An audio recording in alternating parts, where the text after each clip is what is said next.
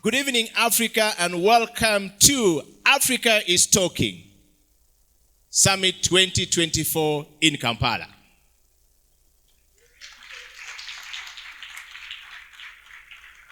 From the secret places of Orient in Africa to the modern masters of developers in Africa, here comes an alluring summit of 2024 in the art of the Pearl of Africa, where the dreams of Africa is met, where people who have dreams and passions to create stories that will change Africa are gathered this afternoon. Welcome your neighbor to the Pearl of Africa.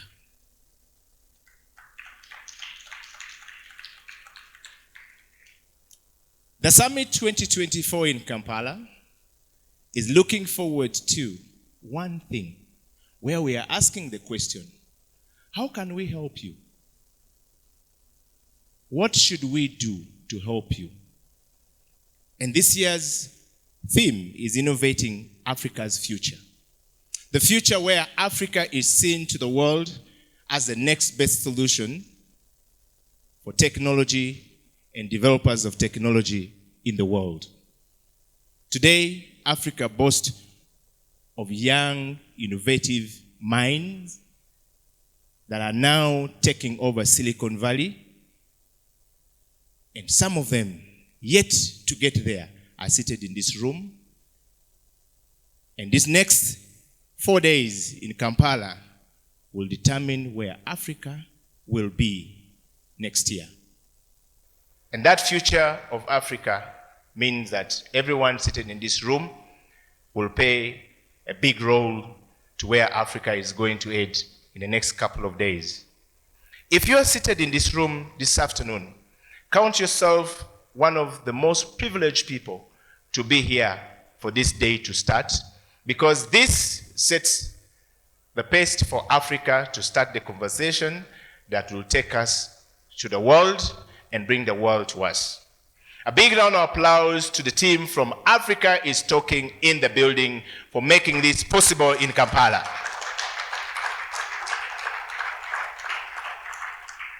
And I want you to turn to your neighbor and say, welcome to the Summit 2024.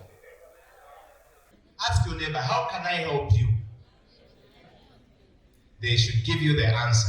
Ladies and gentlemen, without any further ado, allow me to introduce myself to you. My name is Eddie Okila. I'm an African man with a very simple profile. A marketer by practice and by training.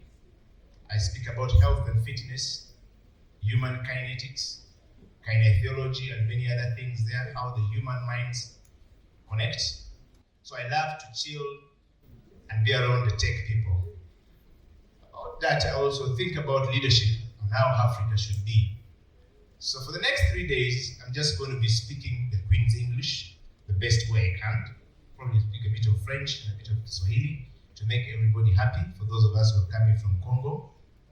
Bienvenue à Kampala, if you're from Congo. Please give them a big round of applause. I've seen some French people in the building. And like we say in Africa, karibu sana Uganda, watu wote wa Africa. Hey, you didn't hear that one. You're supposed to clap for Africa. And I'd like to take this opportunity to welcome the first speaker of this conference today. The man who needs no introduction. It says a man needs a very long introduction. He does not deserve one. And he who needs one doesn't require one. Simple, but the man who needs the vision of where we are going to be and how we are going to seek help from every one of us here. Please put your hands together and welcome Mr. Paul, the MD of Africa is Talking in the building.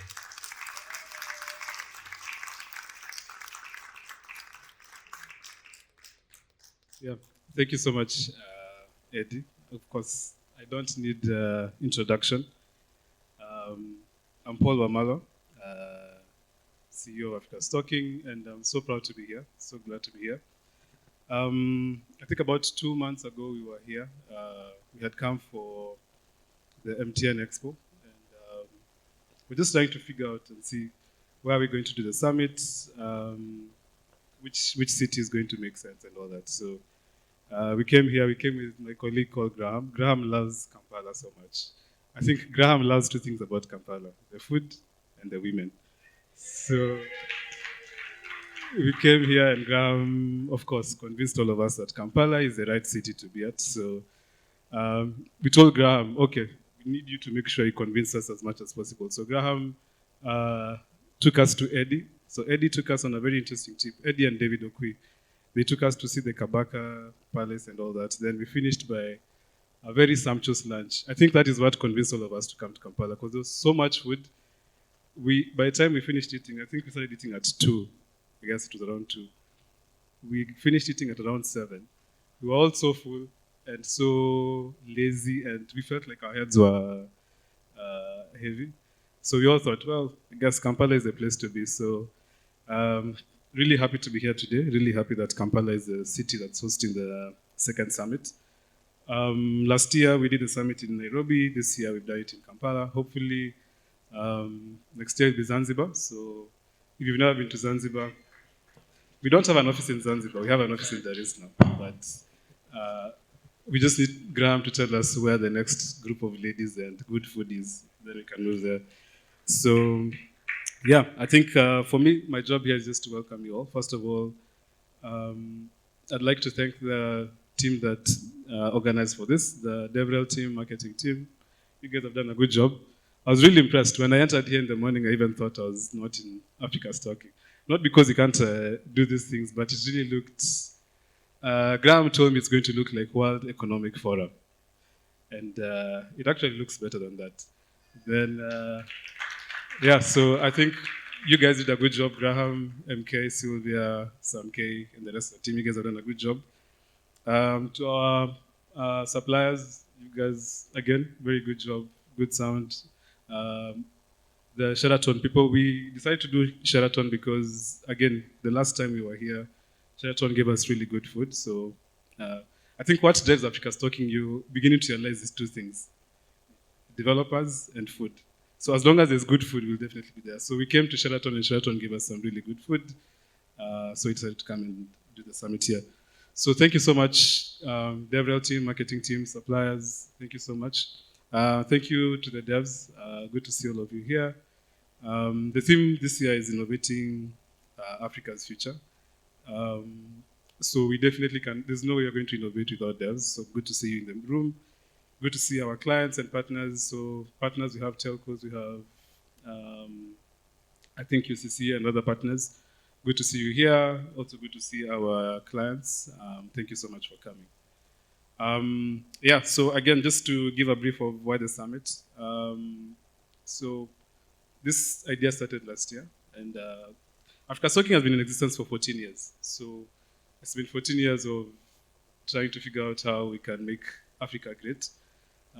It's an interesting time because America is trying to be great again, as we're trying to make Africa great. So we've always had this vision ever since 2010 as a company on how we can make Africa the place to be. And so our focus has always been Africa, hence the name Africa Stocking. The group CEO keeps saying it was kind of like a spiritual moment for him when they decided to name the company Africa Stocking, because we literally do that. That's basically what, when we wake up in the morning, that's what we wake up to do. We wake up to make sure Africa gets to talk. So we wanted to, so Africa Stocking has over 8,000 businesses that work with us. I think we have 8,000 businesses cutting across different sectors. We have over 200,000 software developers using the platform. So we realized we need to figure out how we can bring a coalition space. Bring all these different people who we get to empower. We get to work with software developers, we get to work with businesses, we get to work with government. So we decided we need a coalition space as a company where we can bring people together. And this was birthed because just before COVID, we had a program called AT Labs. So ET Labs was supposed to be this program that allowed you to, as an entrepreneur, you'd come with your business idea to Africa Stocking. Let's say you're not technical, you'd come to Africa Stocking, would give you the legal team, would give you the finance team, would give you the engineering, and would help you go to market as soon as possible. So after COVID happened, we were not able to continue the program, but we always still felt that there's something we had cracked when we did that. So part of why we do the summit is because we're trying to create this coalition space for all these people in this different ecosystem to come and meet, and then be able to see how we can progress. So that's why the summit exists. Kampala, why we chose Kampala, of course, I said it was the food, and Graham liked the ladies. But also Uganda apparently has the youngest population. 77% of the population in Uganda is under the age of 25. Our theme is innovating for Africa's future. So it means we need to do this very sustainably, and we need to scale. And the only way for you to do this scalably is work with the younger generation. So that's why the summit is in Kampala.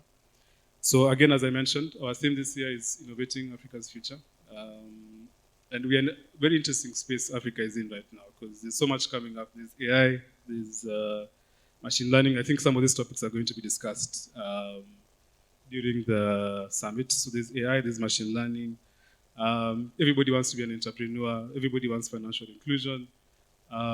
We have infrastructure. I think by and large, we've gotten to this place where you're realizing you want to build your applications, but you want to scale them. And the only way for you to scale them is you need to have good infrastructure. So we're in this place where Africa is really growing, but there's teething problems that we keep having. And the only way we can do that is build for Africa. So one of the reasons why we focus on Africa is because we realized people look at Africa as one country, but Africa has very different cultures. We usually joke in the office and say, Kenya has a food problem, Uganda doesn't have a food problem, Tanzania doesn't have a food problem, they have a heat problem. So these are three countries, same geographical location, very different cultures, very different context. So for you to scale in Africa, of course, you have to figure out how to localize all these things. So that's where we see Africa is currently. And so Africa Stocking, we want to be part of this journey. So we want to tackle all these issues, whether it's AI, whether it's machine learning. We want to make sure that we are able to empower people to be able to do all these things.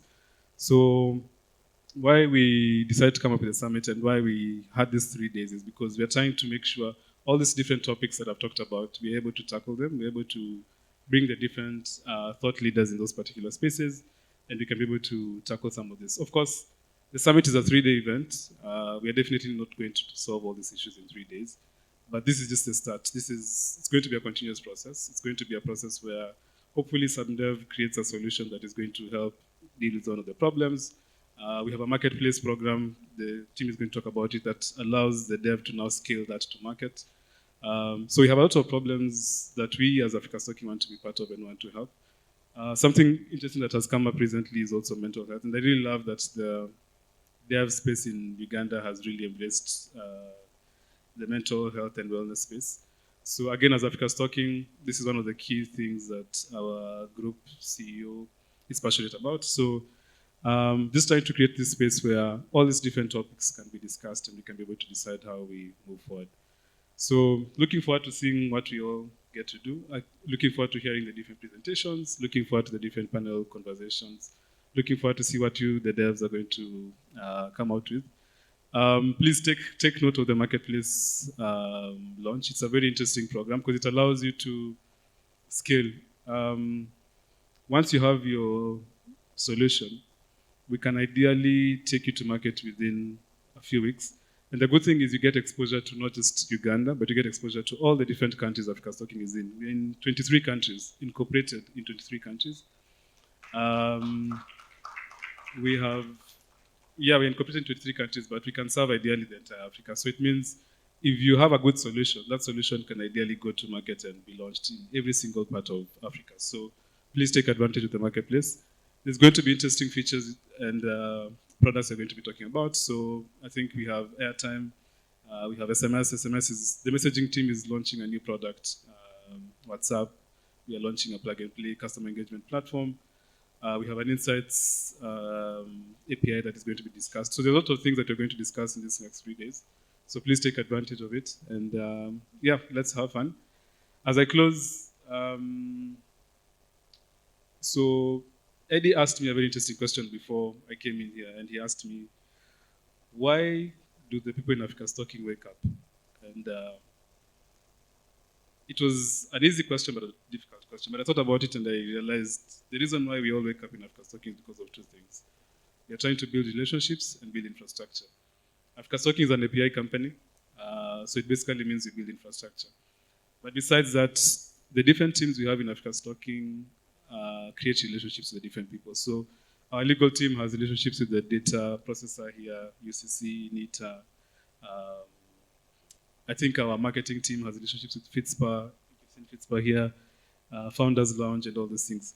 So those are the two things we do when we wake up in the morning as Africa Stocking. We try to build relationships and infrastructure that then help us to innovate. So this journey of innovation, we realize we cannot do it on our own. So the only way to do it is build those relationships and the infrastructure. So as I end, I think the biggest question we want you guys to ask yourselves is, before you leave, is please, and I think I don't know if the Africa Stocking team has different, I think you have different tags. Please, if you meet anybody in Africa Stocking, please, if you have any problem, our biggest question we are asking you today is, how can we help you? So please, if there's any way we can help you, and helping here is not, of course, we'd love to help financially, we'd love to give loans and all that, but helping here is, the theme is innovating for Africa's future. So if you're a telco, how can we distribute your products? If you're an aggregator, an interesting thing, so the last 14 years, when we started this journey, we were always very guarded as a company. And the reason for this is because you realize there's so much competition and you want to make sure your product remains your product. But then you realize there's somebody who does something similar to what Africa Stocking does, and they do this in Egypt. Africa Stocking does not have context of Egypt. Even if we have context of Egypt, it's very little context.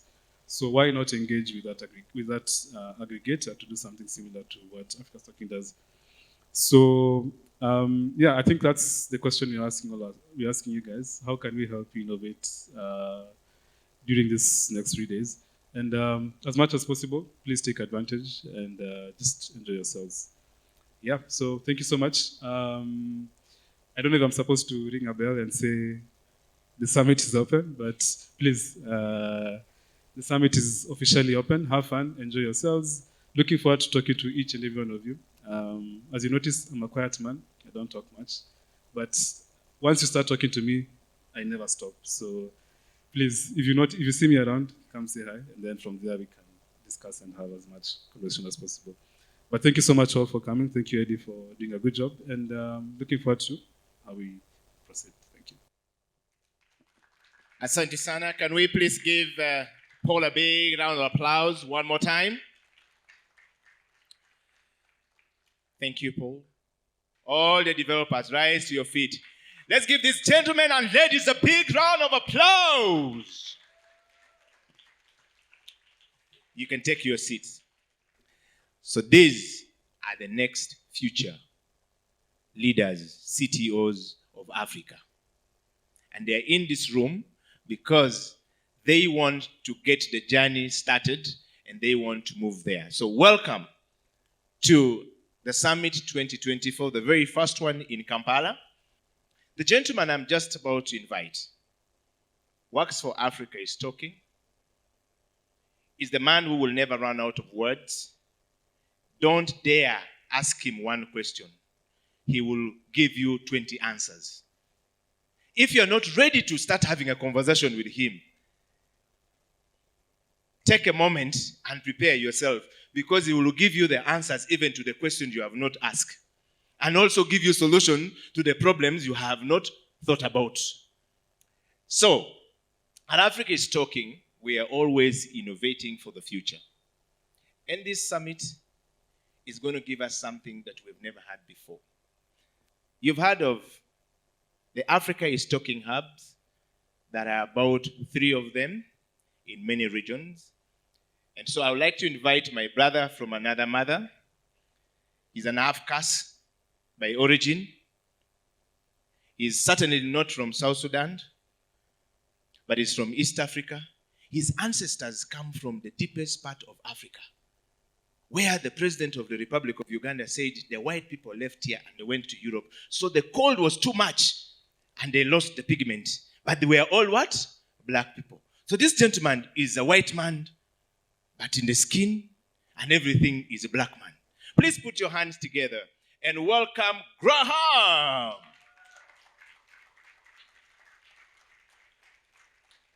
Please continue clapping, continue clapping. This gentleman needs vibes. Vibes only. Thank you very much. That's quite interesting. How are you guys? Muli steady. That's how you say it in Kampala. So actually, my name is Graham, but Muhanga is very interesting because that's also my name. And I'm always interested to figure out, am I from this country? Should you guys give me a few things, including a wife? I don't know. The Africans talking people are clapping because they have been waiting for me to get a wife forever. Anyway, thank you so much. So we are very happy to be in Kampala. It's a dream come true. And so happy to see you all. This is a land of plenty. You have plenty of vibes, plenty of food, plenty of friendships, and hopefully also plenty of knowledge. So Africa's talking is divided into actually 5 hubs. And I think later in the conference or in the summit, you will hear from the customer success team, the client relations teams, about how they think about Africa. Because Africa, you will hear some conversations happening from customers in Egypt, customers in West Africa, Lagos, customers in Kampala, customers in Senegal, DRC, customers in South Africa. How do we think about this? Customers will be what they talk about later. But today we want to talk about how does Africa's talking think about the continent. All right. So did I skip something? Yes. So I'm going to start with Egypt. But before I go to Egypt, let me tell you the hubs and how we think about them. So because of the regions, the economic partnerships, we look at Africa as North Africa, which is Egypt as a start. We are going to go to the rest of the others with you guys, but Egypt. West Africa, we have Lagos as the heart. East Africa, we have Kenya, but of course also Kampala. We are you and you are us. Central Africa or Francophone, which is Ivory Coast, and South Africa, which is South Africa. For this talk, I want to start with Cairo. So we are based out of Cairo, actually, for the last probably 3 or 4 years. And we look at Egypt as our launch into Middle East and North Africa. So my name is Graham Wanga, as I mentioned. This year we have sold $70,000 in Egypt. Given that we have still been trying to figure out what are we going to do in Egypt. It's so different. And for you guys who are building businesses, sometimes the answer to your question of the next step is observation. So in Egypt, we have been observing. And as we are observing what to do in Cairo, which we'll talk to you about the opportunity, customers have already started to send messages to their businesses in Cairo. So it's very exciting. Okay? So up to 2024, we have at least supported businesses with $70,000. Go to the next slide.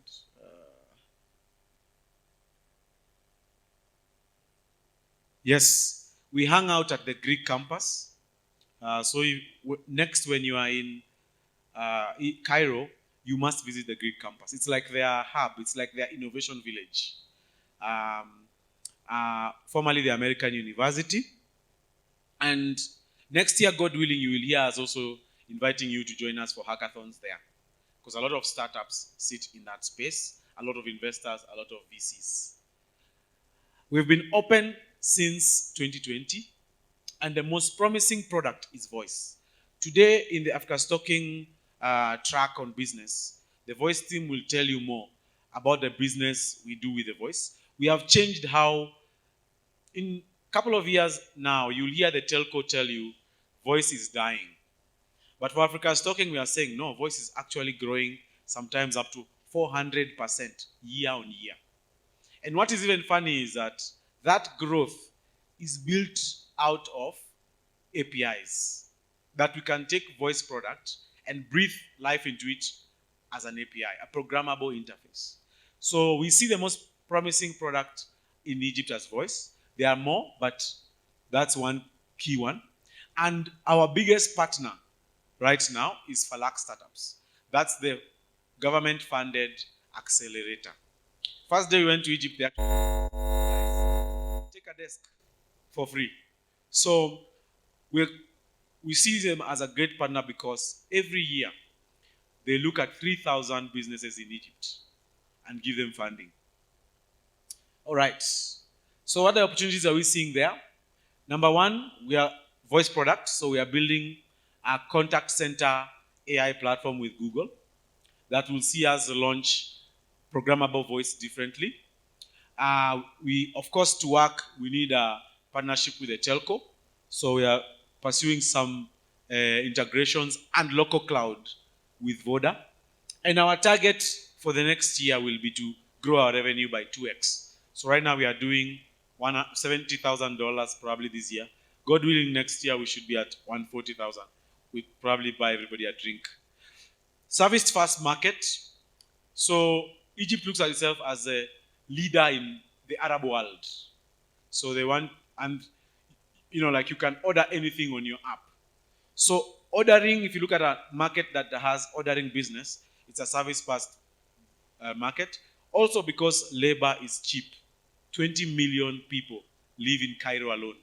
Egypt is 100 million plus. Some things people don't also know about Egypt.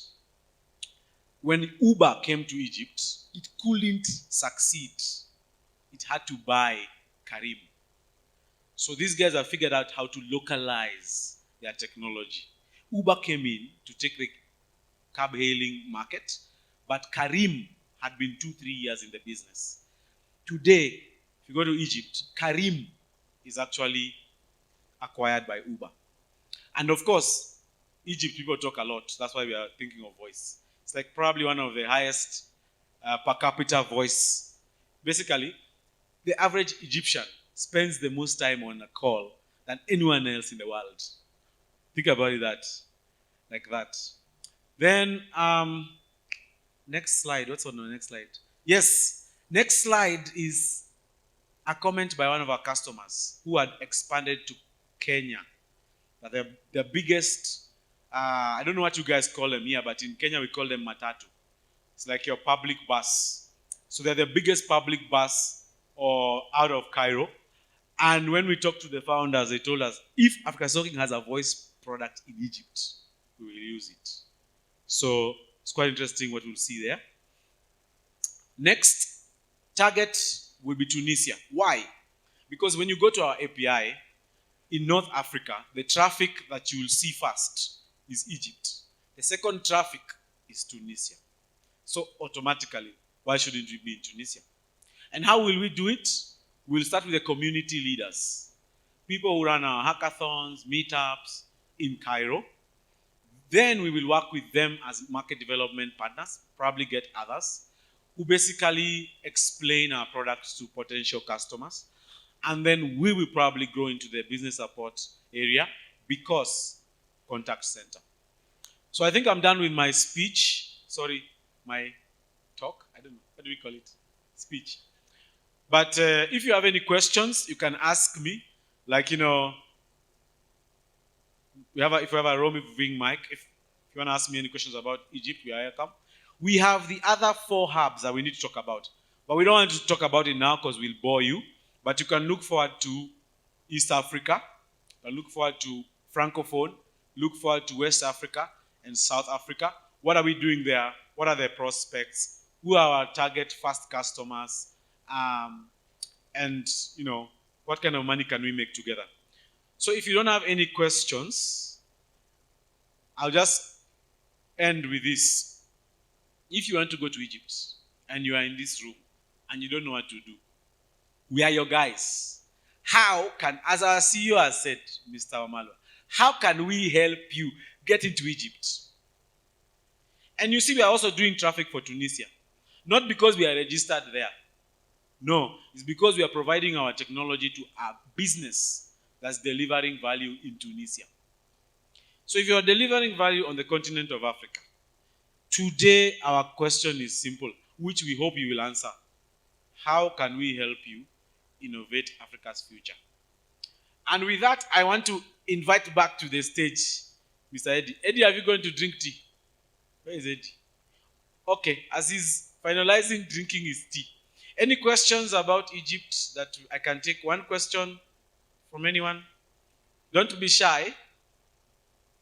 All right, Muri steady. Eh? All right, thank you very much. Enjoy the summit, and we'll definitely meet in the corridors. Please give him a big round of applause. So the question number one is, have we picked any business opportunity in that presentation? Has anybody seen his future or her future there? You have seen your future there. You see that this is my future. Me, I'm moving to North Africa. After this summit, I am leaving. We can organize for you, visa very quickly, and then we send you there. Then Africa is talking, we'll be supporting you from there. Who is moving to West Africa or North Africa? She said, I'm going. Even this one says I'm going. Can you just share with us 1 minute? 1 minute. Why do you think you would move after this presentation? We just want to hear from you. Quick one. Microphone, please. Hi, my name is Florida Courier, and it's Florida like the States, but I've never been to the States. Yes. Yeah. I would like to move to North Africa, and this is why. In last year's summit held in Nairobi, I had Sam speak, and he talked about AT's missions and AT's goals. And as for me, I envisioned myself getting into AT and being part of AT's team and working for Africa Stocking. So I'll be joining Africa Stocking next week as a volunteer, as Nairobi's community co-lead volunteer. And I'm happy to be part of it. And as Graham has said, they are considering taking some people to Tunisia, and I would love to be part of Africa Stocking mission in achieving our goals. Thank you. Please give her a big round of applause. There was another hand somewhere here. Where is she? My sister was seated there. Has she gone out? The next person? There's a second person here. Is she around? Oh, she's gone out. Okay. These are the change makers of Africa. They see it. They say, while you are still figuring whether there is salary or not, me, I'm coming. I'm going to volunteer. And that's the future, and that's the attitude all of us tech developers should be able to think about. Innovating Africa's future. Ladies and gentlemen, let us put our hands together and welcome Chief, representing Tanzania, presenting the East African Hub, back on stage. Please, a big round of applause to Graham. That's his favorite song. You can dance with him.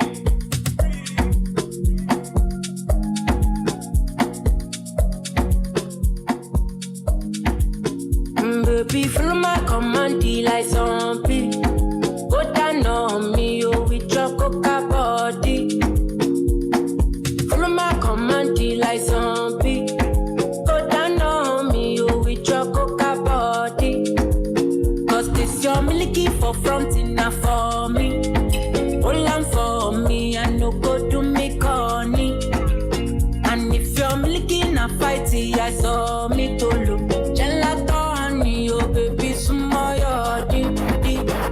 Baby, gonna waka when you enter Malicha. Thank you very much. Hey, so just a little context. Our guy from Tanzania is called Match Beer. Match, in other words, many bottles of Nile Special.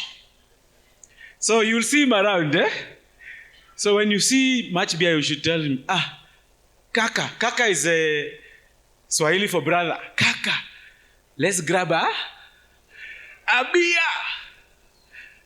And then now in Tanzania, they even have a song about beer. I don't know if they have that song. It says, beer tam. Yani beer is too sweet. Yeah, so thank you very much. I'm going to talk about the East African Hub. And I even have a quote from Uganda that I'm going to share with you guys. So East Africa has been a nursery school. We have learned how to crawl in East Africa. If you look at our journey in East Africa the last 10 years, it's been about where can we try and fail, but where after we fail, we can still pay our rent. You see, if you go and try to fail in Europe, no one even wants to know your name there. So East Africa is, I can talk about it in two parts. The current place where we are today and the future. Current place, Uganda is a part of Africa, Tanzania, Kenya, Rwanda. There are some efforts to go to Burundi, but I don't know. Probably we will be there soon. And then there is a part of East Africa that we are just getting into. That will be Ethiopia, Somalia. And then there is the DRC. DRC is a bit of an interesting place because, number one, of course, all of you guys probably came from there. You know that? There's my DRC brother here. It's called Jean. Jean, maybe you should say like this. Hey, greet John, Bana. He's from DRC. Just say hi. This is our home, DRC. I was telling him we are going to go there to look for our inheritance. Minerals. Because imagine if 100 years ago you were in DRC, or your great-grandfather. Then your village, where you used to live those days, now has gold. In fact, maybe the farm of your grandfather that you left. Only that you don't know where it is. Wouldn't you go to try and find it? Yes, you'll say, okay, my name is this. There is a likelihood I came from here. So in any way, there could be my portion. Anyway, so the biggest business changes from country to country. So the unique advantage of Africa's talking is that as you guys grow, please come and talk to us about what we are seeing in your sector. Because sometimes we can tell you, in fintech, in Tanzania, it's, that there's no sector like that anymore, it's dead. Or we can tell you it's growing at 300%. Why? Because as you engage your customers, that's something that becomes obvious to us. So,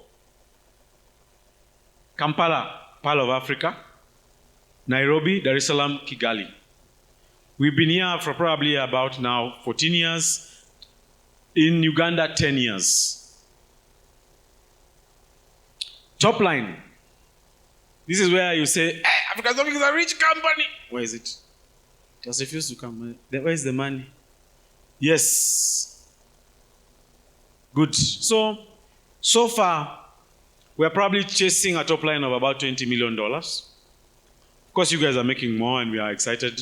Just keep making more and, as we just deliver your message, as we just make sure your customer keeps paying you, then,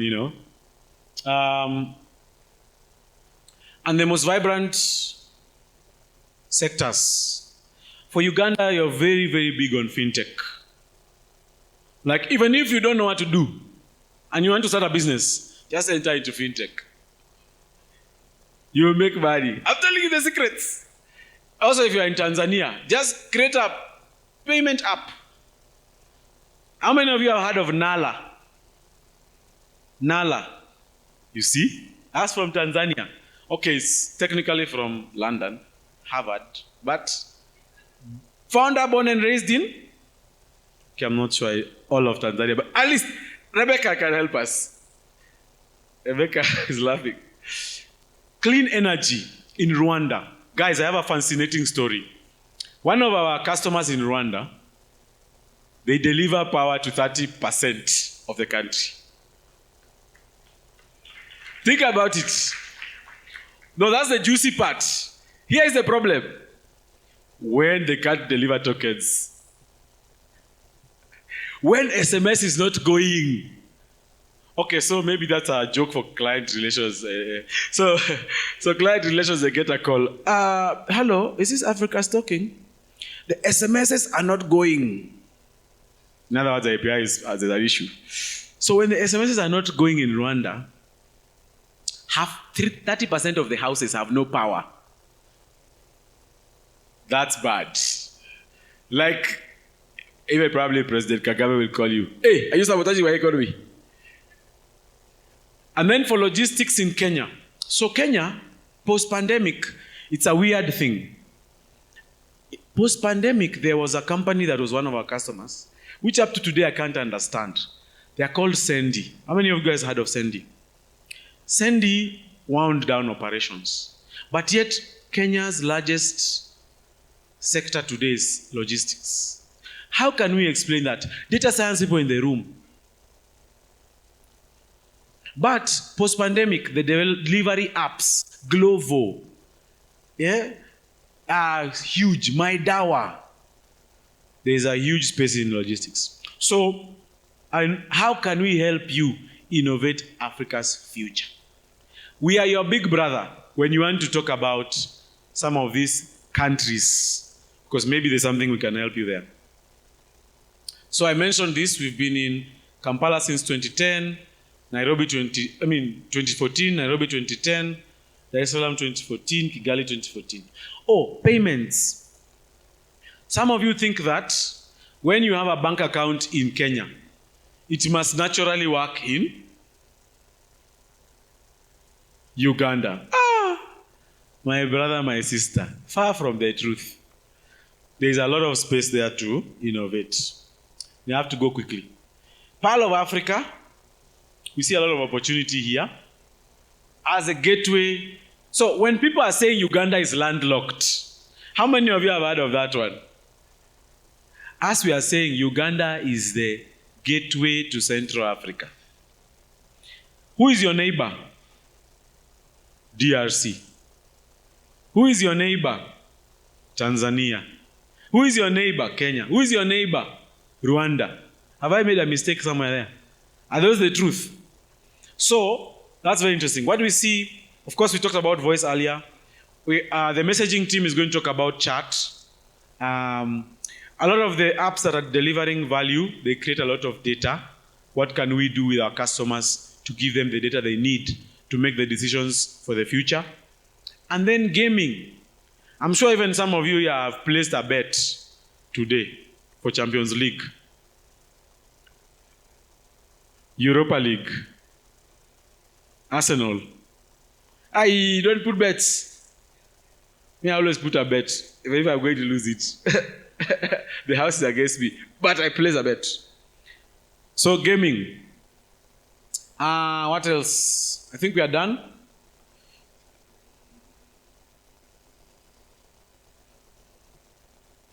Yes. Have you seen the Ugandan proverb? I have a Ugandan proverb for you guys, and then as I clear. Do you know this proverb? I know you Ugandan. Ugandans, do you know this proverb?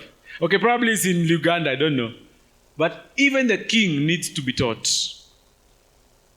So, this is where we are at Africa's Talking.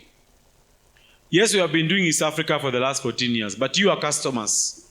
Our customers can teach us what we need to do to get to the next place. So we are humbled to hear from you how we can help you. Then target countries as mentioned, Ethiopia, Somalia, DRC. We are already doing some traffic in DRC. Shall share it in the Francophone bit. And I think we are done. Adios. See you guys. Okay, can we give this chief a big round of applause? Unfortunately, a big round of applause, please. Yes, one minute. Chief, remain standing. 1 minute. Okay, in 1 minute, just tell us, what have you seen? How can we help you in that regard? Greetings of the day, people. My full names are Hamza Kayabla. from Uganda to be specific. Basically, what I have seen, if we could like provide like more incentives like this, and we can reach like to the local man. Not everyone like managed to make it here today. So if we can visit like certain organizations like and have partnerships going on, that would be better because people have actually amazing ideas. Thank you. Thank you very much. Give it a big round of applause. The recap from his question is, this is fantastic, this is good. Not all of us are in this room. If we can go down to the grassroots, Africa is talking, and help us from the grassroots and partner with some people down there, it will be good. But for now, ladies and gentlemen, Chief has 5 minutes to present all the remaining hubs in 5 minutes. Chief. So Western Hub, Lagos. How many of you guys know where Banjul is? Banjul. By the way, that's why I didn't put countries. Banjul, that's the Gambia. Check the strength of the Gambian dalasi and compare it with the Kenya shilling, Uganda shilling. The Gambia. How many of you know Freetown? And why is it called Freetown? Sierra Leone. Hey, clap for this chief. Sierra Leone. So, this is our outlook of Western Hub, based out of Lagos, Accra. And we actually registered in these countries, by the way. We support businesses and even developers in Banjul. Freetown, we are working on supporting the developers with our community. We've made a top line of 1.1 million in Western Africa Hub to date. And how did we get there? We'll look at the sectors. Vibrant sectors. Fintech. Very big in fintech. Guys, we should land in Lagos. I see my chief here from Lagos. Eko ni baje. It means Lagos cannot spoil. So when you land in Lagos, you tell your driver, Eko ni baje o. He'll give you a free ride. Especially if he's Yoruba. All right. Clean energy. Big in Senegal, in Ghana. Fintech, of course, Lagos. Gaming and entertainment. Of course, all of you guys have seen Bet Naija. Even when you're watching DSTV, even when you hide, you are running away. Bet Naija is over there. And then education. Very surprising education in Ghana. Been in Lagos since October 2013. Been in Accra 2018, Banjul 2018, Freetown 2018. Opportunities, there are over 800 microfinance banks in Nigeria. In 2018, when guys did not know what to do with microfinance banks, maybe you guys have heard of Paystack, you guys have heard of Kuda. Those are big fintechs in Nigeria. PiggyVest. They went and just got licenses from those guys. Some of them were getting licenses from as little as 10 million naira. You're buying a bank for 10 million naira. Please check how much 10 million naira is in USD. 2018. There are 800 microfinance banks in Nigeria. It's a big space, fintechs. Remittances in Banjul. So here's a funny joke. A lot of people from Europe go to Gambia. Why? Isn't it Jim is laughing?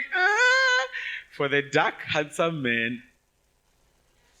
And when they go back to Europe, what are they sending them? Love and affection. Money. Huge education I mentioned in Ghana. Lagos, gateway to West Africa for real. I don't know if any one of you guys know, there are 51 million middle class in Nigeria alone. And they have the sweetest crude in the world. What's the sweetest crude? Anyone know what it means to have sweet crude? Sweet crude. It's a crude with the lowest sulfur. That's why it's called sweet crude. And it's the cheapest to produce because it means your equipment lasts for very long. If the sulfur goes up, you have to replace your equipment. So we never face east or west, we face forward. Innovating the future of Africa. How can we help you? Then, target countries. Why are we calling it Senegambia? How many of you know why it's Senegambia? Because Senegal surrounds Gambia on the map. Togo, Cameroon, and Mali, a lot of our customers in the clean energy sector are sending traffic to those countries. So, of course, we have to think about them and register there probably. I don't know. Next. So, I think I'm done with West Africa. Please, if you have any questions, Koni Baje, we shall help you. Do I go to the next one? Yes, go to the next one. Chief, we shall ask the question afterward. You have 3 minutes. Okay, think about it, West Africa as... West Africa, did you know we pay the same flight cost to Lagos, like to Kenya? It's $500 to Lagos. And by then you are going to get the top of the range flight on Uganda Airlines, Airbus Neo, guys. Why would you say no? And $500 to Nairobi. How many of you guys believe that? Imagine. So maybe the excuse that Lagos is far no longer exists. 4 hours you'll be in Lagos, that's probably the time you need to watch half of the series that you have carried in your laptop. So one of the things we can get out of this room is don't fear visiting your brothers in Africa. Oh, but if you are afraid, come talk to us. We can do it together. Okay, I think they are looking for the next presentation. Okay. So I didn't know which is the next presentation, but we have done East Africa, we have done West Africa, North Africa. So we are left with Francophone and South Africa. Funny enough, I don't know if you guys from Uganda, you can go to South Africa without a visa. Is it possible? Yes or no? No. We need to love each other more. Okay. I think we are good. Yes. Southern Africa team. So this deck was put together by our lovely Tumi. I don't even know how to mention it nicely. Tumi. I have to start first. Hey guys. So South Africa is a very interesting region. We are doing traffic into South Africa, Botswana, Malawi, Zambia. Fun fact, which always I get confused. MTN Rwanda delivers more traffic, makes more money than MTN Zambia. Yet the population is like a third. But some people have said maybe it's innovation. Others have said maybe that government in Zambia is killing the telco by producing another government telco. I have no idea. Turning challenges to opportunities. So we cover 9 countries in Southern Africa. Mauritius, Zimbabwe, Malawi, Zambia, Botswana. I think they should, here they are. 83% of our business is South Africa. 46%. No, that's not the truth. This is penetration. Okay, this is mobile penetration in South Africa. South Africa leading, Malawi, 46%, Zambia, 55%. Population is approximately 150 million, which is basically East Africa, right? Without Ethiopia. Next, challenges, which are the opportunities in Southern Africa? Economic instability, inequality. Why are those on that slide? Any country that is not doing well in terms of economics is doing very well in terms of NGO. So if you are an entrepreneur and you are in Malawi, please don't chase for startups.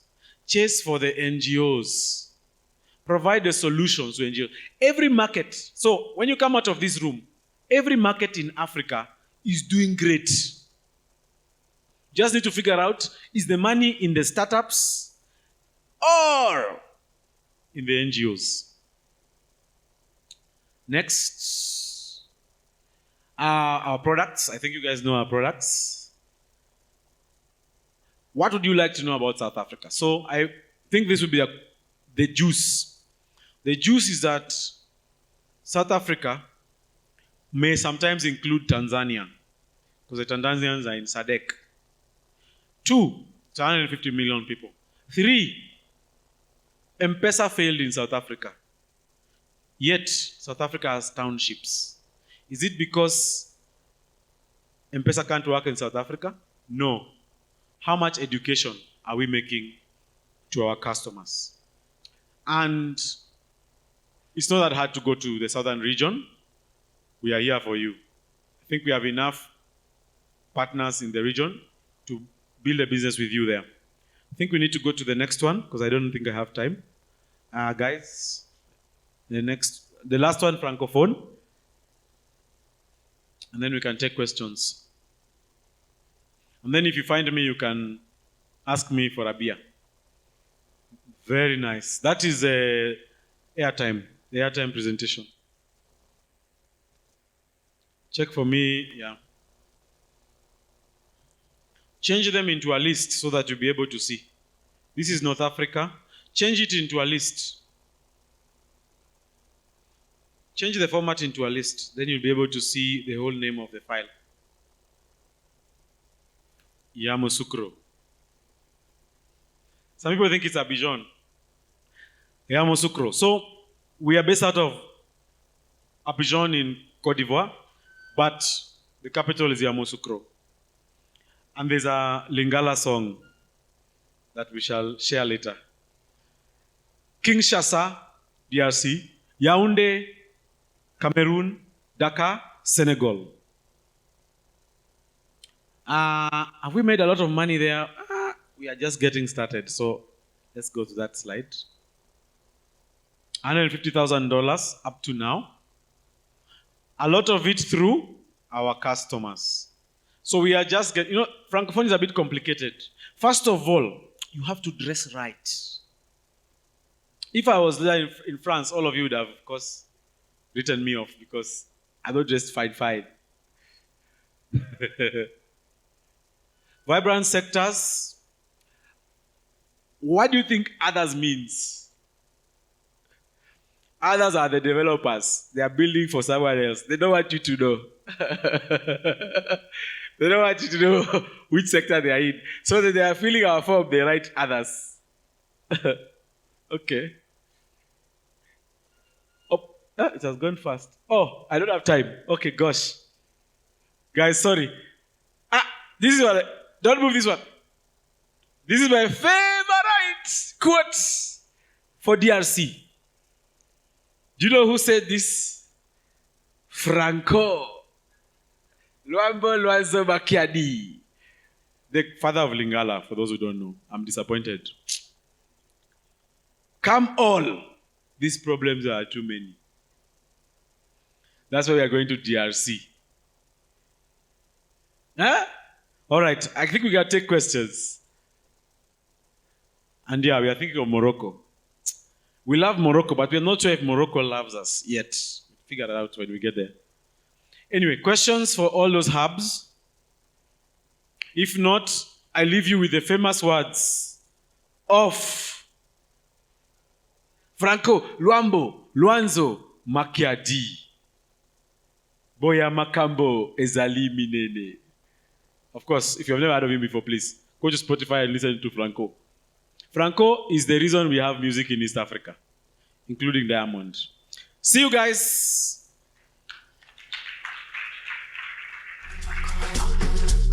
Thank you, Mr. DJ. Africa, gathered in Uganda, East Africa, the Pearl of Africa. How are you feeling? Do you see an opportunity for yourself, seated in this room, as a developer, as a CTO, or as a tech guy, or as a business owner, do you see yourself? Turn to your neighbor and extend your right hand to them. Just extend your right hand to them and hold them. Give them a firm handshake. They say a firm handshake determines how you're going to do business. Say, how are you doing so far? Do you feel me? You are my number one customer. I'm coming for you. You have my money. Tell them you are my number one customer. I'm coming for you. You have my money. Please take your seats. Take your seat. So I'd like to now, before I bring the next conversation on stage, allow me to say that if you would like to have a cup of coffee or a cup of tea, we shall not have an official break, but we shall open that floor. So just take a moment individually, walk there and pick yourself a cup of tea and come back as the conversation is going. Make sure you don't miss the greatest part of this conversation. Ladies and gentlemen, innovating Africa's future requires that we have some serious roundtable conversation. A discussion that must happen, that must see some great people who are already before us bringing the experience that they have been through to the table. Such that if I am aspiring to be one, I'm able to hear from those who have gone before me and are able to tell me the truth. And the next part of this conversation is called the CTO Roundtable. Chief Technical Officers Roundtable. Please put your hands together to welcome the man who is humble, but is an ex-staff of Africa is Talking. One time I asked him a question, why did you leave a great team like that? He said, because I wanted to start also innovating. And now this man today innovated what we call the first Ugandan e-commerce platform called Oduka Stores. He's a former staff of Africa is Talking. He's a developer, man with very few words, but he's going to be leading the conversation on the CTO Roundtable. Please put your hands together and welcome the one and only David Okwi.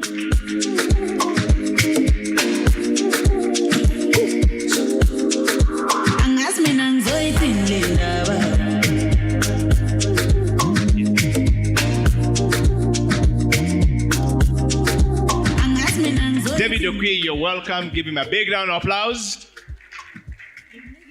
This is the true testament of innovating Africa's next future. Okwi is the first future created by Africa is Talking. Let's hear the story. He will have the privilege to invite his panelists to join him up on stage, and we're going to be hearing a very great conversation on this CTO roundtable discussion. Thank you, Eddie. Hi, everyone. How are you? I hope you're enjoying yourself.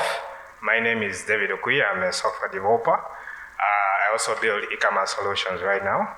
I love nature, and I'm really excited to be here. So I'll be leading a panel on building high-impact teams, and I'm going to just invite them here right now, but I'm going to let them introduce themselves. So let's have Leah, let's have Cynthia, let's have Gavin, and let's have, please give them a round of applause as they come. Yes, let's have Anthony. So it's going to be a really, really rounded team. Let's have them here. Let's have Gavin, let's have Cynthia. Yes? Yes, and as they do, if you're feeling cold, you want a little bit of tea, you need a little bit of warmth, please go ahead and get yourself a cup of tea and then come back in the room. Yes. But otherwise, this room is going to be really, really loaded, and I hope that you can gain some of the insights here. Right. Leah has a wealth of experience in management, finance, and operations. She brings an extensive experience in operational leadership and strategic management, driving the company's growth and operational efficiency. So she's the one taking Africa is Talking in over 23 markets, and she's right here in the room with us. So she's going to share with us exactly how she's able to lead a team that can manage over 23 countries in Africa. And you know, as Africa, as they say, is not a country. We have 53 countries. We have close to 2,000 languages. We have close to 1,000 ethnic groups and so forth. So how are you able to do business in all these regions successfully? Leah is here. Yes. Then we have Cynthia Siongo. Yes, if I butcher your name, you'll have the opportunity to correct me. But Cynthia is the VP of Engineering Infrastructure at Africa is Talking. So talk about women in tech. Right here, the VP of Engineering. So all the ladies in the room, please, before this conference, this summit ends, you must talk to Cynthia. She's right here, right? So she drives the company's tech backbone to power seamless mobile communication solutions across the continent. With a keen eye for innovation and efficiency, Cynthia leads the development and optimization of Africa is Talking infrastructure, ensuring robust and scalable systems. So she's here to tell us exactly how is she able to build a team that is able to manage infrastructure that provides up to 99.99% reliability. Yeah, so that when you send that API request to the API, right, it always goes through no matter what. How is that even possible? She's right here. Yes. Then we have Anthony Alaribe. I don't know if I got that right. I hope I did. So Anthony has spent over a decade building high throughput software at companies like Opera and Delivery Hero. He has faced his fair share of dealing with unreliability and breaking changes in API, including losing over $2 million. Wow. In orders to such API issues at Delivery Hero. So, which prompted him to build API Toolkit.io. I want to know how that incident went. $2 million, that's a lot of money.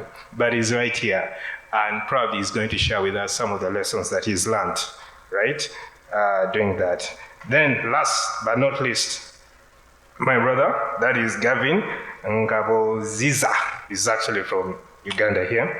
He's the head of product design and business development at Hams Limited, which is part of Hams Group, right?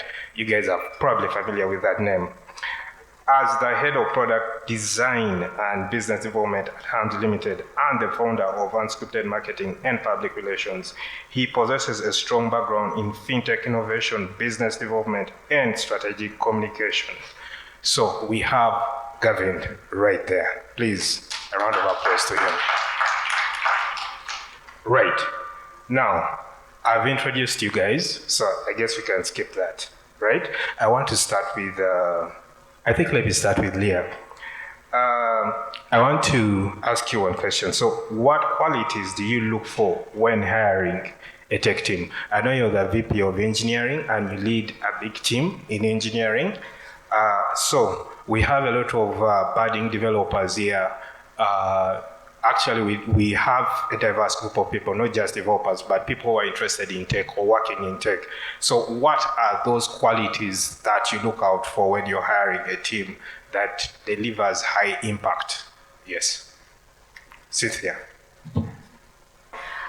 So thank you, David. So first of all, I'd like to say to the developers in Kampala, aside from welcoming you to the summit, we are hiring. So watch out for an announcement for SRE. That's basically infrastructure. So what qualities do we look for? So other than skills, I look for independence, which basically self-motivation. I believe that's important because I'd want you to point out any failings that you're seeing within the existing team, within the existing setup, and not just follow instructions that you're given. So yeah, back to you, David. Thank you for that. I think that's really interesting. I want to come to Leah now, and I'd like you to answer, how do you create a work environment that fosters productivity and creativity? I think Africa is Talking has close to 200 staff plus, right? That is quite a big team. So what environment have you created that enables people at AT to build such awesome products across diverse countries in Africa? I just copied what Cynthia just did and David, and I'm hoping that it's working, so thank God. This is just an experience that everyone who works in Africa Stocking with me experiences, because I'm not technical. So if anything happens, it couldn't be me.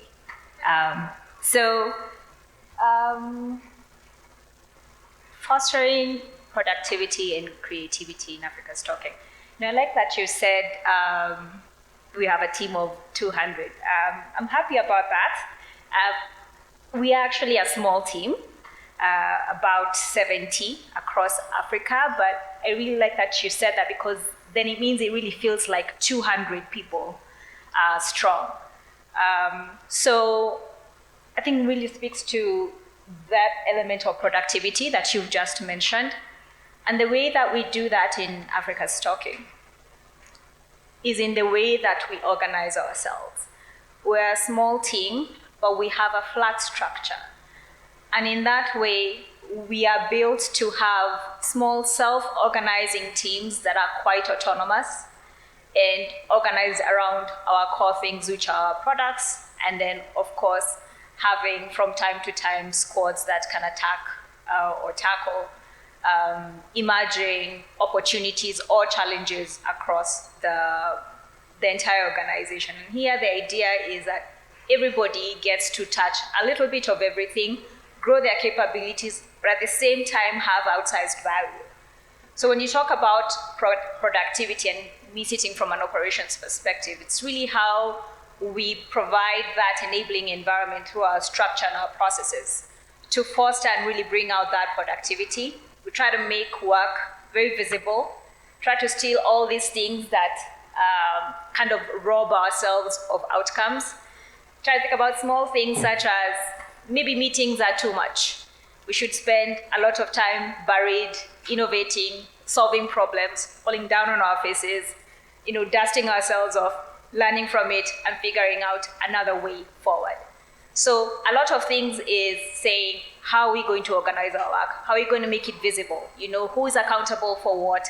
Everybody can be able to say, hey, this is what my work looks like.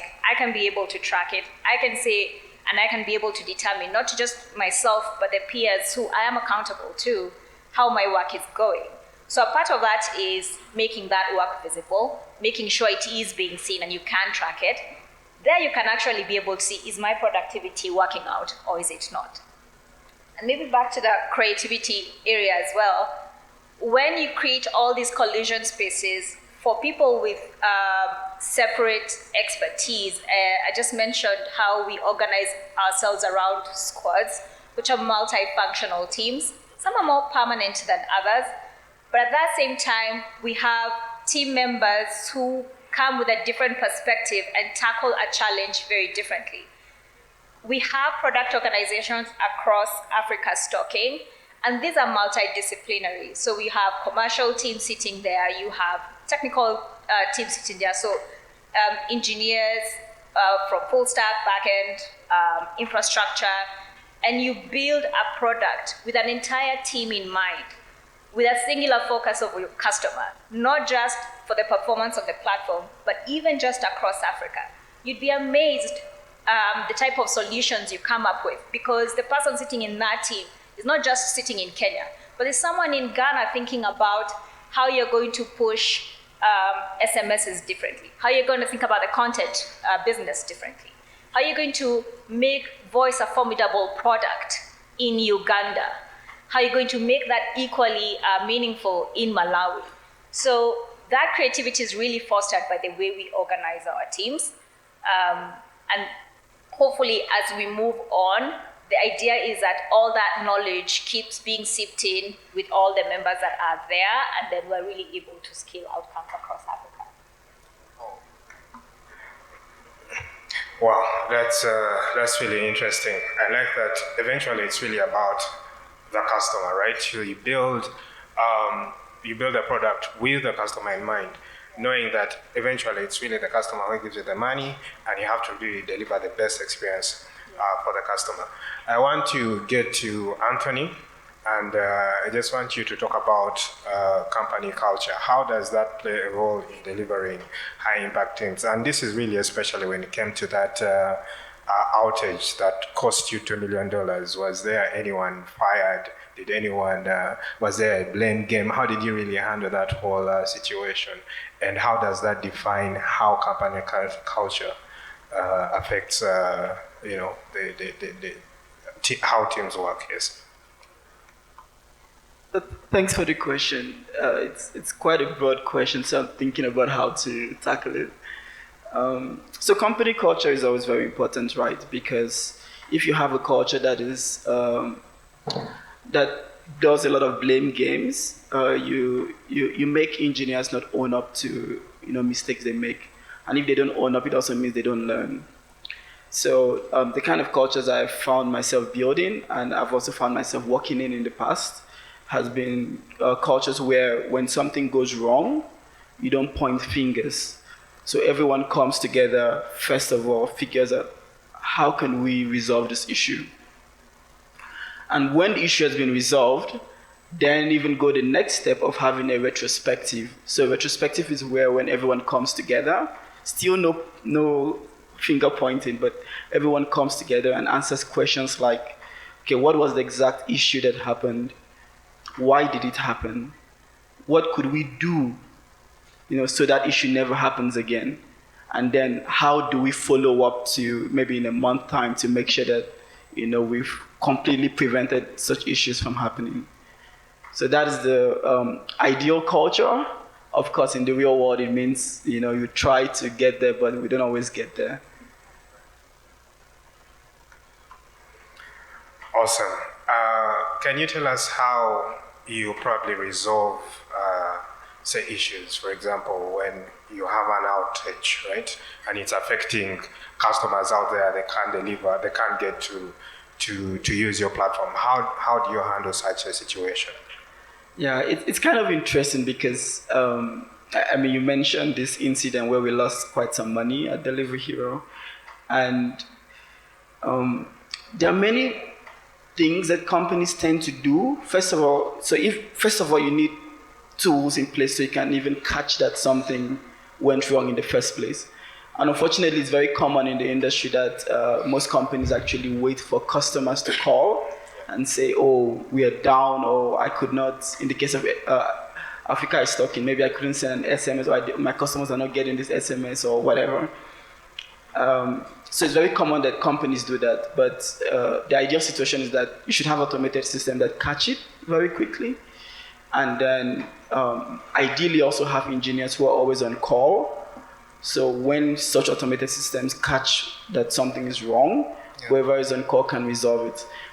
In the case of Delivery Hero, the kind of issue that we experienced in that particular incident was the sort of issue that the automated systems that were available, so we had tools like Datadog and New Relic at the time, could not catch. And of course, tools, they all tried their best, but it's like a moving target. There's always all kinds of problems that come up.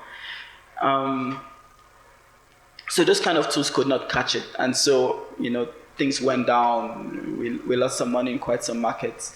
But what is important is that immediately, we caught the issue. We asked ourselves, okay, how could we prevent it? And these particular issues were situations where your app is not down. Yeah. Your app is not down, but the behavior is wrong. So if you have, let's say in the case of Africa is talking, you have, say, a page in your website or your app that lists all your services or all the options your customers can do, and for whatever reason, that page is now empty, or the list of things is no longer there. It's still for developers here who probably know about HTTP status codes, it's still a 200 request. The page was returned, but that doesn't mean that the page is serving what it's intended to. Sure. So those kind of issues are what we figured out. Okay, nothing really existed to solve those kind of problems, and then we had to think, okay, why can't we solve those problems? Why can't we automate it? and we solve the problem internally in the company, and that eventually, as an offshoot, became API Toolkit. Interesting. Thank you very much, Anthony, for that. Let me come to Gavin here. So we know that Africa has really great talent, right? But the opportunities are not as available as, say, in the West and all that. So the result is that you have developers here that eventually migrate to the US and find work there, leaving a vacuum of talent here in Africa, or in Uganda in particular. I want to know how you're actually curbing that, right? Preventing brain drain and ensuring that you actually have top talent at your company so that you have the best product out there. Yes.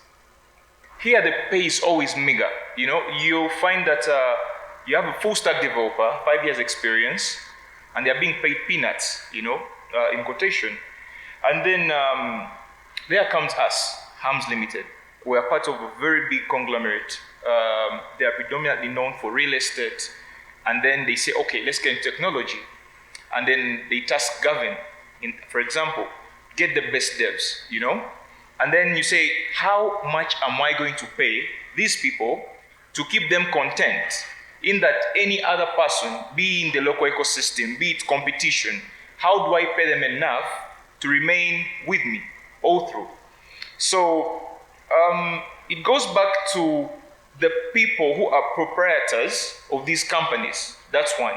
That is the funders or investors. Two, the people who are tasked with managing the talent, you know. Our proprietor is a billionaire, he's a very wealthy man. So when he wants something done, he wants it done very well. So we have one checkbox done there. Now it comes to me, Gavin. How do I make sure my team does not move here and there? So what we do is, one, you build the people that build the product. That's the first thing. If you're in here and you're running a team of developers, especially in Uganda, because our ecosystem now is very vibrant, first thing is build the people that build the product. So when you're coming into Hams Limited, first of all, we don't advertise, we don't push for vacancies. We handpick because we know who we want. So I'll say, okay, there is a developer somewhere, maybe a startup X. They have experience, they have done ABC. I'll look at the startup, I see their pay package, I see how they're living, and I'll say, what does Hams Limited give this person so that they don't have to go back there? That's one. That is in terms of compensation, money-wise. Two, vision. If you can sell a vision that is grand enough to keep this person focused on building the goal, you don't need to worry about compensation, because money, everything doesn't have a price. Lastly, the third thing, which is the most important thing. When you look at entities, Google, Uber, and the likes that have made it out there, trillion-dollar companies, they have a culture. This culture is we. Gavin might be earning, $800, example, right? Then the dev who is managing is paid 1,500 or 2,000, But if you tell them that we are building towards $1 billion exit in the next 3 years, Gavin will not look at the 800. Gavin will look at the $1 billion exit. They will say, okay, let me work, let me get the best guy, let me not sleep. At the end of the day, someone won't be looking at whatever is coming in because they have enough. There is a vision, they are empowered, and then most importantly, the person at the top, let's say the MD or the investor, is fully vested to making this dream happen. So that's our take in line with that. Right, so just before we get into the questions, because I want to give enough time to the audience to ask some questions, I want to get back to Leah here. And we know that COVID-19 introduced the concept of remote. I know that at Africa is Talking, we actually had remote work even before COVID-19, but it became a big deal during COVID-19. But post-COVID, companies insisted on bringing back their staff into their offices, right? So I just want you to talk about how remote work is it even possible to have a remote team and have a high performance team at the same time? Right. Thanks, David. Short answer, yes, it is possible. And I think the way we've always approached it is that we make the work that we do on a daily basis as real and as close as possible. And then you build a practice that really instills that closeness and connection as much as possible. Yes, COVID really heightened that experience for more people within the organization.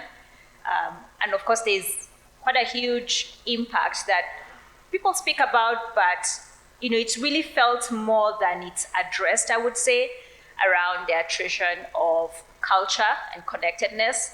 And I think really that impacts what you're talking about around productivity, because we don't get to interact as often.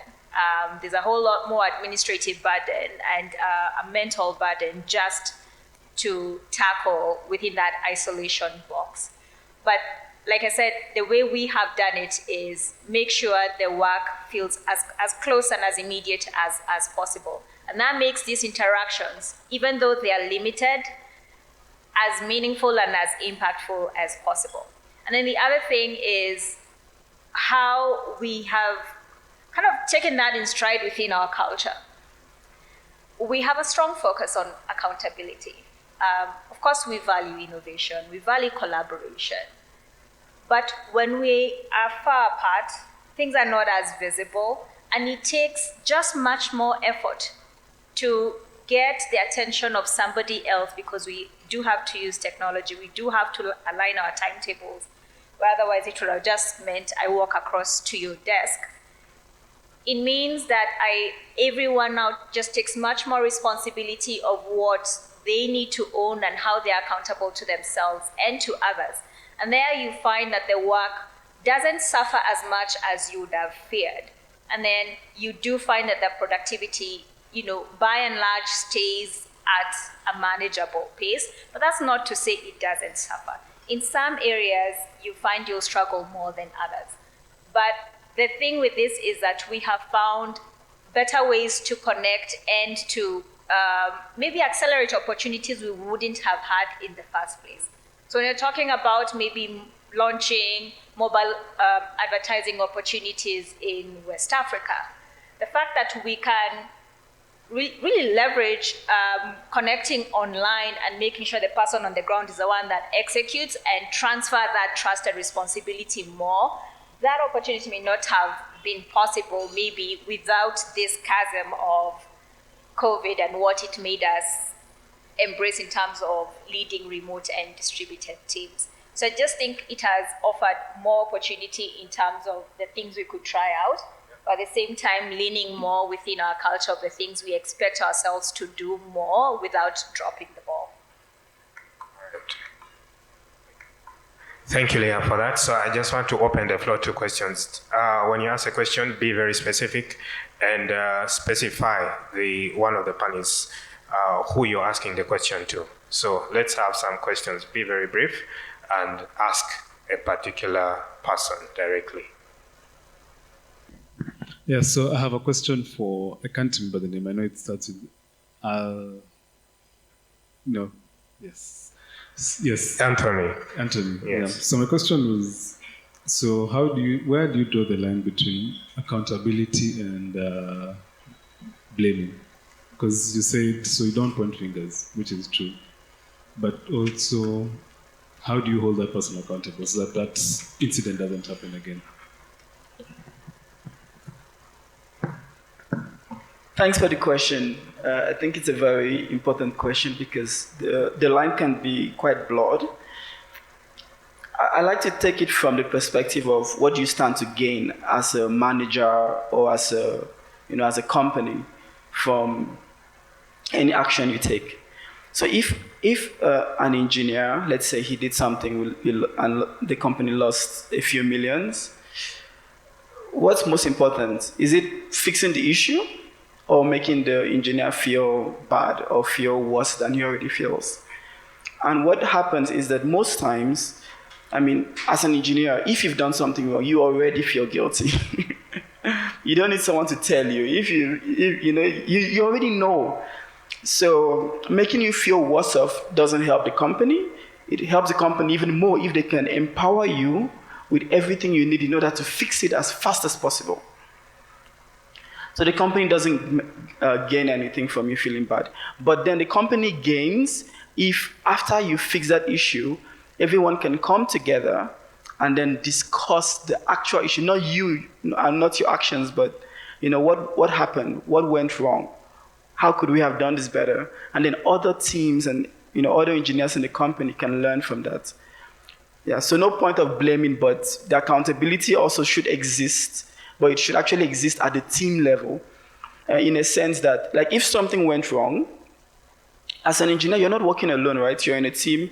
You likely had managers who should have maybe overlooked some of what you were doing. You probably had teammates who should have reviewed your pull requests or who you should have discussed, what needs to be done. So the only reason why you should take all the blame is if the team is non-functional and not doing what they're supposed to do. Thank you very much. It's a team sport. Let's have some other. Yes. Hi. My question goes out to Gavin. I think your name is Gavin, right? The one in the house. Yes, that's Gavin. You said that when you're hiring, you normally poach people from different companies based on their experiences. Don't you think that can create nepotism? And also, wouldn't you lack opportunities to get people who are very talented? Sometimes you can hire someone with no experience but really great at what they're doing, especially young people who are now getting into the market.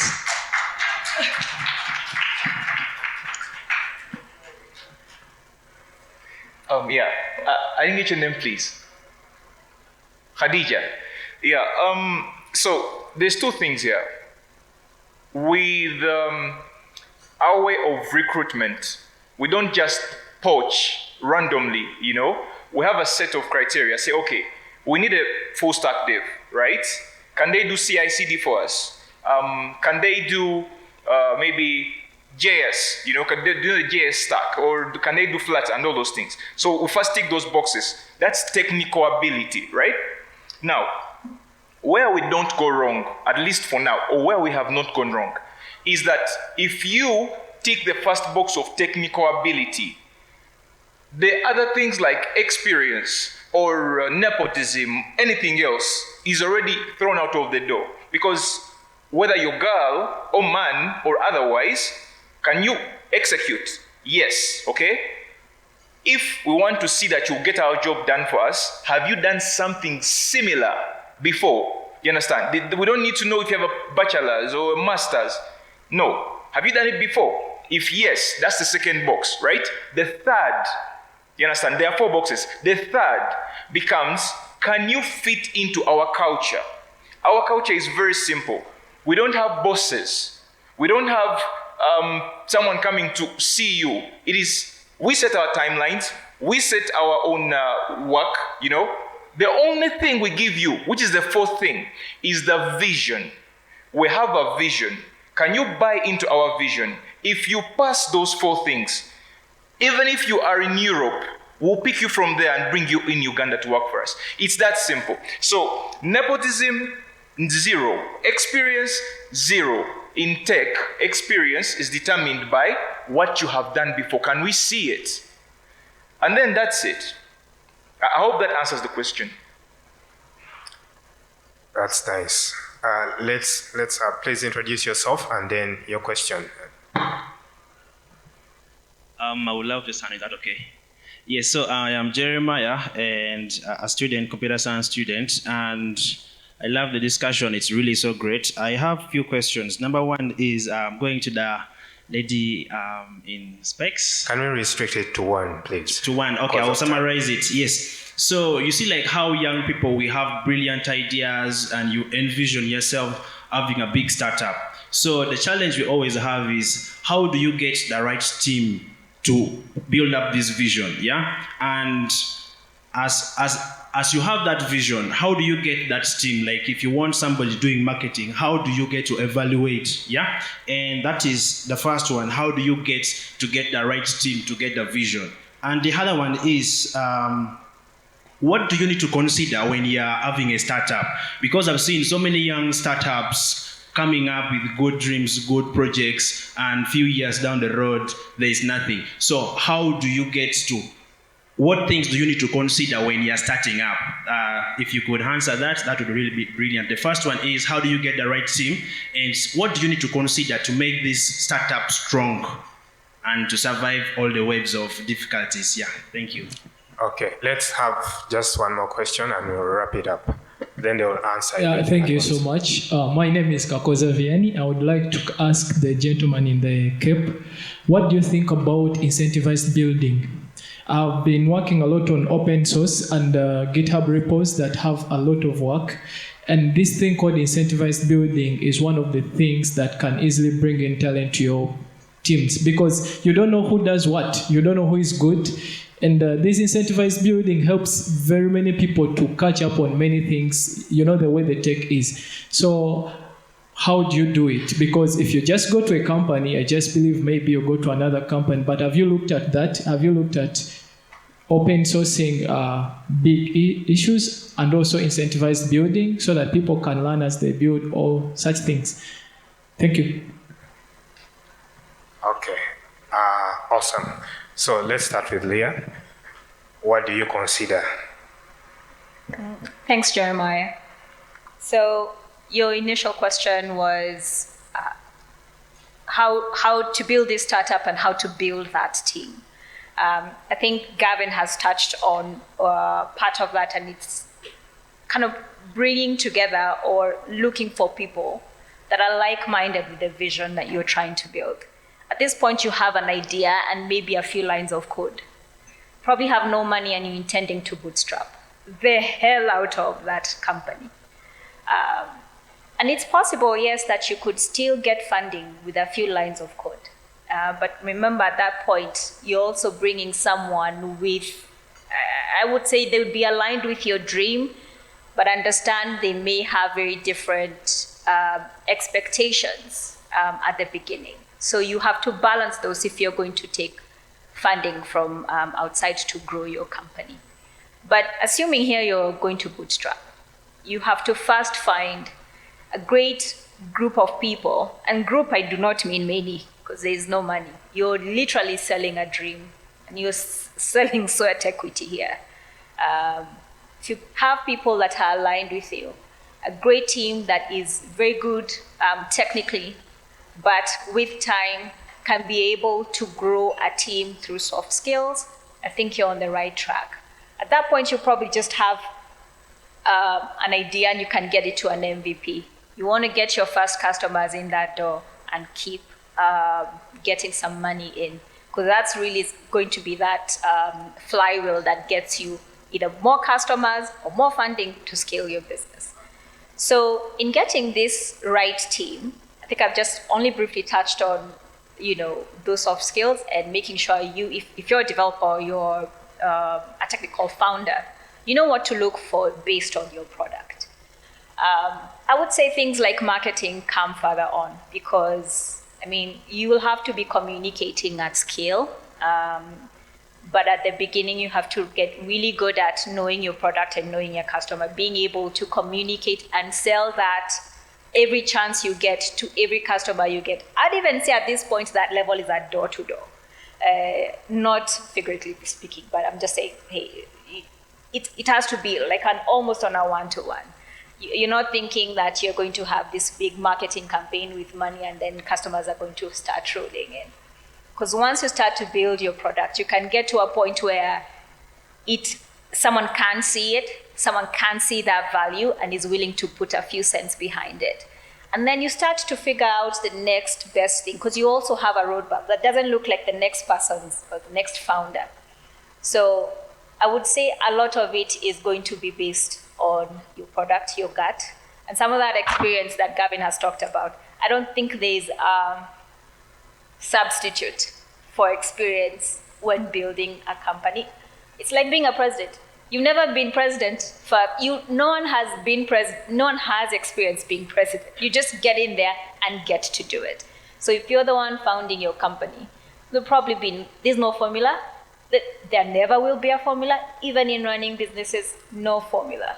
Just get in there, step at a time, and then figure it out as you go along. I think the team that you create also really defines the culture, and you will be a big part of that, and deciding what you do, what you don't do, and how you will do it, and who your customer is, and how you'll deliver your value to your customer, and how you'll really just scale. So I think a lot of it is just that initial nucleus and figuring out. But I'd be lying to you, telling you that this is how you do it. This is the step. Right. I'd only say one day at a time and trust your gut and experience. All right, so let's get to the last, and that is to Gavin about incentivized building, and we'll bring this to a close very briefly. I happen to know him, and if you're in this room and you're looking for people who have charisma, people who are looking to do great things, look him up.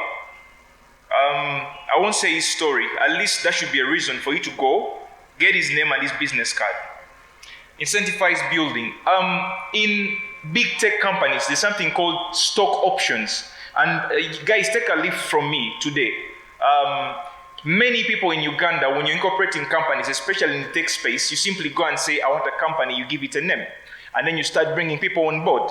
This also cuts across the gentleman here who has talked about marketing. When you want to be a part of something great, first of all, you present the value, right? Then in turn, that value has to be compensated. It may not be monetary upfront, right?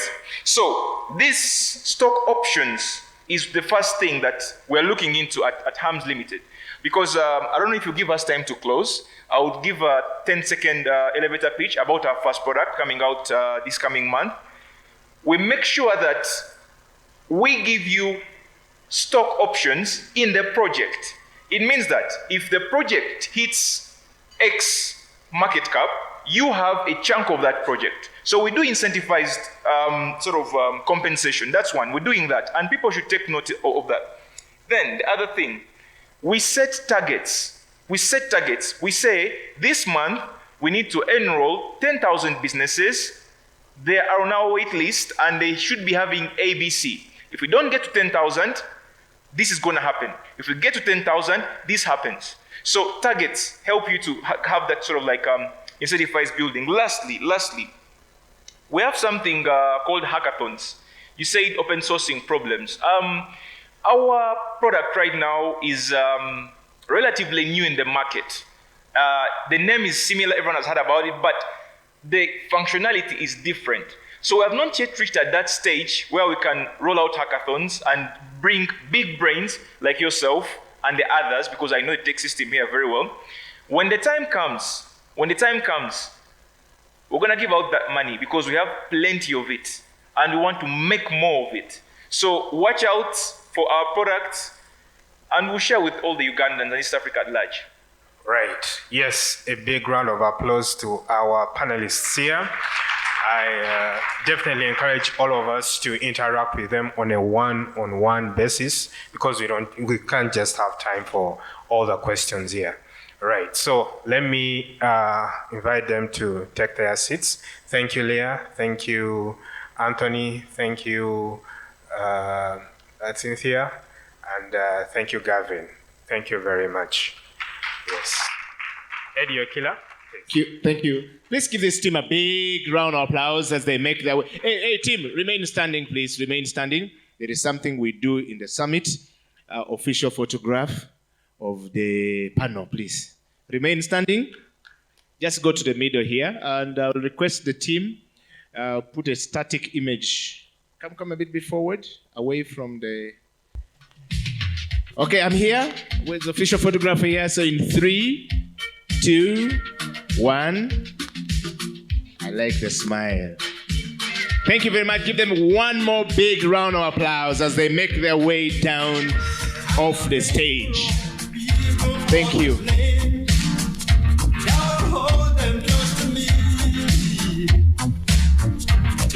One day they'll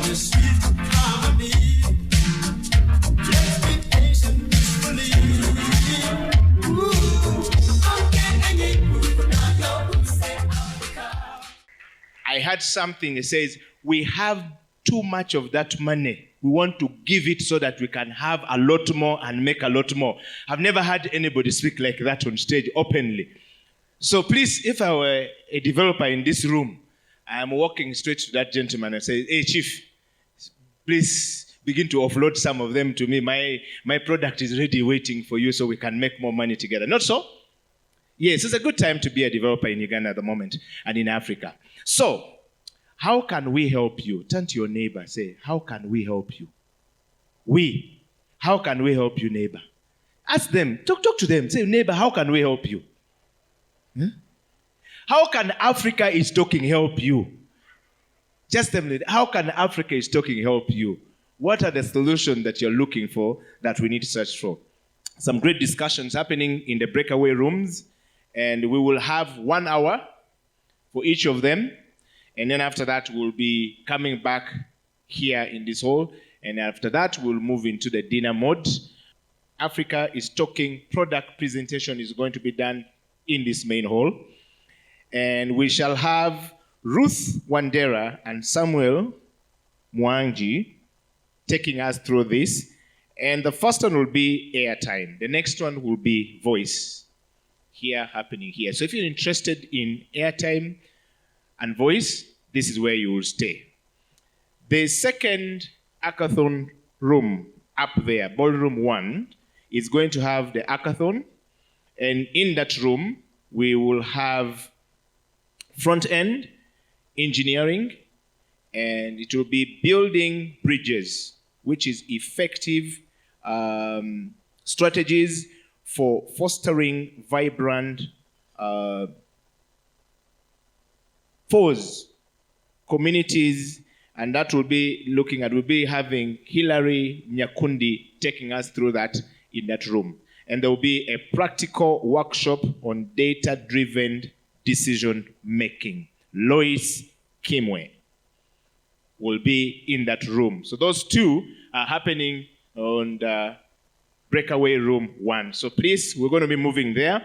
Ballroom 2 will have the breakaway room number 2, which is ballroom 2. The bucket misconfiguration research. Bucket misconfiguration research.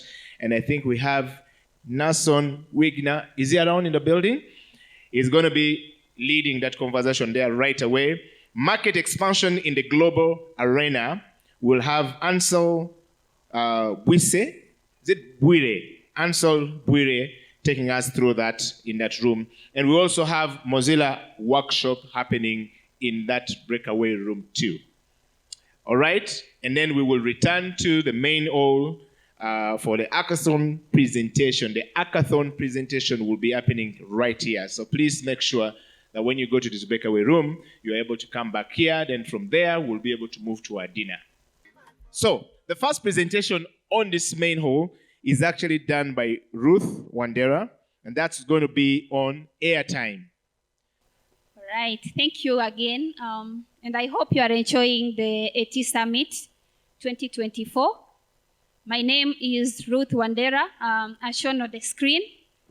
I work with Africa Stocking, client relations team, and I do customer support for data and Airtime products. Okay, thank you. So today I'm going to be presenting about the value-added features that we have for Airtime and data products. So if you are a developer who is building applications that are powered by Africa Stocking APIs for Airtime and data products, just sit back and listen carefully. We have some amazing features that you can use. Yeah. Also, if you are a business and you've been having any challenges in regards to those two products, I believe after this presentation, you're going to learn 1 or 2 things, and feel free to reach out to me. I'll be around and just happy to clarify more. All right, so I'll start right away. So as mentioned, I'll be talking about Airtime and mobile data value-added features. If you want to learn more about our pricing, our coverage, We have all that information on our website, and also we have it on the website, I mean, yes. So airtime and data products at Africa Stocking. We offer you a fast, seamless, and scalable API for distributing virtual airtime and data among mobile service providers in Africa. So how does that work? Those two products are discount-based, and the discounts are normally influenced by, for the airtime products, they're influenced by the top-up amounts that you credit in the account you have with Africa Stocking on our dashboard. Then for mobile data, it's based on the data bundle packages that you purchase. So the first feature I'm going to be talking about is a unified dashboard that we provide you when you use our data and airtime products. So as shown on the screen, there is some data you can see as soon as you log into your Africa Stocking account. But just to mention, our dashboard offers you an ability to monitor the transactions that you process through our APIs. You are also able to filter and confirm the transaction status for the same, just to be sure they were processed from the dashboard. Then last and not least, from the dashboard, you can also download and reconcile transactions that you process. The second feature that we have for the product is the timely notification. This can be achieved through registering a status callback, whereby we'll be able to send you timely notifications on the status that for the transactions that you process. And this helps you to get informed on the final status and also just to keep your system updated. I'll then talk about the validation API. This is an optional feature that we provide you when you use our airtime and data products. And this feature prevents processing of suspicious requests. It can also help with verify requests among numbers. The reason why we encourage you to use this feature is because suppose you miss out on phone number or amounts, reversal processes are not so easy to do with the telcos. And actually, some telcos do not support reversals at all.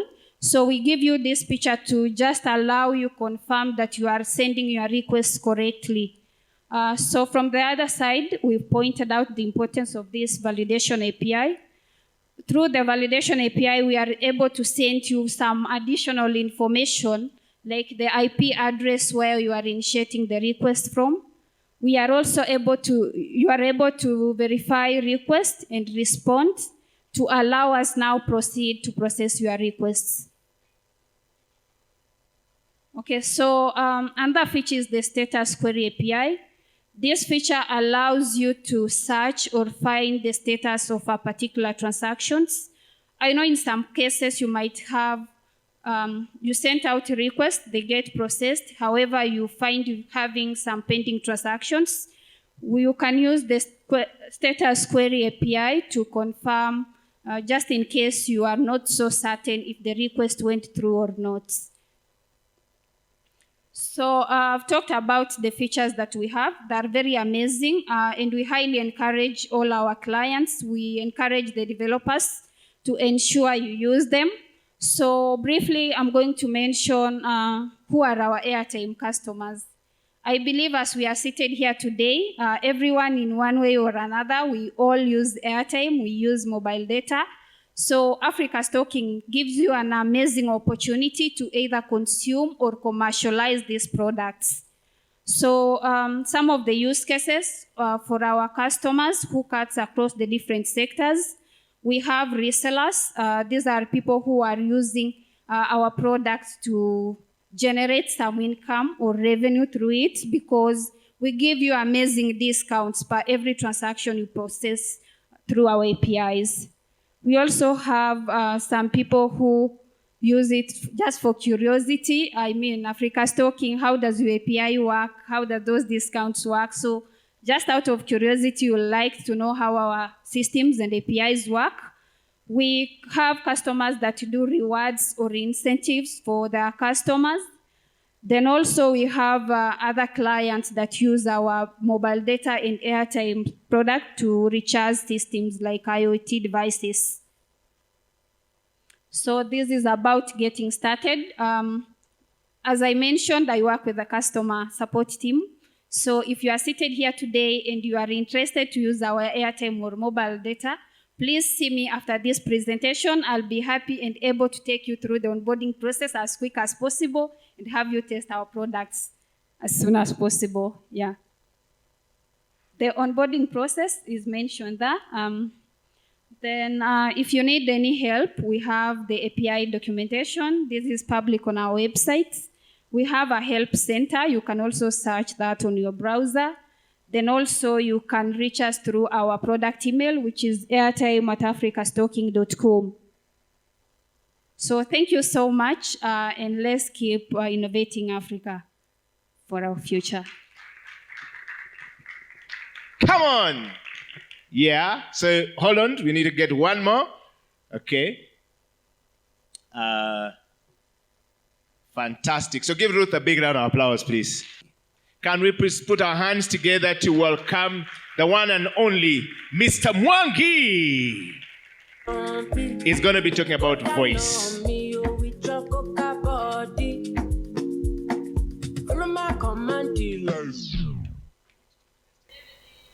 My name is Samuel Mwangi, as he has said, and out of curiosity, I have noted that he says that the gentleman there says that they already have a platform, and interestingly, he mentioned that they already integrated with USSD and Airtime. I did not hear him say that he's integrated with voice, and therefore, my hope is that at the end of this presentation, that tomorrow he's going to be selling voice to the customers.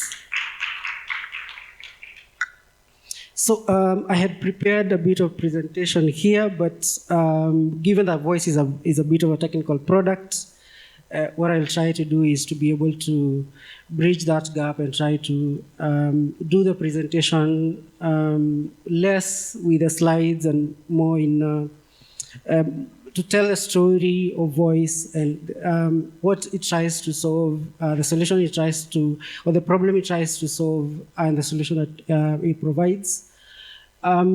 Basically, we all have mobile phones, and regardless of the literacy levels of who your consumers is, there's a very high likelihood that they already have a mobile phone that they use to either make calls, communicate with their persons, with their whoever it is that they talk to, and in that same vein, voice or voice solutions helps you to be able to reach those customers using the means that they already used to, regardless of their literacy levels. Traditionally, for you to be able to integrate voice into your solution, you needed to be able to talk to a telco, and they'll come to your business, set up infrastructure, a PABX, a physical PABX, and you needed to be able to have capabilities in your business to be able to maintain and run either an E1 line, an ISDN line, or at the moment a SIP line. SIP is a bit of technical, and not everyone, actually, even regardless of not everyone is able to manage a SIP server, and I think that's where Africa's Talking comes in. In our own, in the same way, in the same vein that our developers are able to integrate with Airtime, as she has explained, regardless, and as you'll hear tomorrow, and as most of you are aware, with SMS and USSD, we try to take a similar approach, make it as approachable as possible, make it very easy for you to integrate. A few of the things that we allow or we enable is the first the first one and the easiest is usually what we call as a action. You have a message that you want to be able to play or to deliver to your users. You want to be able to notify your users that hey, your payment is due, or your OTP is 12345, or basically the dynamic messages. Our APIs help you, and all you'll need to do is you'll do a simple HTTP request, send to us that message, and then using Google TTS, we will play it to the users. If it is at the moment with all the AI buzzword going around, probably I would have said we used AI and machine learning, which even if it's true, we basically just use Google TTS to be able to translate that audio to the text message as you have sent it to us using Google TTS and play it. However, we realize that not all markets or not all demographics are or rather Google TTS doesn't have like the nuances of all the languages that are spoken in Africa, and probably your application is targeting farmers, and those farmers may be probably speaking Luganda, Lunyankore, Iteso, or whatever language that it is, and that's where our second feature comes in, where you can be able to tell us, hey, call these 1,000 farmers, call these 100,000 students, and play this message to all of them, and that's what we usually call a play action. You're basically sending a broadcast to however many number of users that are in your database, or if you're running a campaign or you're doing an education, or even basically being able to play a welcome message to your callers. So we also allow you to be able to just send us a URL you'll just send us a URL with a link to the audio, and we'll basically play it as you had recorded it. Then still going in that vein, I think can be following on the slides. We also allow you to be able to record the message. Say, for example, you want to do recording for your QA purposes. We enable it's a simple flag, and we'll record the message for you. We'll record the message for you, and at the end of the call, we'll send you a URL where you can be able to go and download the recording and store it in your environment for whatever reason, either be it compliance, legal reasons, training purposes, or just for you to be able to have a recording of what happened. And as I mentioned previously, for you to be able to have such a capability, it would have required you to have all this infrastructure and being able to know how do I hook into a call as it's going on, and be able to record it, store it, and target that this was a call from this number to the other number. And what our APIs basically allows you to be able to do is the moment a call has ended, we'll send you a payload with this is the number that was called. They called this number. The duration of the call was this, was 10 seconds, and here is the recording that you can be able to now store and easily store it. The actions have explained, mostly robotic, and like when you're doing a play, when you're doing a say, you're basically like sending a static message. Majority of the businesses and the calls that you're going to make at some point may require that you're able to talk to a human, and that's where that capability comes in. It allows you to be able to send a call to a human agent. The human agent may be that you're sending the call to a phone number. We also have capabilities that we call WebRTC. Yes, there. So we have a capability called WebRTC where you can be able to integrate now the calls, as the gentleman was saying, into a CRM. So within the same CRM where your agents are serving your customers, you can be able to integrate the call service there. And that actually unlocks a lot of capabilities. Say being able to identify and tag who the customer is, tag it to a ticket, be able to see the previous calls that you had with this particular customer, hooking it with the previously mentioned, say for example, recording, can be able to now go back and say this customer called on this day, and since it's already like integrated into your system, you can be able to see what they were calling about, can be able to even show the agents their details. They can be able to view, and here the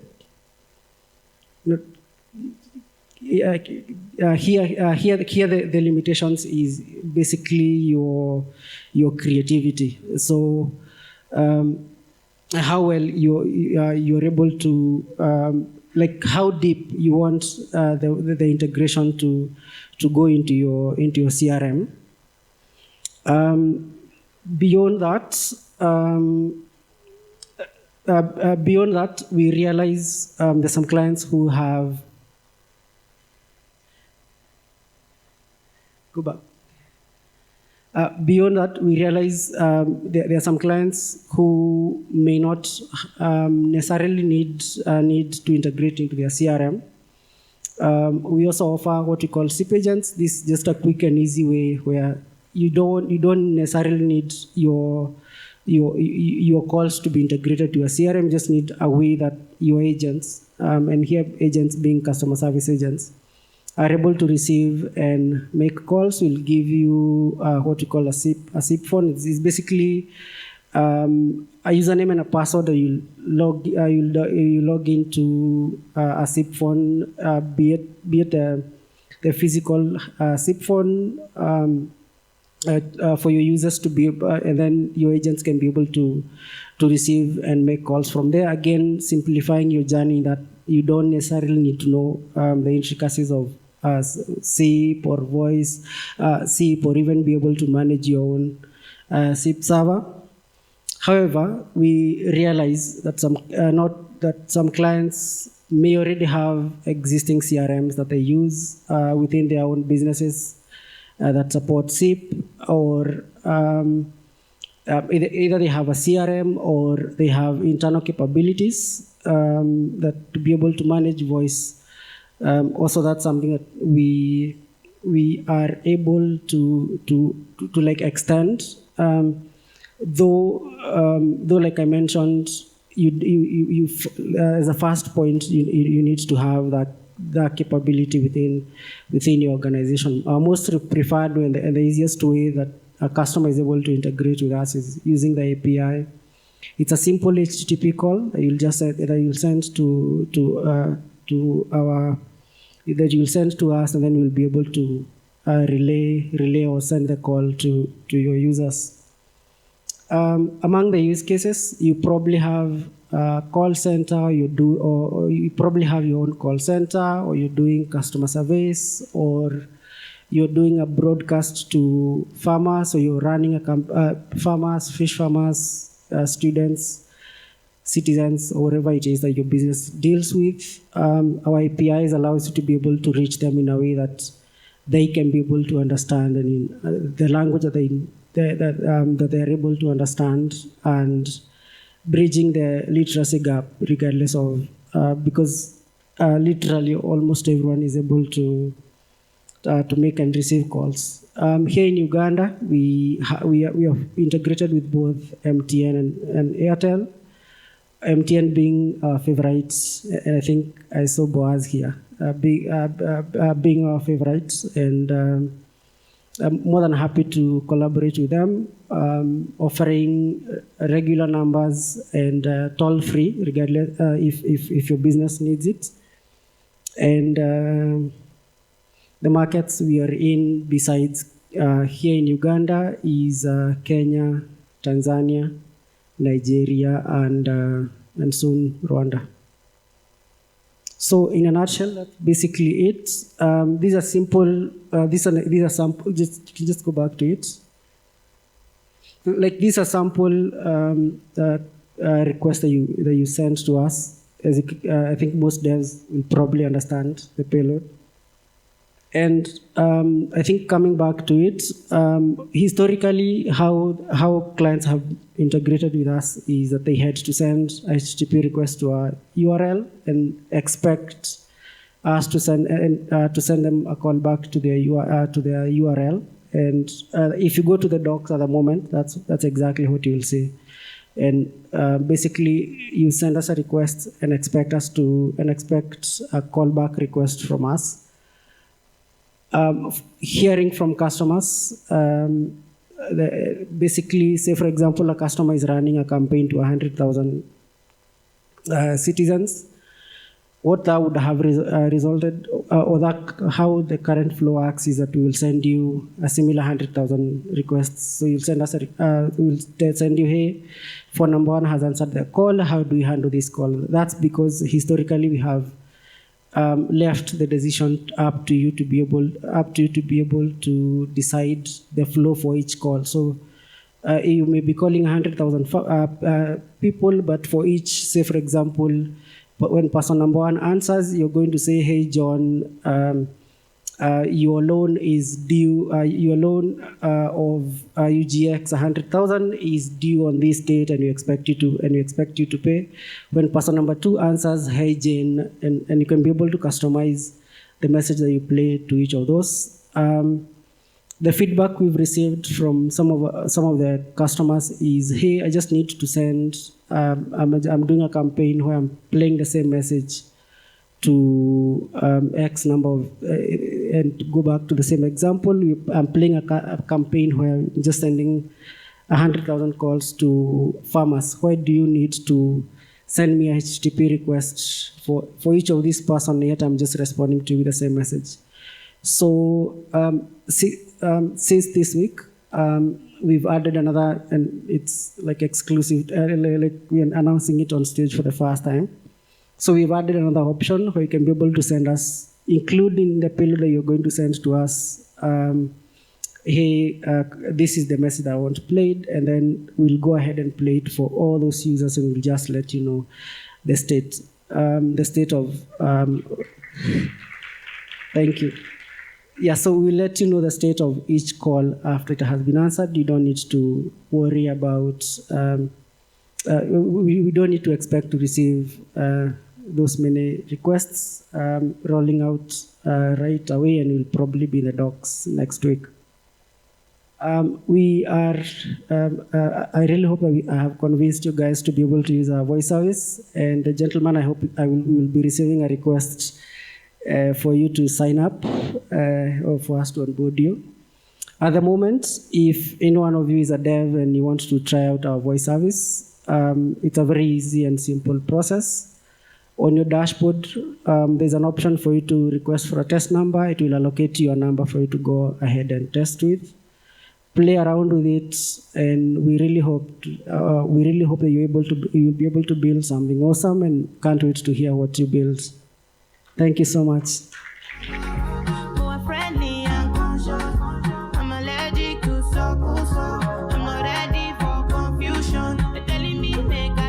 Are you good? All right, thank you so much. Thank you so much, Ruth and Samuel. How can we help you? Are we helping you? But we can't help you when we don't know what your needs are. So we must know what your needs are if you're a developer in the room, and you must ask the right questions so we can respond to you appropriately. And I would like to say thank you so much to Samuel and Ruth. They made an excellent presentation on stage here.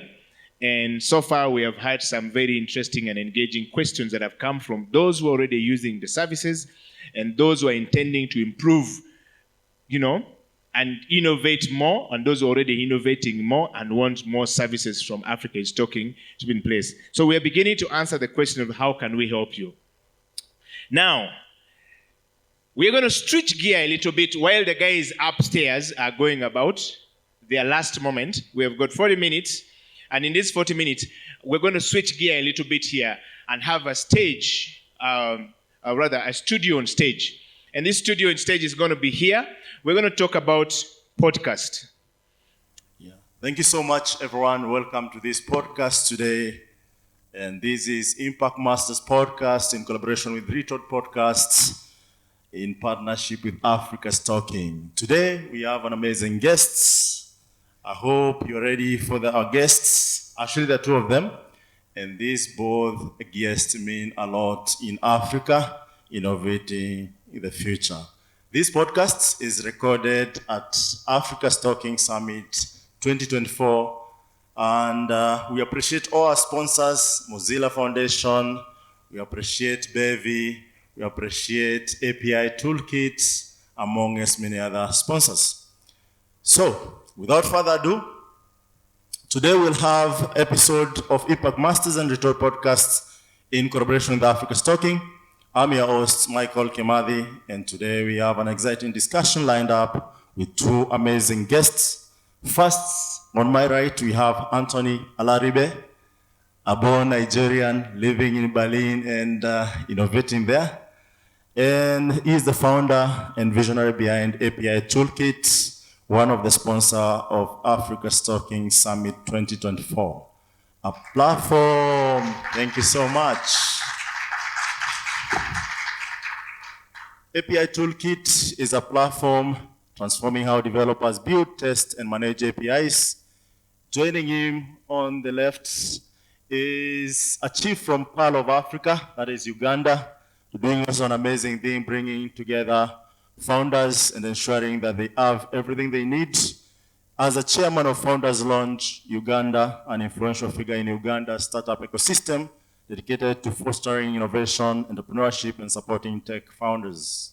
In today's episode, thank you so much. In today's episode, we'll dive into Anthony's journey with API Toolkit, Dan's experience with Founders Launch, and their insight on entrepreneurship, community building, and the future of tech. Anthony and Dan, welcome to Impact Masters Podcasts.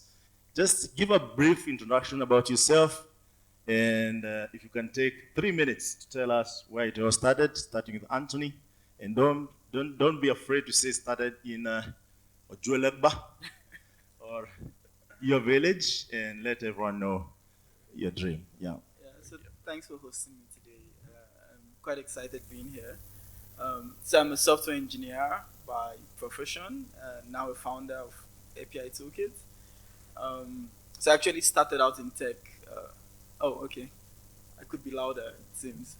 So I actually started out in tech over a decade ago. At the time, I didn't know you could have a career in software, and especially because I grew up in a small town somewhere in Nigeria called Calabar. There were no role models. There were no people who were software practitioners in that town at the time. So I got into tech because I wanted to be like Mark Zuckerberg, basically. I just wanted to build something like that, and eventually turned out that you could actually work in tech, not just building stuff. And that's how my career started. So much, Anthony.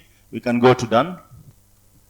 Hi, everyone, and nice to meet and speak with all of you. My name is Donald Massa. I have a law degree, surprisingly, and I'm a practicing lawyer.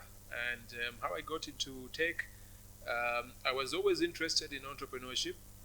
And about 8 years ago, I took a trip to San Francisco, Silicon Valley, and I spent some time getting immersed and visiting the big startups there and the universities and seeing what activities were going. And I decided being in tech was a better way for me to spend the rest of my days as opposed to just being a regular lawyer. And when I came back, I started a legal tech startup, supporting startups and small businesses with compliance and setup.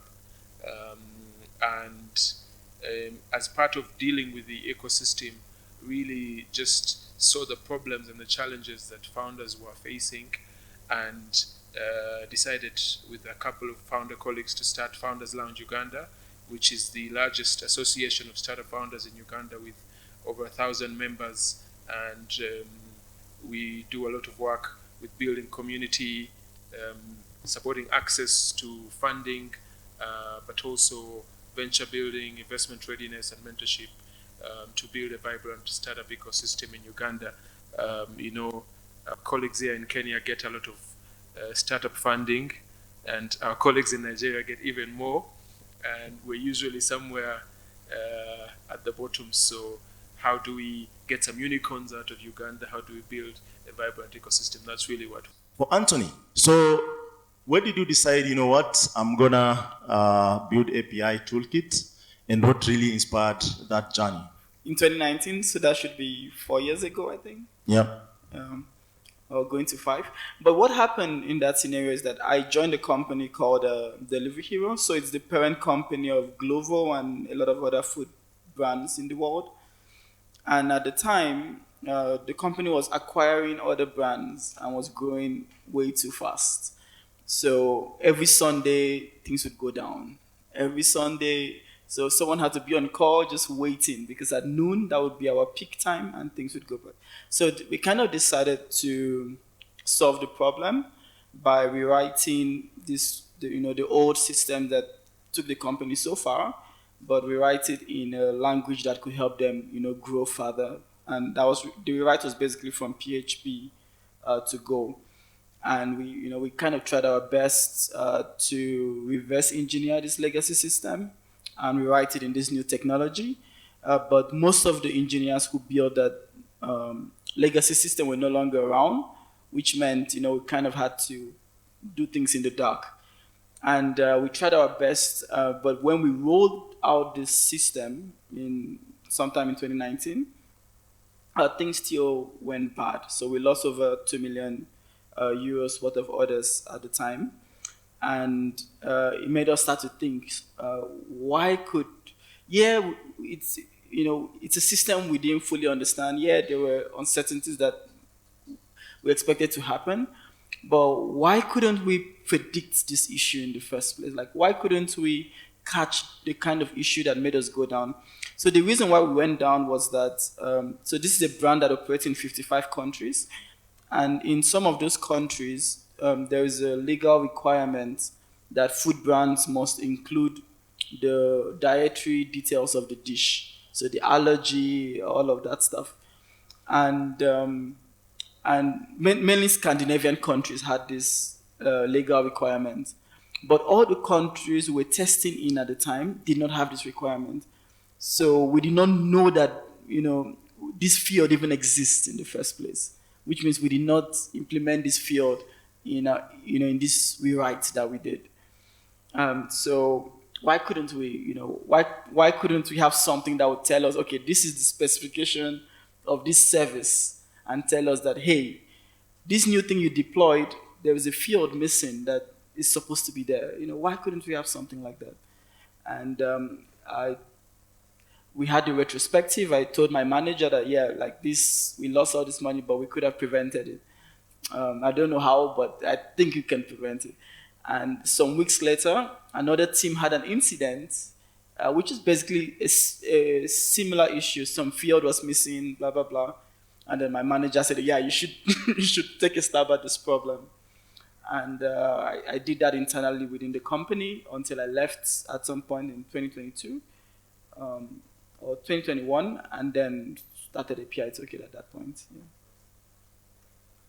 So for Dan, you are a community builder of entrepreneurs. And as we know, you started by saying, Uganda always comes second or third. What was the key driver of starting the Founders Launch? And did you call a few founders that and you're like, guys, do you like to belong to this community?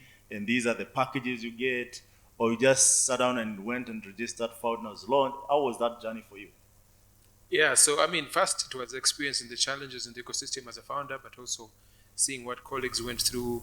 Usually you'd go through 3, 5, 4 different incubators, accelerators, and they're all teaching you the same theoretical stuff that's not helpful, and there's very little funding, and generally it took a very long time for a startup to grow, to scale. It will take on average about 10 years to raise a significant seed round above $1 million for indigenously started startup by Ugandans, and yet when you have guys from the US or Europe coming to start startups here, in 5 years he's raised $30 million. So what's the difference and what's not working? So I just called up a bunch of founder friends and said, guys, we need to start something. And some of them said, I don't think it's necessary. And a couple of them said yes, and that's how it was born. Yeah, and the rest is, as they say, is history. Absolutely. But I have a curiosity of you as a lawyer finding interest in founders and entrepreneur journey. What we have seen in the history of legal practice is people practicing until they are really old, and all they know is the corridors of power. Do you think there is a huge innovation in the legal fraternity? So the legal fraternity is one of the most traditional ones, and very steeped in tradition and regulation. It's very hard to actually innovate compared to, say, medicine, where there's now telemedicine and things like that. There's not so much happening in the legal field in terms of innovation. There's some advances with AI, but there's still no legal framework for a lot of those. So many lawyers don't think about innovation, and it's a very small group of people like myself who are thinking about tech and innovation and how to leverage the law to innovate, because the regulations that govern legal practice also sort of hinder innovation. Lawyers can only practice in a certain way, can only dress a certain way, can only speak a certain language, can only bill a certain way. They cannot bill below a certain level. They cannot market their services. So all these things sort of restrict what can be done.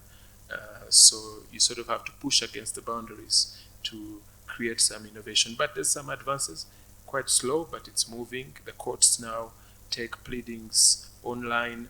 There's teleconferencing. You can appear and have hearings online and things like that.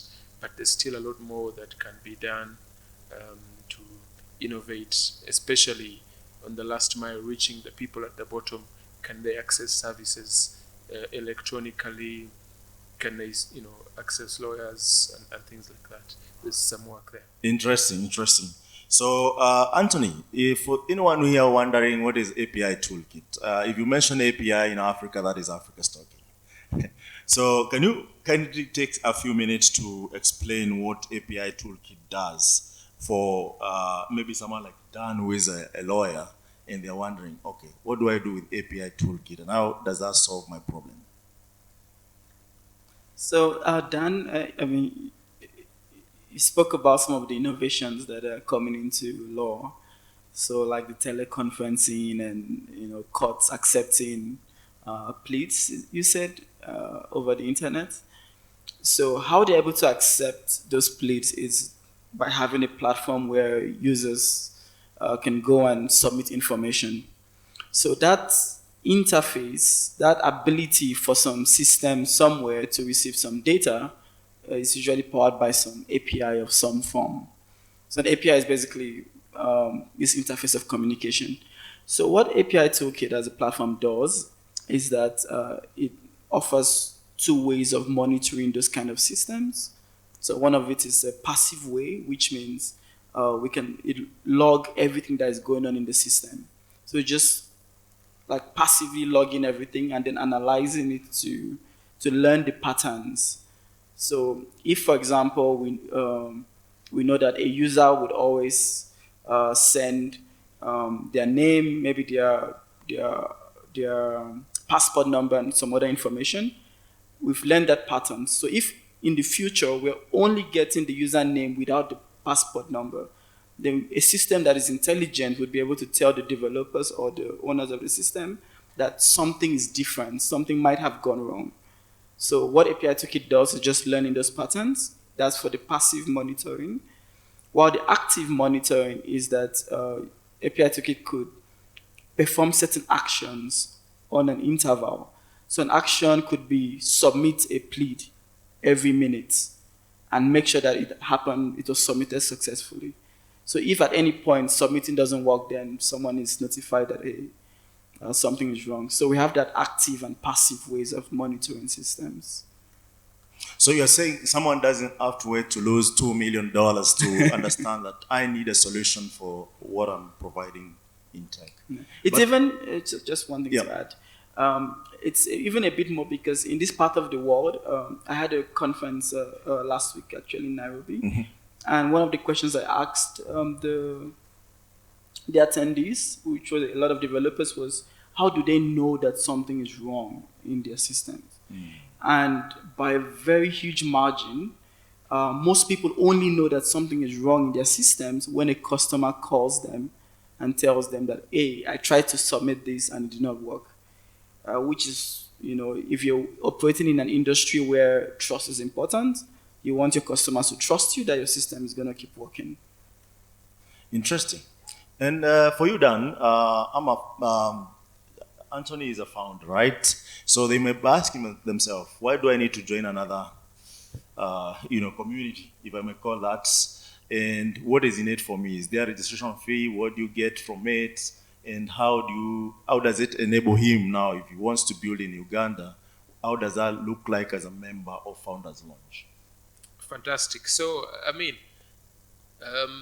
we join associations for the collective benefits that we can obtain by being members. So we don't charge registration fees yet, but it's something we're about to roll out because we're providing value, and we think that it helps for members to be able to contribute, towards the value that they receive.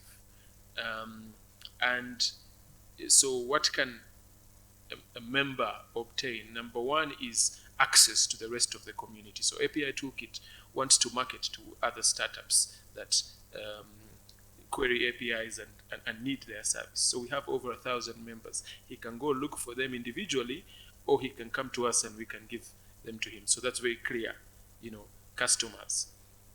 Number two is, he wants to obtain services from others, maybe payments and this and that. We also have members who have those services. So it's a one-stop place to sort of find customers, to find partners and service providers, to also find investors. We have investors within the community, to find a mentorship. We're launching an accelerator program. And so basically everything that you need, but also lobbying. If you're facing problems, I now sit on the technical working group that's drafting Uganda's startup policy and act. So being able to have a collective voice and say we want to meet the president and talk about problems facing startups. This is sort of the avenue to do that. You can't do that as an individual, or you can't make changes in government policy or regulation as an individual. You need a collective to be able to do that. So that's what community gives you. Interesting. It's good that you mentioned the government, and it's also something interesting. But before then, do you have any success stories from this Founders Launch? For the longest it has been there, is there one or two particular companies that you have seen actually them thrive because of the network, the connection? Because sometimes when the community comes together, the magic happens. Yes, so we've been around for 2 years. We're celebrating our second anniversary this month. So we've had some successes and we hope to have more. A number of our members have gone on to do big things and raise significant rounds of funding. Some have scaled to other countries. Some have acquired other startups in other countries. So, but it's still very much a work in progress. We're just putting the building blocks together really. And I'd say in 10 years we can be able to sit and, tell you what we've achieved. When you look at Nigeria in 2014, there was really hardly any activity happening until a few founders came together, Boyeji and Joku and others, and really put together the building blocks. And now you have all the unicorns coming out of Nigeria, all the funding. You have Paystack getting acquired a couple of years ago for over 200 million. So, that's not an overnight success. That's been work that's been put in over the last 10 years and sometimes even beyond. Absolutely. So I know community is big when it comes to building, especially in Africa, given that most of us don't have 3G, 4G. The way we relate with each other is based on community. How has it been impactful for you now that you're from Nairobi? And I'm sure to find a CTO, CEO, find time to come to such a conference, interact with the developers. How impactful is the developer community engagement in ensuring that API Toolkit succeed? So, I mean, Donald, you have way more experience with the whole community topic, right? So my experience with community is very deeply in developer communities. I founded a community called the Golang Nigeria in 2015. And I think that kind of puts me in this network of other Golang communities around the world, including the one that happened in Nairobi, which was the Golang first GoFarCon in Africa. I think it's really location dependent. You know, there are locations where there is a lot of activity, like what you're starting, where developers are actually, doing things and sharing what they're doing. And then there are locations where everyone is just isolated and everyone is, just trying to be a lone wolf. And it really depends on which location. So I just try to talk to other developers like me, just hang around with them, learn with them, and it somehow works out fine. Interesting. I know both of you, in one or the other, you're a product of the community. And one of the things I'm wondering, how hard is it to build a company in Africa? And what do you really need to focus on to ensure that that growth is sustainable and it's scalable? It's not easy to start a company in Africa. Anyone who has can tell you there's a lot of challenges, from accessing capital to accessing talent and human resource to taxation and even market, compared to, say, Germany, where it's a highly industrialized, highly developed economy and everything sort of functions in a certain way. Africa is referred to as the last frontier, and many things still need fixing. That's why fintech is big in Africa, because fintechs are laying the groundwork really for African tech to function. So we're still really putting together the building blocks. When you go to the US, everything functions. Sometimes you wonder, what can I contribute in such a place? Everything has been done to some extent. So people are just adding on cherries on top. The guys who are creating startups in San Francisco right now are thinking SaaS or, like some really fancy things.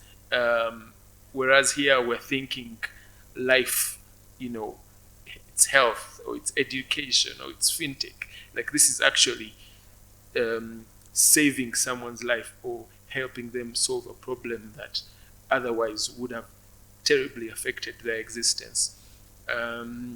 So many challenges. It's not easy to start or grow. When you look at the statistics, majority of enterprises started in Africa don't go beyond their 5th birthday.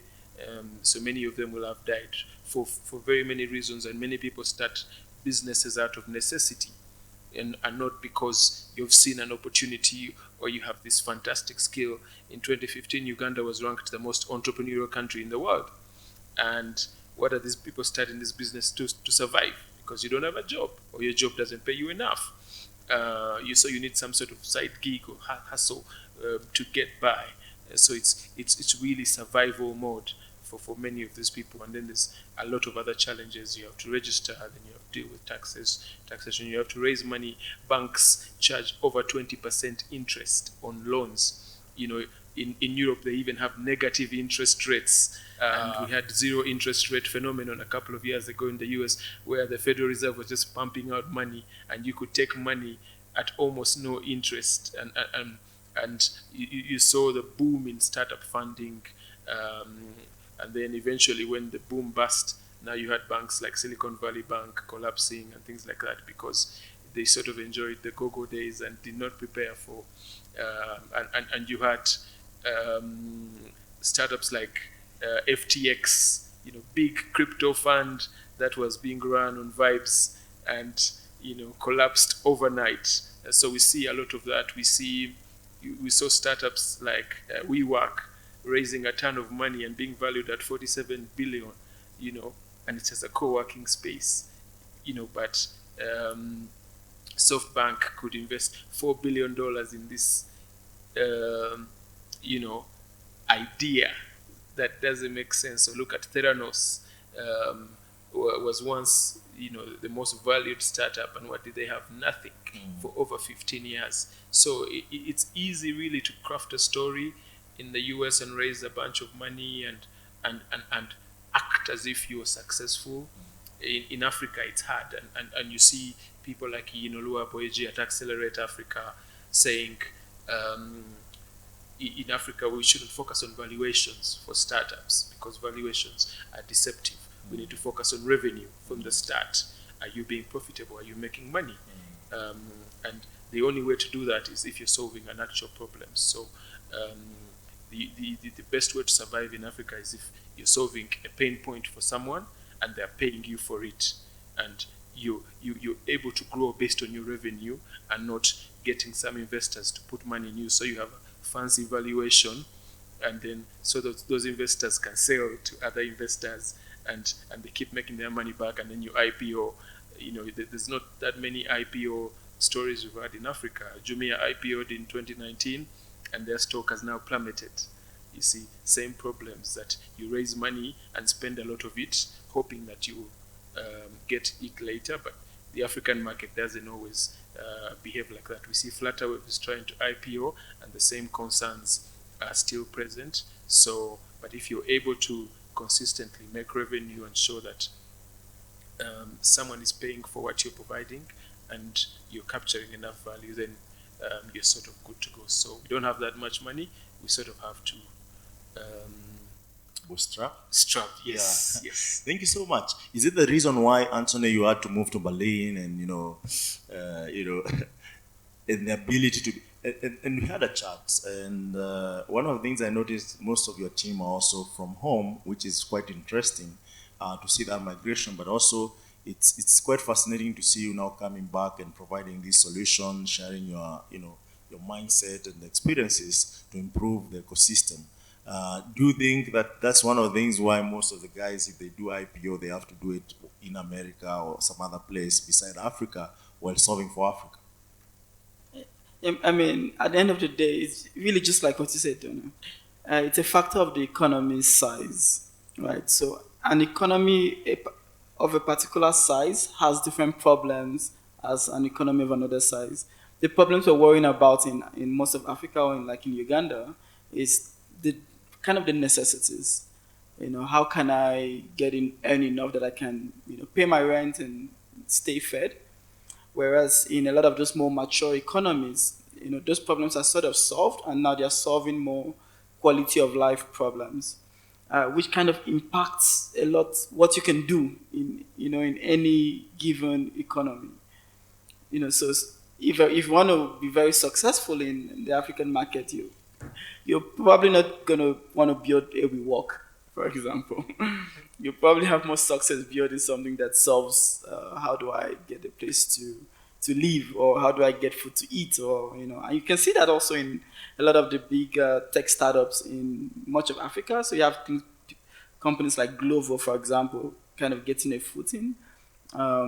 Still a bit of a quality of life problem, but because food is what we're still thinking about a lot in this market. So where we're based out of Berlin is really just because that's where I was when I started. And much of my team is people from the continent, because that's where most of my network is from as an African, as a Nigerian. So I have, even though most of them are still also in Berlin with me, we have the same roots and the same background. And when you build a startup, you learn very, very quickly that startups are about relationships, right? It's really hard to launch in a market you know nothing about. For example, launching your product first in Berlin, even though you're there. So it is easier to leverage that network and sell to a lot of the companies, the banks in Nigeria, for example, and then grow some maturity and then before we started tackling some of the European markets like the UK market and now even the US market. Fantastic. I know, Dan, you have seen guys raise funds. As much as bootstrapping is really something that works in the ecosystem, and then things go south very fast. How can you avoid that and still raise funds and make a whole lot of difference? Because at the end of the day, running a startup it can be quite expensive over time, especially when you want to scale in different markets. And I think also Africa is a unique market because every boundary you have to pay some tax to get into it. You have to have subsidiary. There are so many regulations that if you want to operate in 54 countries, you have to think about the 54 countries. So what is that experience for your founders when it comes to raising funds? Yeah, so like I said, raising funding is hard in Africa.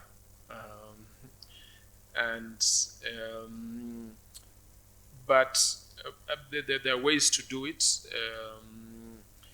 And also depends on the market you're in. So if you're in Nigeria, 220 million people, large market, some VC activity, it's easier to raise money. If you're in Nairobi, it's a cosmopolitan city, lots of international players, many big companies also have offices there and investors. It's easier to raise money than if you're in Juba or Bujumbura or even Kampala. So where are you positioned? That's very important. And what product or service are you offering? So are you just providing some messaging platform? Who needs another messaging platform?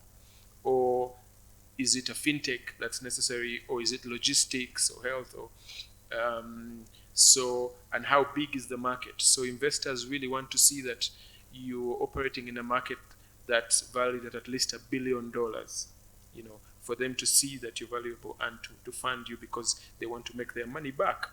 So they want to see that you're operating in a significant market and that you have some sort of path to profitability and growth so that you're able to scale and serve a significant number of people.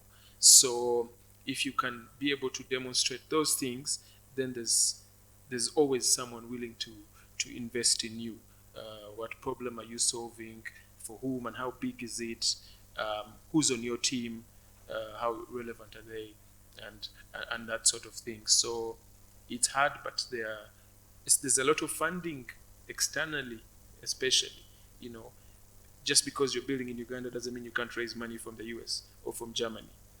So as long as you're able to tell this story that makes sense and especially have investment readiness, that's the problem we see in our market, that many startups are not investment ready. You don't have a data room, you don't have due diligence, you're not tracking your financials. So there's nothing for an investor to really be able to look at to be able to invest in you. But Anthony wants to chip in as well. Yeah, of course. I wanted to ask Anthony, have you raised fund and how is that for you, given that in Berlin, where the economy is not a problem, actually there people have a problem of how do I invest in upcoming solutions, and they're willing to try, they're willing to take the risk, they're willing to mentor you from the experiences of 100 years plus, building business.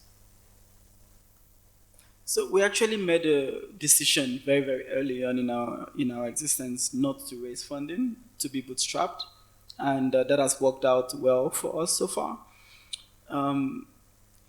But I wanted to actually respond to what Donald said.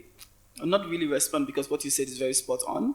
I just want to share that it's really not as easy as people think to raise funding in those other markets. So you have more funding being raised in the US because the US economy is actually large.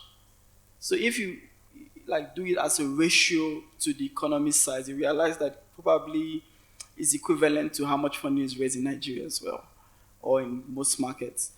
In the US, there's a lot of money right now that startups can raise. But why is that? It's because a lot of the companies that started out 20 years ago, they gained success. And then these same founders are the ones who invest. If we look at all of the top investment, Andreessen, Horowitz, a lot of the PayPal mafia, they are the ones who are still investing in most of the companies in the US right now. And those are people, and also the people from like the Bell Labs days. So it's like I don't want to say Ponzi scheme. It's like the people, they grow and then they reinvest back where they are. Right, that's why you see that a founder who came out from one of those universities, Stanford, or one of those universities around the Bay Area, they have way more access to capital than some founder in Florida or some other part of the US. Likewise, in Nigeria, a lot of the funding that is being raised right now is also still coming from those. It's the same story. You mentioned Ian and a lot of the guys, the Paystar guys and the Flutterwave guys, and it's those same people who are leading a lot of the rounds.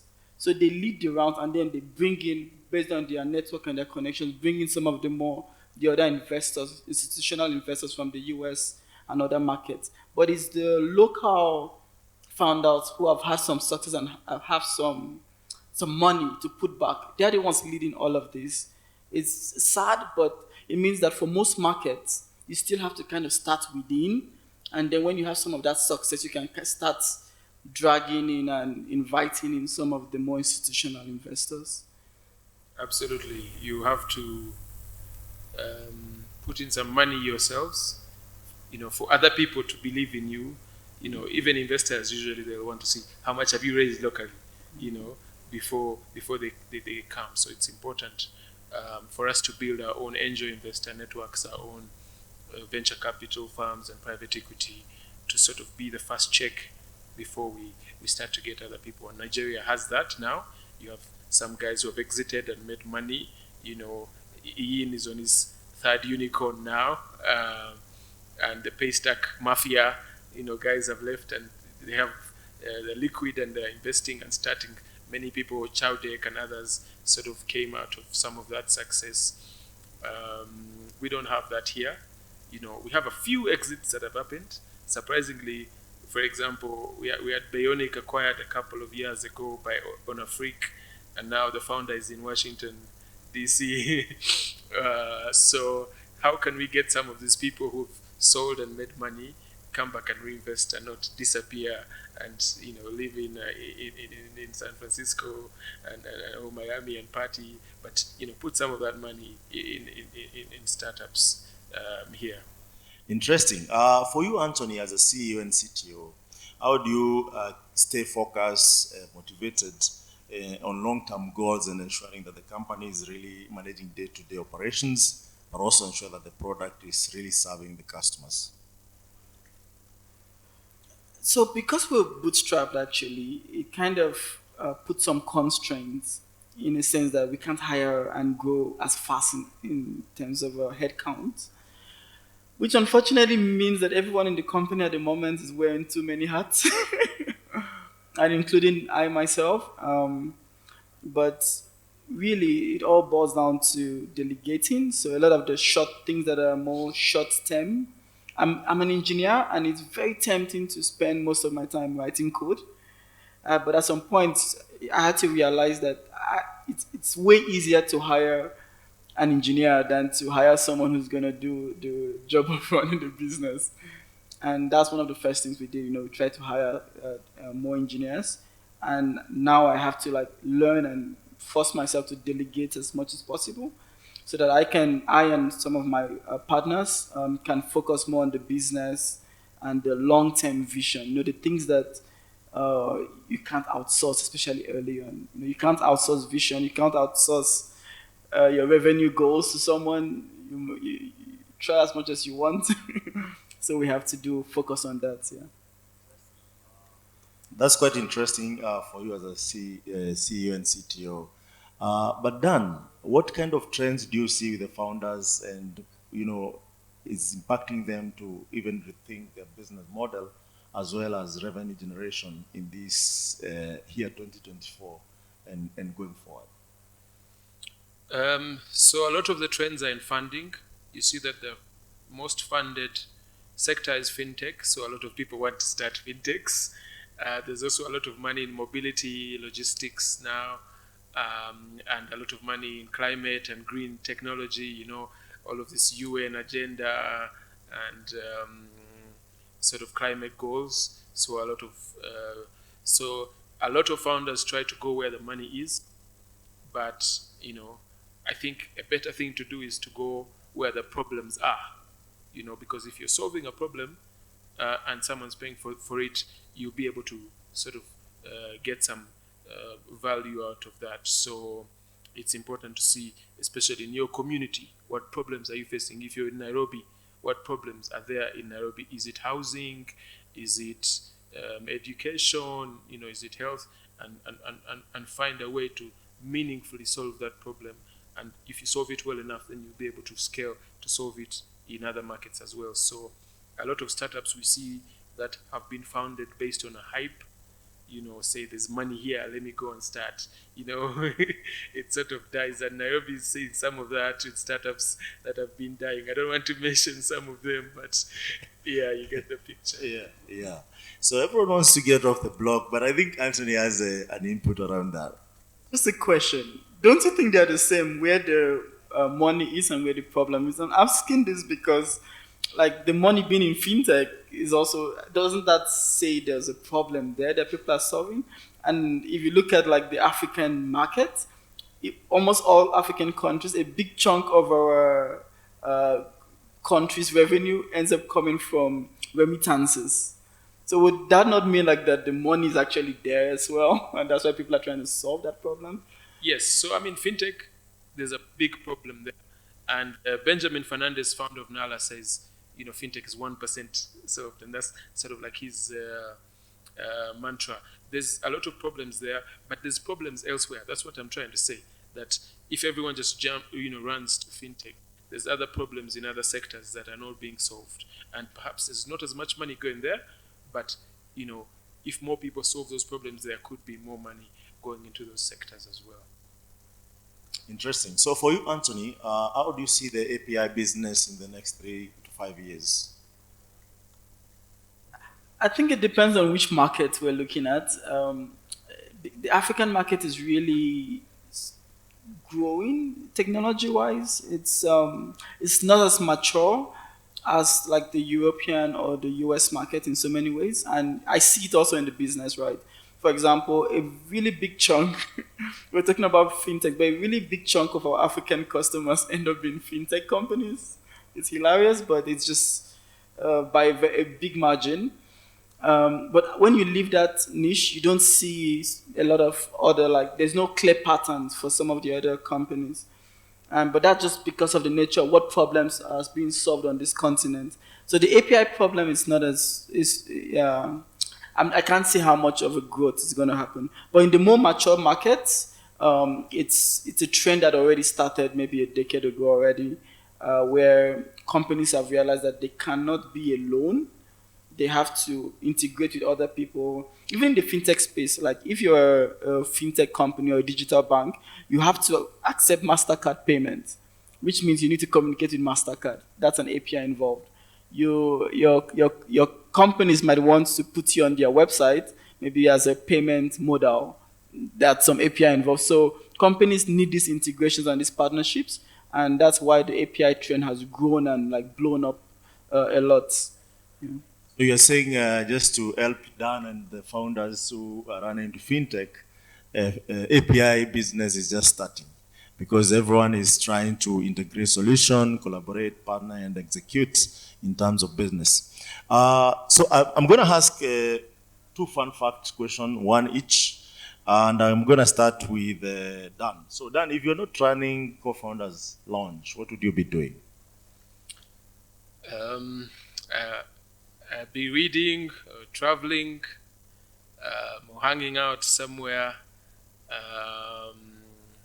or binging on documentaries on YouTube and that sort of thing. So, yeah. Interesting. For you, Anthony, and this one is, a bit shaky for an engineer.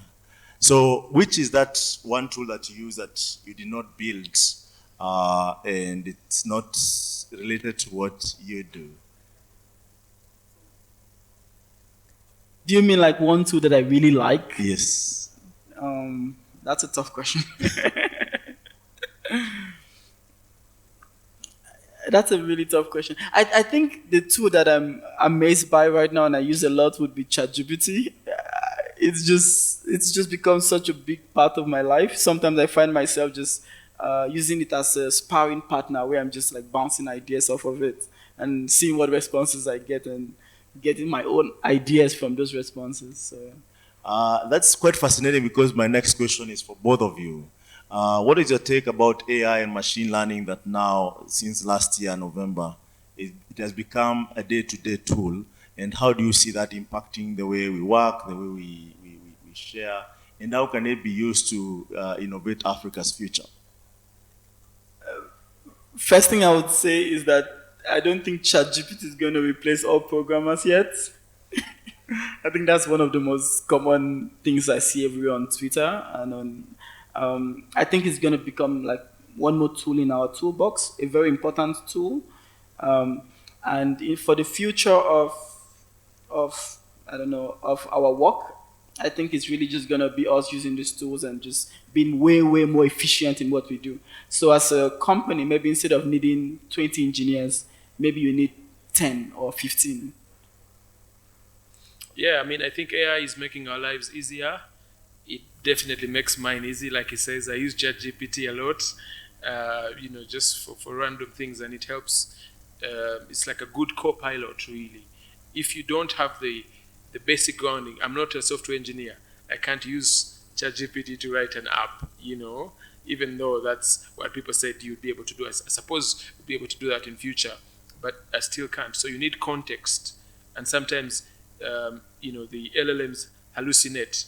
They'll give you the wrong information. They'll cite the wrong authorities. So you need some sort of background to be able to use it efficiently, and it helps you. So I think that the fear that AI is going to make everyone jobless, there's some validity to it. But when you look at other industrial changes, when you look at the Industrial Revolution, for example, the Luddites and the cottage industries did not like the Industrial Revolution and the factories because they lost the people who were weaving at home sort of lost their jobs because the factory could weave thousands of clothes in a day, but it eventually created more jobs because thousands of people needed to work in the factories and all of that. And England and Europe developed because of the Industrial Revolution. So the first Industrial Revolution, the second Industrial, the third, with the computers and personal computing. You see that our lives have been made much easier. We have a quality of life that many royals 200 years ago could never have imagined because of technology. So do you still need an elevator operator now? No. Do you need typists and things like that? No. But did those people die because those jobs went away? Not really. They found other things to do. So, AI is really helping us, and it's a net benefit. Absolutely. So I'm gonna request. I don't know which camera they can look into to give their parting shot, and also just let people know where they can find Founders Launch in case they want to check it out and join. And for you, Anthony, where can they find API toolkits? So I think for you, you're gonna look at this camera, and for you, you're gonna look at that camera. So just give a parting shot and where they can find Founders Launch. For you, API toolkits. So we're gonna start with Anthony. Oh, thank you. So API Toolkit is online at apitoolkit.io, but you can, I think if you want to have a conversation with me, the best place is usually on Twitter. So I am Tonia Laribe, ToniALaribe on Twitter. So just shoot me a message, and I love having conversations. Interesting. Yeah, so you can find Founders Lounge online, founders.ug. That's our home on the web. We also have a presence on X and LinkedIn, and we have perhaps the most vibrant WhatsApp community in the country. And for those who are there can attest to that. We go from funding to building problems to philosophy to discussing religion and some very deep conversations. So any founder in the room, I recommend that you join. And personally, you can find me on LinkedIn. I'm becoming a little more active there, Donald Massa, and also on X. Yes, I'm not so big on Instagram. I stopped using Facebook a long time ago. But yes. Anthony.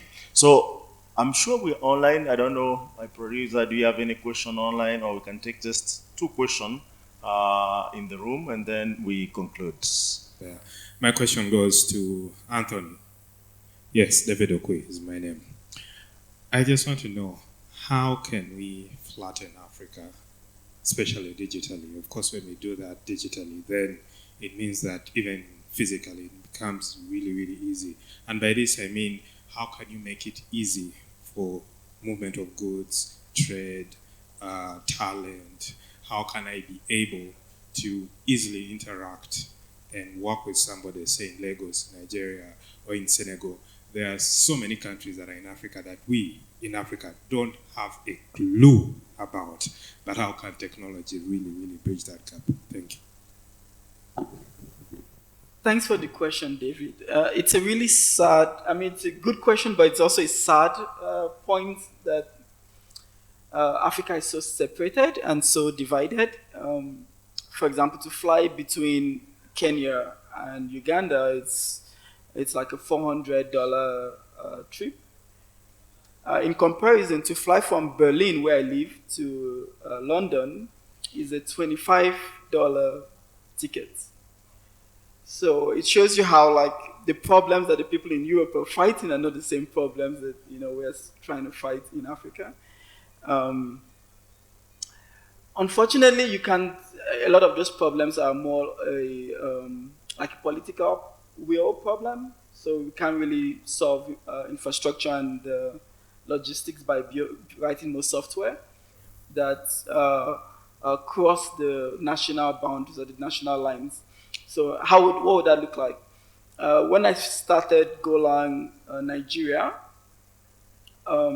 we're able to extend in some way to become a sort of Golang Africa by just creating this Slack channel on the International Golang Guild and then trying to invite all the other Golang programmers, into that Slack channel and having conversations there. So by just having people from all these different countries in one Slack channel chatting, that just kind of made us feel much closer.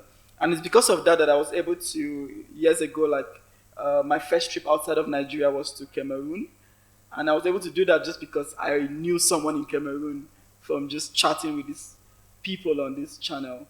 So I don't have a very clear answer. I just think we need more of those sort of communities that cut across national boundaries. You want to give an input? Yeah, I think we can sort of create the Africa that we want. On a political level, I think for Africa to really progress, we need to tear down the legacy of the Berlin Conference. And our friend here lives in Berlin, that the Berlin Conference of 1884 and 85 carved up Africa into 54 different countries. And there's all these arbitrary borders where I come from. My home is an hour's drive from Kenya, but I'm Ugandan, and if the border had been cut just next to my house, I'd have been Kenyan. So what does that mean? What does it mean to be a Kenyan or a Ugandan? These are arbitrary terms. We're the same people. We speak the same languages. We have the same cultures. We have the same values. We all listen to Afrobeats and enjoy it. We watch Nollywood. I've been to South Africa and I can listen to Zulu and Xhosa. So these borders, these boundaries, these rules are alien to us, and they were imposed upon us by people who did not share our interests and values. And we have kept them without thinking about why they should continue to exist. So we should break them down, and our leaders are not doing that. Let's make them do it. Let's, sort of, remove the boundaries in our minds and in ourselves, and then eventually, that will fall. So technology does not really follow boundaries as such. You can send money from one part of the continent to another using tools like Cheaper Cash or Eversend and all of that. So we can create the tools that will break down the barriers that are sort of keeping us apart. And even with things like the cost of airlines, if a good number of us make some money, we can start a Pan-African airline, and that will charge $30. Of course, there's a lot of other fees and levies, but I think that innovation precedes legislation.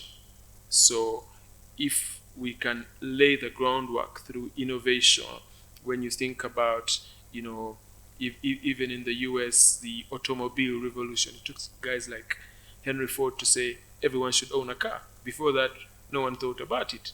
It took guys like Steve Jobs to say everyone should own a smartphone.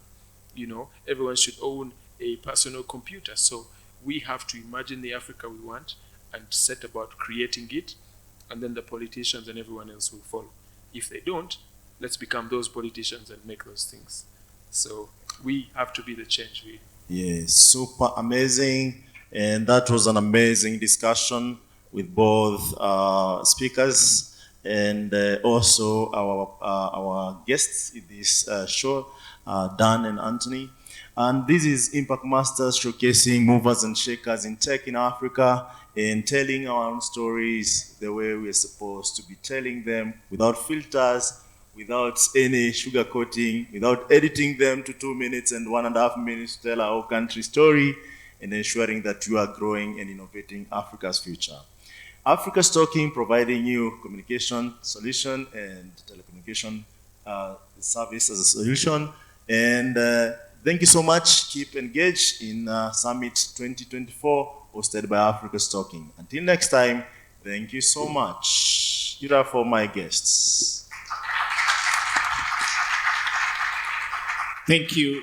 Thank you so much. So please give them a big round of applause. As I said, I'm Johnson, and I'm introducing Schoolbook. Okay.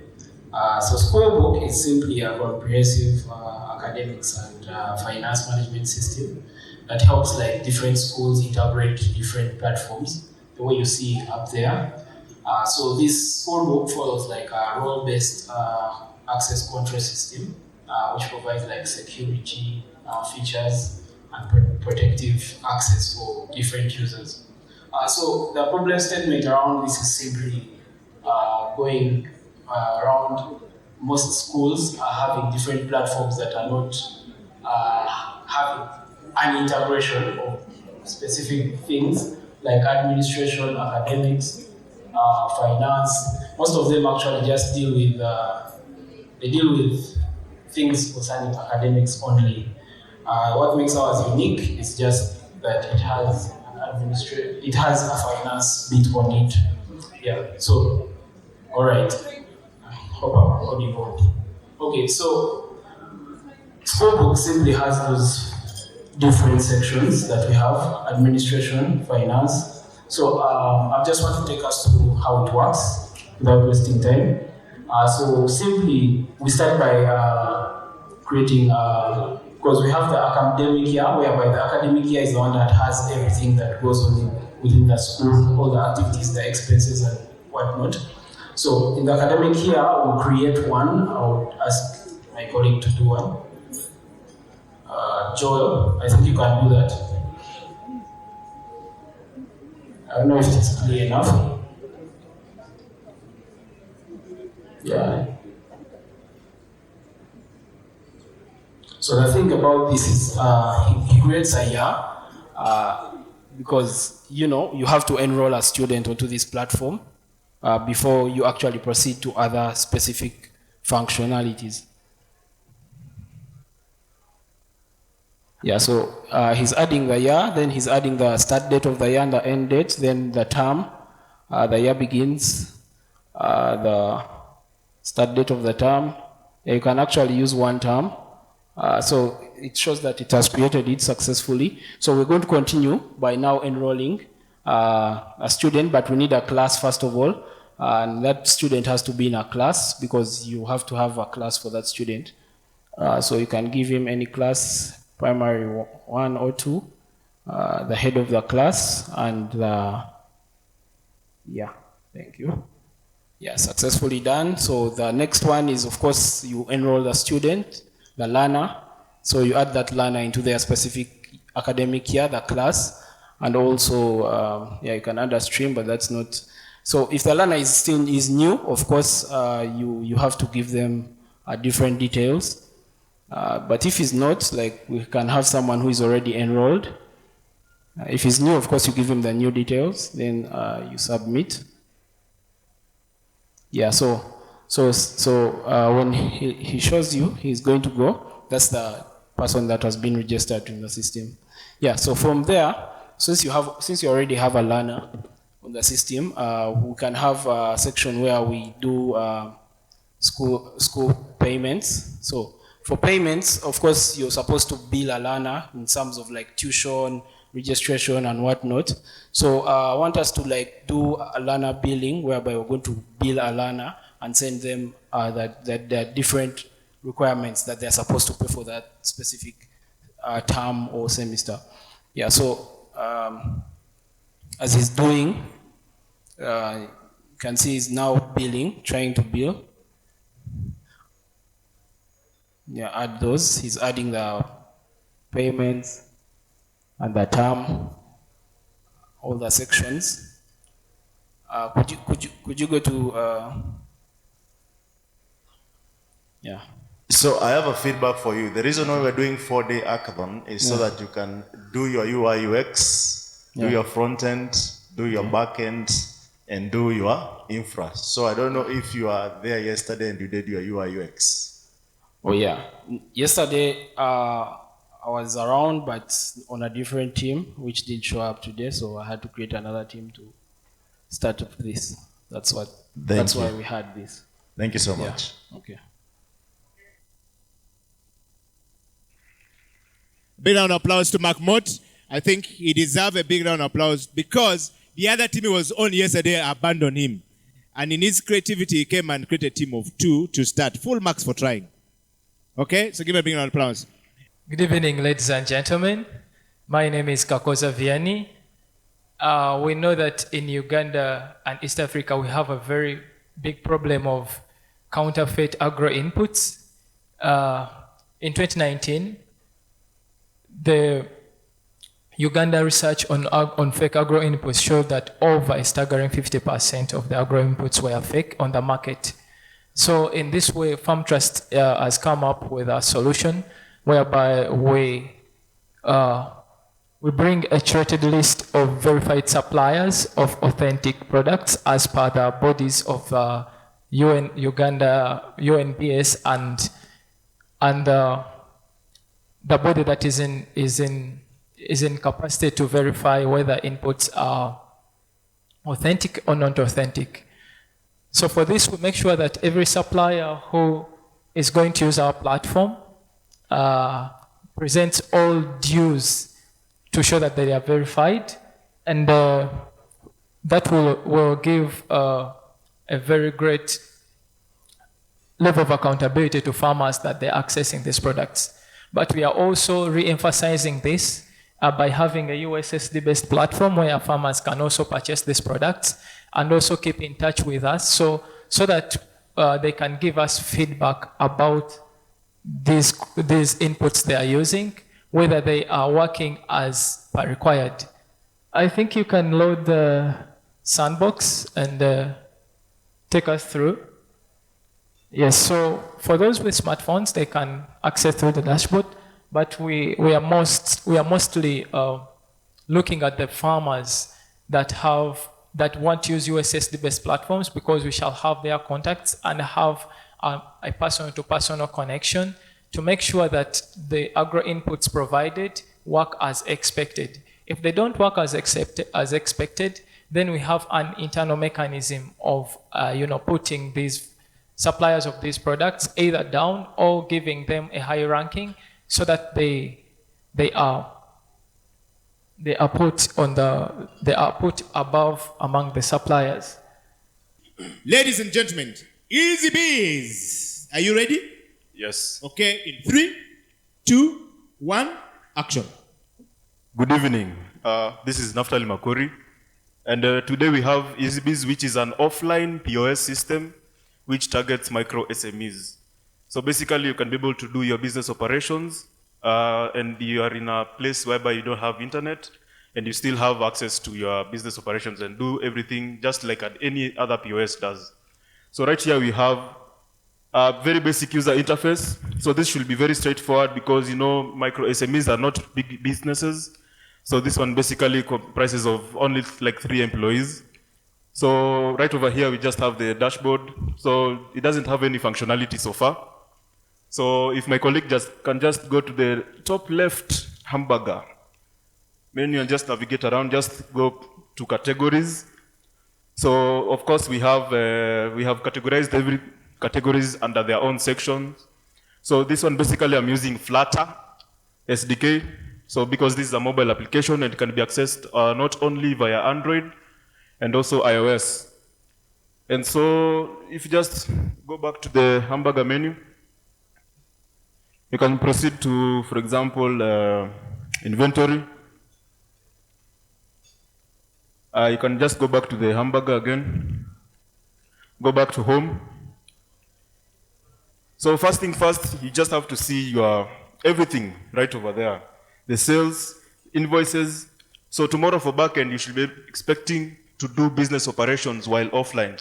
So I should be able to do sales, do transactions while I'm offline. So by this, I'll connect or basically turn on airplane mode.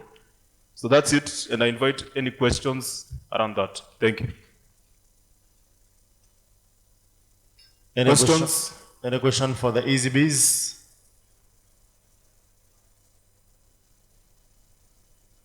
Thank you so much. Give it up for EasyBiz. Next is, give it up for EasyBiz.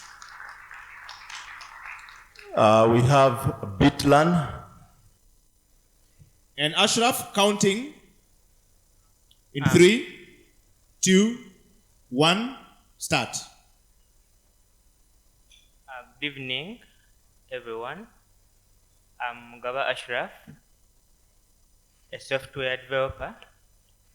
It's about edutech, like simplifying student engagement with learning. As you can see as the system loads,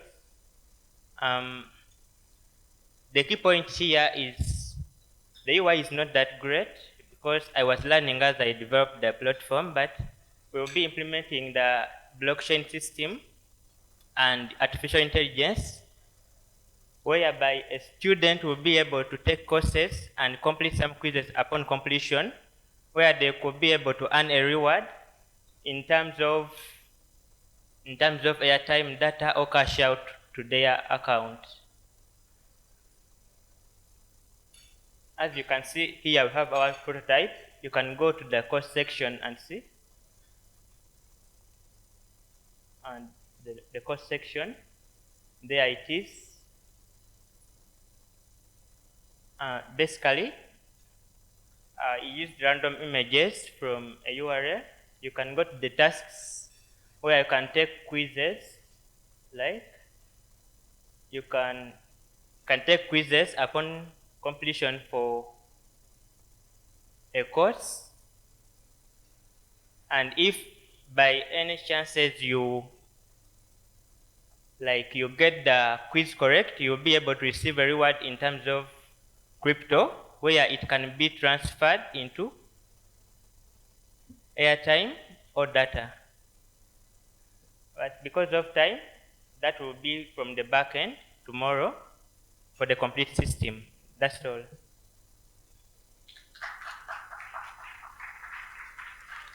Thank you so much. Any feedback from the panelists here? Okay, we can take questions. Any question? Going once, going twice. Thank you very much. And the next one, MK? We have Vuga, followed by Team Nexus, and then Live Well. Ready?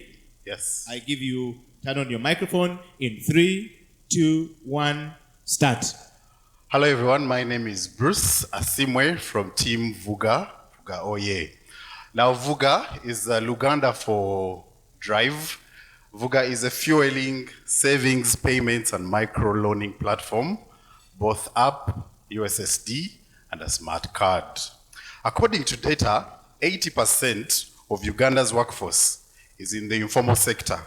That means they can't join NSSF or any other corporate saving scheme.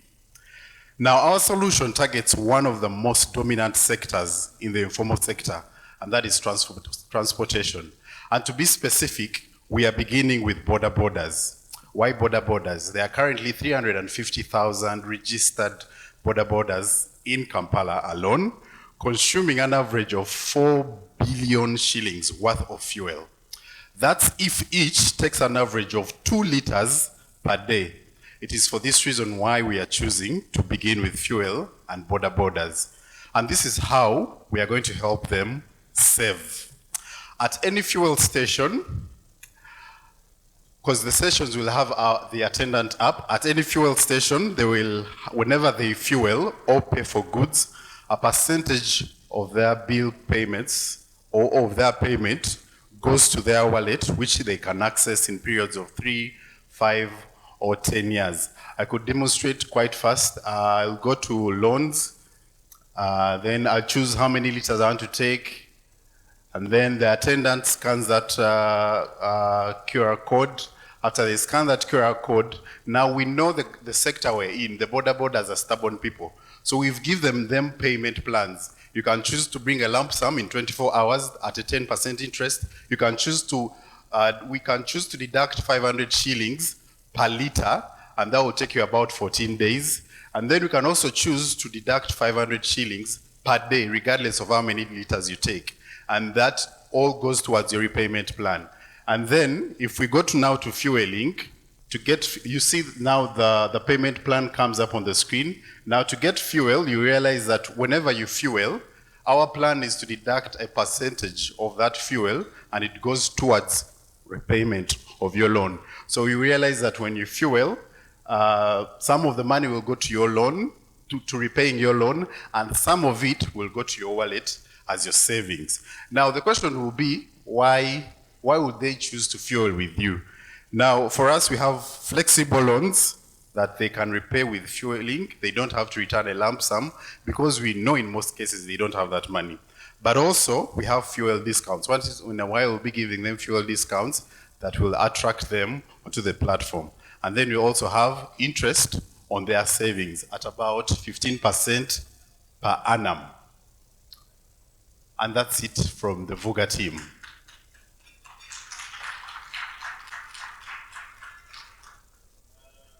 Team, please. Any question? Do you have a question for this gentleman? Do we? Yes. Can the team complete this process? Yeah. As they ask questions. It's okay. The floor is yours, sir. Your time is 3 minutes, 30 seconds, still running. Yes? Any question? Okay, there's a question here at the back. So you will see that when I fueled, my wallet increased by 460 shillings, because that's a percentage of the fuel that I consumed. So the more you fuel, the more your wallet grows bigger, the more your interest, your loans, whatever. Yeah. Yeah, my question is on the 15% interest rate. How will that be achieved? What's the mechanism behind it? Where is that cash coming from? The rate is what I mean. Yeah. I don't think I got that question very well. You didn't get the question, maybe make it louder. Why the 15%? Where it's coming from. Where is it coming where from? Is it coming from? Yeah. How we arrived to the 15%? Is that the question, or where is it going Where is the 15% coming from? Where is it coming from? I don't think I get that question. He's asking, where is your 15% coming from? Let's make it clear. Is the money coming from the revenues, or are you investing the cash that has been saved? Where is it coming from? So this 15% is on repayment on loans. And so it can be cash, because we know Uganda is dominantly a cash economy. So you can choose to pay with cash, you can choose to pay with the wallet. You could also Time up, choose to Chief. pay with mobile money. Time up.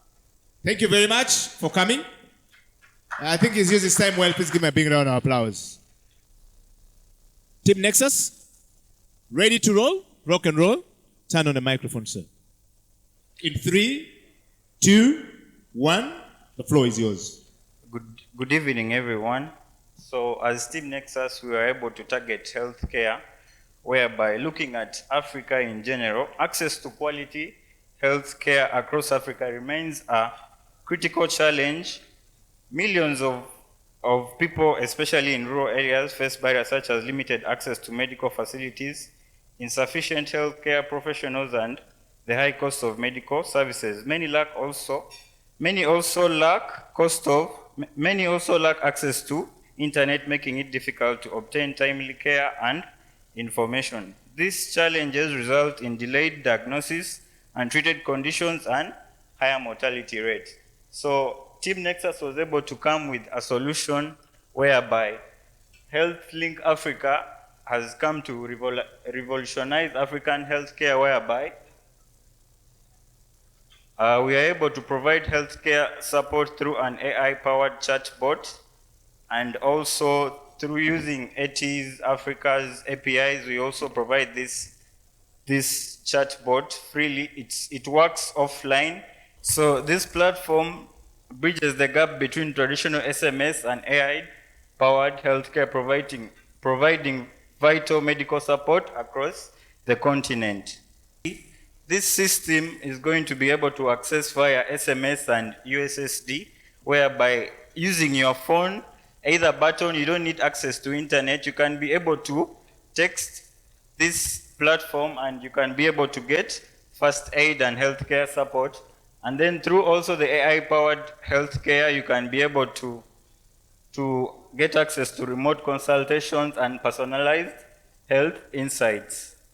So we were working on the front end. Tomorrow we will be able, this system works offline, whereby it doesn't need internet, it's there, it is installed, it will be able to run using Docker, and through this user interface, they can be able to access the system through a chatbot. Yes, I have a question that will help me give you feedback. Yes. So I saw this yesterday when you were doing UI UX. What did you build today?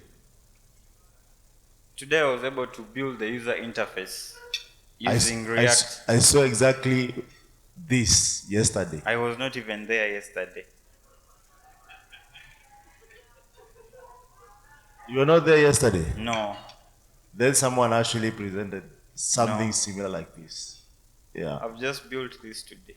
Okay. I have a question. Yes. You've said you are chatting with a chatbot. Where's the interface for entering your prompts here? Or is it all through SMS and USSD? No, the interface is there. Tomorrow I'm going to use a large language model and integrate it into the system, whereby there will be a chat interface whereby you can just send a message and it replies you. Through that button, chat with AI to be able to navigate to that page. Thank you. 4 minutes, 17 seconds. Are you done, sir? Thank you very much. Thank you for coming. Good evening, everyone. My name is Vision Nimsima, and I'm here to represent Live Well on a solution which is a health tech, and basically it's an app which connects patients to the doctors, and basically it's for easy appointments and making schedules with the doctors, communications, and let's go. Okay, what was on the screen as I was introducing, there was a sign-up page. So the users who are the patients can, sign up on that tool, and basically after signing up, they can access those services. As you can see, part of the services, there is telemedicine, there is, those are below where she is pointing is a list of doctors. So what we are doing here is that everything, we want it to be as simple as is. because right there you can easily connect to a doctor who is available, and when you click on it, it can take you to that page where you can, start a conversation with the doctor and also see the upcoming schedules for that doctor, so that you can know when to, book your appointment. So if we can go back to the first page, as you can see, let's move to the nav bar down. We take to the chatting. Yeah, so that's a UI. It shows a list of doctors which you've communicated with before. And what happens is that when you click on, a doctor, you can start a conversation with them and make an appointment. And upon, agreeing, you can go ahead and let's go to the booking part of it. So you can see a list of doctors basing on that service, and you can, it shows the details of a doctor and what the doctor does. Click on a profile for the doctor. They can show you what the doctor does, the patients she has worked on. They can show you his experience, the biodata of the doctor, and also go ahead and book. So when you click book, it takes you to a calendar where you can choose a date and the time. And when you finish after your booking process, it tells you your booking has been confirmed. And you can see it in the previous booking list we had showed you before. And basically that's how it works. There's also, after booking, there's also where we initialize the payments from. Of course, we have to pay after the services, and we are planning on using Africa's Talking API, to, when a booking time reaches, it sends the message to the app and also as an SMS, so that when a user is offline, they can easily, receive the notification so that they can check their app and confirm when to meet the doctor. That is what LiveWell has for you. Thank you so much. I will welcome the questions. Thank you very much. 3 minutes, 35 seconds. Any question from the floor? Yes. Question, or rather an addition. It would have been nice to see the logic, over here. Yeah, it would have been nice to see the logic from the point of view of the doctor. Like, as a doctor, what does my UI look like? Do I see the book?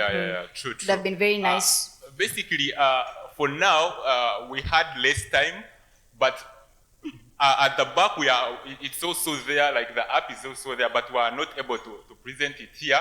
We focused on the client side, the patient who wants to access the service. That's what we are able to, come up with for today. By the end of the hackathon, we shall have, developed that same application. Thank you very much. 4 minutes, 21 seconds. Any question from the floor? Another question. Yes, please. Why will the doctors decide to use your application and not use the normal routes that they use? First of all, this service, we shall introduce it to the doctors. It's for their own benefit, because there is no one who denies, a client. A client has come from online. That means they have not yet budgeted them. They had not yet budgeted for them. So we assume the doctor is out there in maybe his clinic. Time up. 5 minutes. Over. Thank you. Thank you so much. Please give him a big round of applause. There is also information that if you are having a problem with internet, AT has shared Google Meet on the group, so you can present from wherever you are, and it will still get on the screen, and we shall see you. I told you, the future of Africa is as bright as the bright light can be. So we had stopped at the Africa's Talking feature. So for this, a farmer can make their order at wherever they are. So let's say you are in Ilira. You could order for authenticated agro inputs. This time it could be seeds. So I think I can go along with him. So you can pick the code from, yes. So in case, for example, the USSD code in Live could be like *185#. So for this, we have that for our showcasing. So a farmer maybe would want to buy seeds.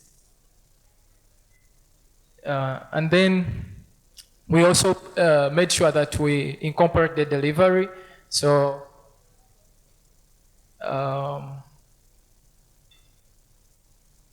so this is how the feature would look like. So probably we would want to order 20 kilograms. And then we have the curated list of verified suppliers. So also what we want to do, in case we get a good feedback about supplier for over air, we are planning to mint for them sort of a proof of consistency NFT certificate.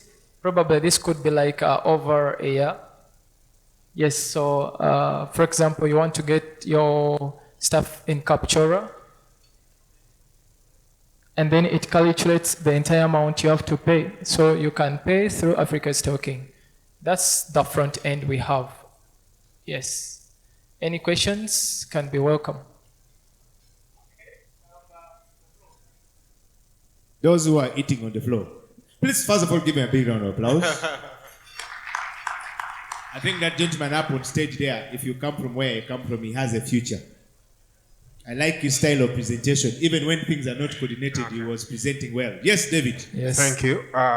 Really quick question. Are you a farmer yourself, or is any of your team members involved in some sort of farming? Yes, personally I'm a farmer. I have a farm, but we also have a specialist in farming.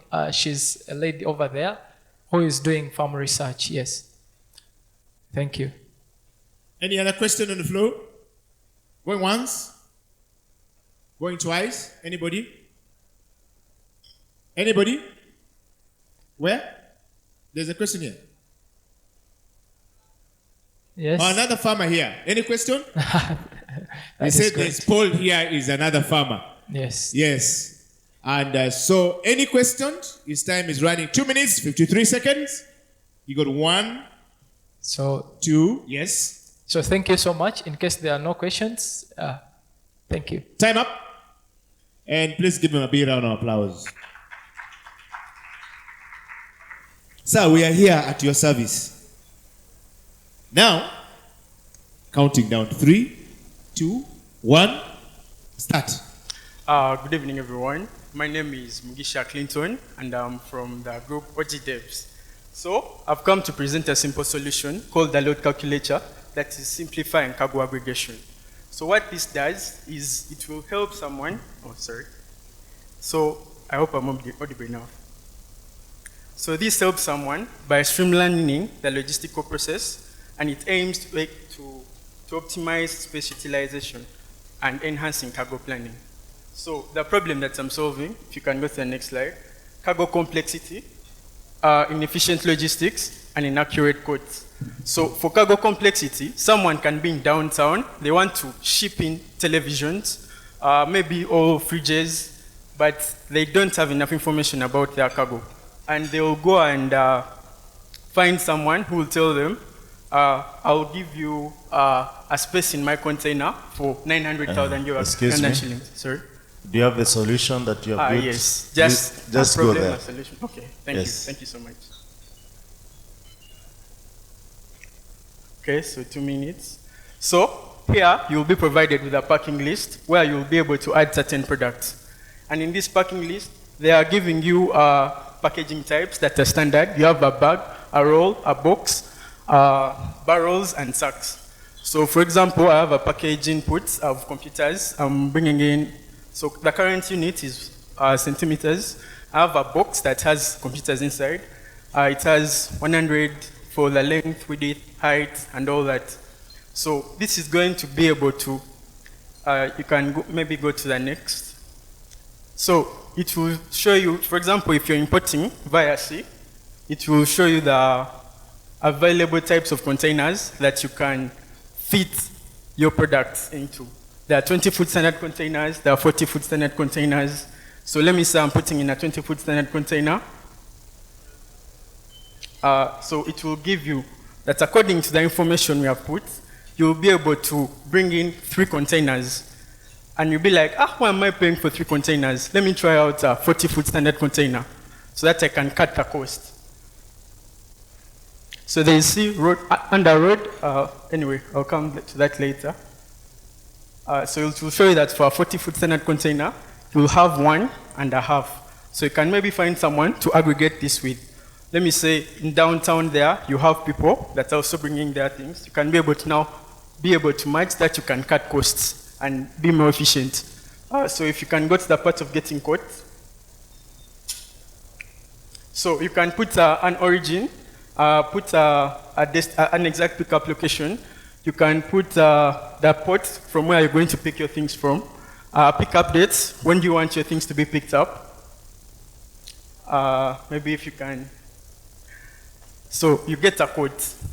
This quote is in a PDF format. Maybe it will be showing the visualization and all that. Now this quote, you'll get it and submit it to the different logistics companies. We'll give it to DHL, we'll give it to Trueline, and they'll now be able to give you the different quotations based on this quote that you've gotten. So you'll be able to you'll be in place to make an informed decision. You'll be like, this guy is charging me, let me say, 3,000 USD. This one is charging me 200 and 500 USD. Why don't I go with this one who's cheaper? So currently in the market, I've only, according to the market research that I did, there's only one solution that is currently providing this. It's under C-rate, and they charge for each 500 products, they're charging 200 USD. I'm bringing up with this solution, and we can now monetize it. We can be like, yo, why don't we charge people monthly so that they can maybe tell them, instead of this, why don't you give us like a 500 USD you get, and have your group. So this is not only targeting C. If my guy, if you can run back to roads. Time. So let me say companies like Coca-Cola that are doing local shanting, they can be like getting their things from Namamve to Mbarara, but they do not have, like for them, they only have crates of soda. They want trucks, but they are not able to make a planned decision. So it will also give you a visualization of a truck, for example, a jumbo truck. You'll be like, if I get my jumbo truck, I'll be able to fit all these crates of Coca-Cola, and I'll be able to take them. Currently, what they're doing, if they're doing local shanting, they'll apply a logistics company and be like, man, can you take for us these things? These guys will give them just a price. But you're approaching them, and you know that what you're going to deliver, what you're going to use, it will help you make a planned decision. Thank you so much. Time up. Just on time. 59 seconds. 1 second to time up, sir. So unfortunately, like you were saying, time, it has caught up with you. Thank you very much for coming. You don't qualify to receive questions unless otherwise the judges will overrule. So the next team is Teke Teke. Teke Teke. What an interesting name right there. Are you ready? Yes. 3, 2, 1, start. So shopping has been a hectic thing in our day-to-day market, especially different supermarkets. So what we have come up is to kill the queue in the supermarket. So what we notice, the queues are caused by people who are paying with mobile money or card payment, and which we can restrict this by having people scan their goods or they scan their product as they put in the basket. So I know you will ask me one question. What about people using feature phones? We want to incorporate a shopping cart that has that screen where you can scan easily and check out yourself effortlessly. So as you can see, there is a go back. When you click on shop, automatically you'll be told there's nothing on your cart. So you'll click on add item. It will bring it will power your camera where you'll scan your QR code, the barcode on the product, and then automatically it will add to cart. So tomorrow you'll see that. So after that, you can easily check out to different mode of payment.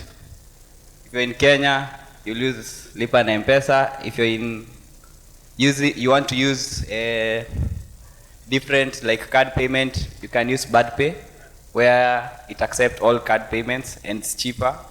So that's one. So also you can view different, you can go back. You can view different receipts and also pay for your utility bills. So ensuring that we cut queues and ensuring that what was put in the aisle in terms of price is the actual amount that you are going to pay, not getting surprised when you're at the checkout and seeing that it's expensive.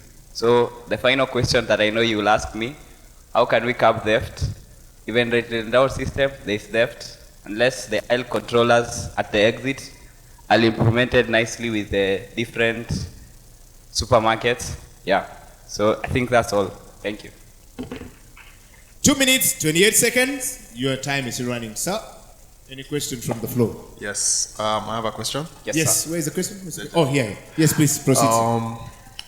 Why stop at choosing the items from the phone? Why not do the delivery at home as well? So it depends with your preference. Some people say seeing is believing. They go shop to that particular supermarket and they enjoy the good flow, good structure, good views that the supermarket gives. Depends with which supermarket you shop. Yeah. Thank you. Next question, please. Oh, there's a question right here. Thank you very much. This is an interesting idea. I'm just curious, what's the possibility of me scanning an item and then I put the wrong item in my cart? How is that going to be curbed? Because I could scan like an item with a less figure and then have a less total, but then what I have in my cart is totally different from what I scanned. So how we can prevent that is more of mass education, civic education. Two, we are, when you get out and some of the product is not like up to fully paid, there's these anti-theft controllers at the door. Automatically they sense, depending on which supermarket that is. So it will curb that situation. Okay, we'll take one more question right at the back and then we move to the next. Please, microphone, Chief. Thank you. Microphone, there's a hand somewhere there right behind the camera, so you could just pass from this way. So because we have 3 groups remaining, we would like to be organized with our time. Time check is 9:15, and we promise that we'll keep good time today. It's 9:15, so we need to keep good time. Yes, sir. Question? Thank you so much. My question is... Your name, sir? My name is Huzai Paserugo. It's really an interesting idea. So, my question also is a continuation of hers. So you are saving time, but it seems like, again, more time is going to be needed to do the scanning. To verify that 5 up. What you put there. Time up, unfortunately, for him. Now. So 3, 2, 1, start now. Good evening, everyone. I'm Namrinda Alex in front of you. We are here as Agritech. Anyone in this room who is not a farmer? Who has never practiced farming? Actually, Mr. David, is one of the farmers, good farmers. So him and his followers, we have found out that many farmers currently they are facing challenges with unpredictable weather patterns, and they are unaware about the climate-related disasters. So these disasters are causing a lot of damages, and actually they take away livestock. So us as Agritech, we have tried to come up with a solution that actually uses 2 systems. It uses a hardware system and then a software system. So without wasting time, I would like to invite everyone here that we go together in my presentation. Either in your phone or in your laptop, you can just type bit.ly/Agritech Congo. Why we mentioned Congo? Because most of us in our group, we are from Congo actually, so we love our country. So after typing in that link, I hope we are going together. So this is a landing page where I can see what Agritech is doing actually on the services. I can see they provide real-time weather alerts. They can integrate the field sensor. They insert sensors, as we have seen. Mr. David is here in Kampala, but he has a garden in the rural area, so he can be able to track by putting sensors in the garden. That is step 0 of our system. On step 0, we install sensor systems in the garden that will be providing data and values to our system. On our system, you only sign up, and then you can, you have a new user. I first see how is Agritech, which plans do they have? I see if I want to purchase the whole system that they will install in my garden, that is the price, or I can even rent per month. Or I have a look at the team, and then I can actually contact one of the team, or I send general information. So let's get started. I'm interested in Agritech actually, me as a farmer. Let me get started and see what actually they have for me. So this is a login form. But I'm a new user. I register.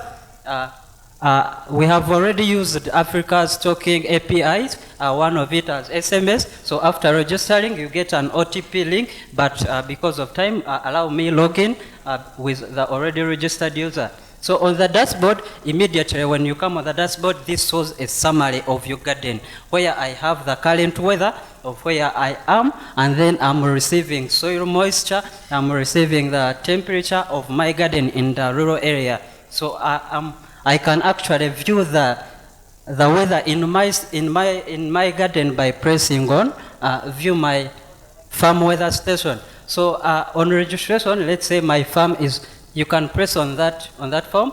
On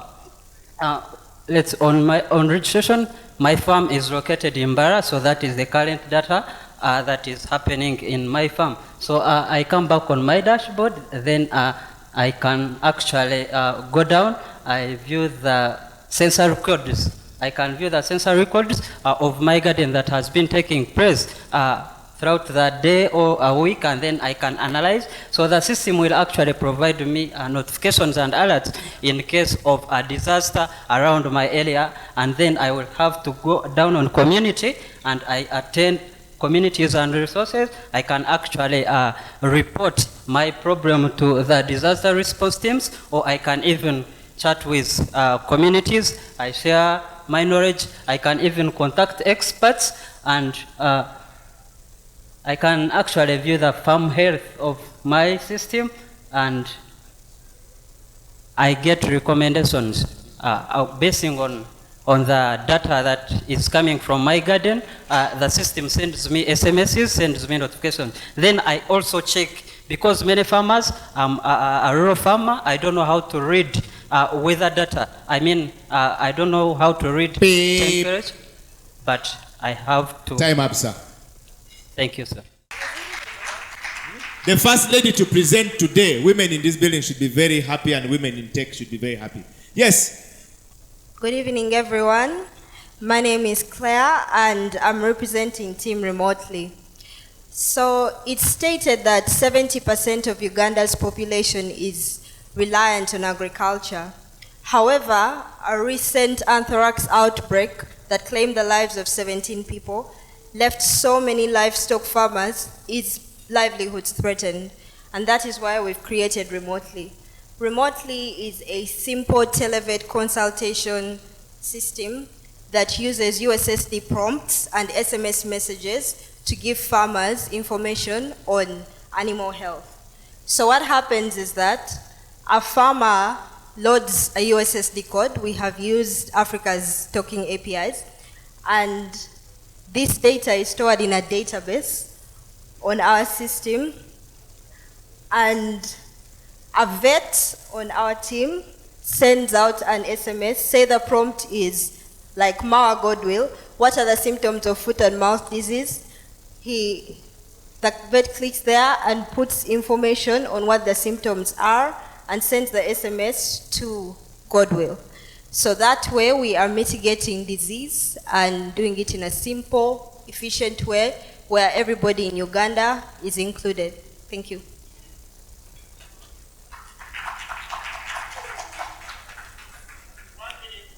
Nine seconds. The true definition of a quickie. Okay, in 3, 2, 1, start. Yeah, a very good evening, and thank you very much. I am Jeremiah Joseph Okello, and we are Team AgriLink. What we are focusing on is helping smallholder farmers to get current market prices, and also what we want to give them is the historical data of market prices for specific crops. It's like when a farmer would want to sell their produce, we want to avail them the current market price, and also we want to avail them the historical prices. How has the market been over the few days? Yeah, how it has been changing. So what we do, we want to avail them that, and our system would always help them to predict, is it a good time to sell based on those historical data? So first of all, there is an admin dashboard. That is how it would look. Please, you would log in. So when you log in, our admin dashboard will help manage a few things. Number one will be the messages we'll send to the farmers. The second one is we'll manage the crop prices. Yeah, we also manage. We always had these crops. So if you go to manage crops, manage store prices up. Yeah, there. Click on that. Yes, so these are the current prices of those crops available right now. But over the times, these prices could change. So the admin would have to change that prices. But then now when they change that price, we don't want to eliminate that price. We want to store the old price in our database, yeah? So that over time, we'll use this to help us predict market prices. So, you know, like most times if they change, like maybe a price of a stuff, they would always just delete and throw it away. But we have found out that such data are very important over time. If we compile them to have a big data set, we can use it to predict market prices over East Africa, because we know that a price of maize in Kenya affects the price of maize in Uganda. So we just want to avail this information to farmers so that as they make their farming and as they sell always, they make informed decisions. Not only that, we want to empower these farmers by always teaching them on good farming methods, because we have realized that most of them use old methods. That's why they have bad yields. So we are having modules here where a farmer, when you enroll on our system, will get to track on how you have been learning. So that every day, if a farmer signs up on our system, every day in the morning, we'll send them information about a particular maybe program they have signed up for. Like here in Uganda, the president is always talking about the 4-acre model. And we know that farmers who need this, they don't get it. So we want to use this tool to always avail them this information. So how do we get this done? We are using Africa is Talking APIs like USSD and SMS-based application to always avail them this. So right now we are working on now how we get to implement it. If we had enough time, our codes, if you dial our code as a farmer, you'll be able to access our system, but that is ready for tomorrow. So that is our system. We want to avail market prices to our customers. So that is the admin dashboard, because you know USSD is always on your phone, yeah? So yesterday we presented how the USSD will look on a user's phone. So today we have built how the admin will be able to manage all those matrices. So that is our system, AgriLink. 3 minutes, 37 seconds. The floor is here. So how do you track that the farmer has actually gone through the lesson? If I could hear that. So how do you track that the farmer has gone through the lesson? When they get to use our system. So if you could help me just go back to the dashboard.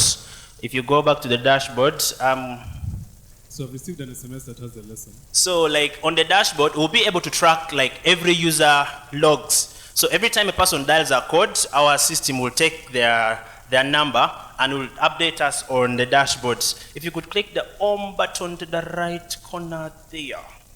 Exactly. So you see there, there is total USSD dials, there is today's USSD dial, and price crops, registered crops, messages sent, registered users, and authorized stores. So the total USSD dials will always help us manage our traction, how many users have been using our system over time.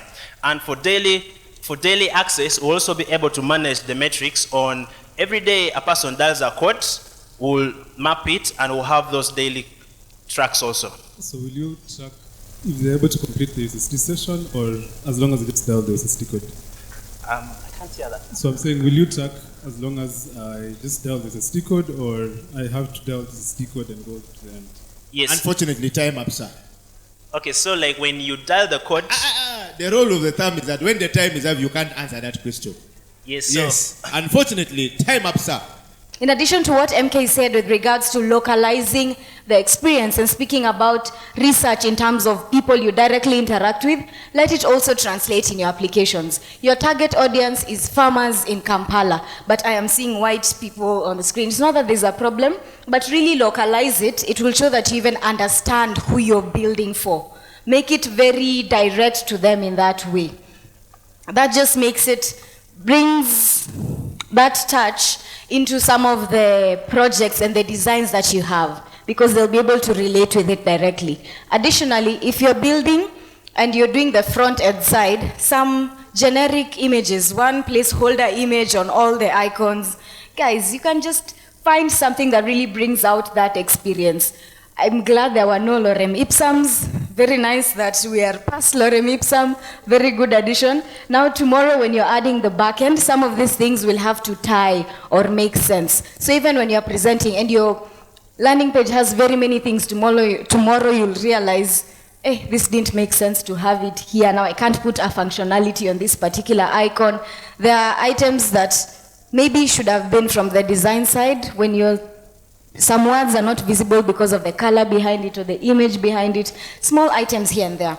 But more or less, very beautiful. Even as you're presenting, guys, speak very confidently. You have such beautiful ideas. You have such good solutions. You've built them so confidently. Please let that show on stage. Don't be shy or speak softly or have the microphone away. Speak confidently. When you're presenting, confidence is half of it. Half of what it takes to give a good solution. Because you built it, you know why you built it, you know the problem, and you know how you built it. Just share it with people. Sawa? Okay. Sawa, Sylvia. Yeah. Sawa. Yeah. Huh? Even as we can get these things. Yes, but give Sylvia and the team a big round of applause, please. So I'll start with team. I'm also allowed to vote. So, in case you're wondering. And I can ask if I can get someone to assist me to confirm the votes. So we have team Schoolbook. Can you please stand up? All the teammates, Schoolbook. Schoolbook, I saw some people going. Schoolbook. Stand, please, guys. Schoolbook. Wherever you are, stand up. Right there. Thank you so much. So, how many of you are voting for Team Schoolbook by show of hands? Okay, we need to count the votes properly. Yes. So, we're now going to count the votes. Have you all? So, I'm starting from the back. 1, 2. Hey, guys, just put it at once so that I don't start counting and I come back. 1, 2, 3, 4, 5, 6, 7, 8, 9, 10, 11, 12, 13, 14, 15, 16, 17. 17 vote, give them a lot of applause. Yes. Okay. Then we have team Farm Trust. Farm Trust, please stand up. Please stand up. Rise. Okay, Farm Trust is standing up there. Here. Chief, right here. Yes. Can we all vote, those who are voting, not all of us, but those who are voting for Farm Trusts? Do they, how do we know those? If don't vote for, they can double vote? Yes, okay. As long as you're not voting for your team, it's fine. Okay, so are they allowed to vote? They're asking. No, they're not. That's why they're standing. Yes. Okay, show of hands, please. Up, quickly. I'm going to start now. Okay, 1, 2, 3, 4, 5, where? 6, 7, 8, 9, 10, 11, 12, 13, 14, 15, 16. 16, 17. 17 votes. 17 votes. Give her a lot of applause. A round of applause, please. Then we have Team Easy Bees. Easy Bees, are they still in the room? Hello? Yes? Are they? No? Easy Bees? Okay. Yes, no, not sure. Yes, where are they? I know some people have moved on. Are they here in the room? Okay. They are Also, not there. yes, there he is, I think. Oh, he's there. Yes. If you be going, you will miss these things. Yes. How many of you are voting Please for stand, please Easy stand Bees? here. Stand in one place where we see you. You come and stand here where we can see you. Okay. That's the man representing the team. Show of hands, please. We are voting. Okay. Put up your hand properly. Guys, please put up your hand properly so we can vote. Ready now? I'm counting the vote. 1, 2, 3, 4, 5, 6, 7, 8, 9, 10. 10. I've already counted you. 10 votes. 10 votes. Give a lot of applause. Big one. Next. Then we have Bitlan. Bitlan. Where are they? Bitlan, please stand up. Okay. All the Where are they? members. There they are. They are there. Okay. Remain standing. Voting, please. Voting starts now. Please put up your hands properly so that we can get it. So I'll start from the back. So 1, 2, 3, 4, 5, 6, 7, 8, 9, 10, 11, 12, 13, 14, 15, 16, 17, 18, 19. 19. Then we have Team Vuga. Team Vuga. Please stand up. Team Vuga, remain standing. How many of you are voting for Team Vuga? Okay, let's put up the hands, please. Voting. So I start from this side. Team Vuga, 1, 2, 3, 4, 5, 6, 7, 8, 9, 10, 11, 12, 13, 14, 15, 16, 17, 18, 19, 20, 21, 22, 23, 24, 25, 26, 27, 28, 29, 30.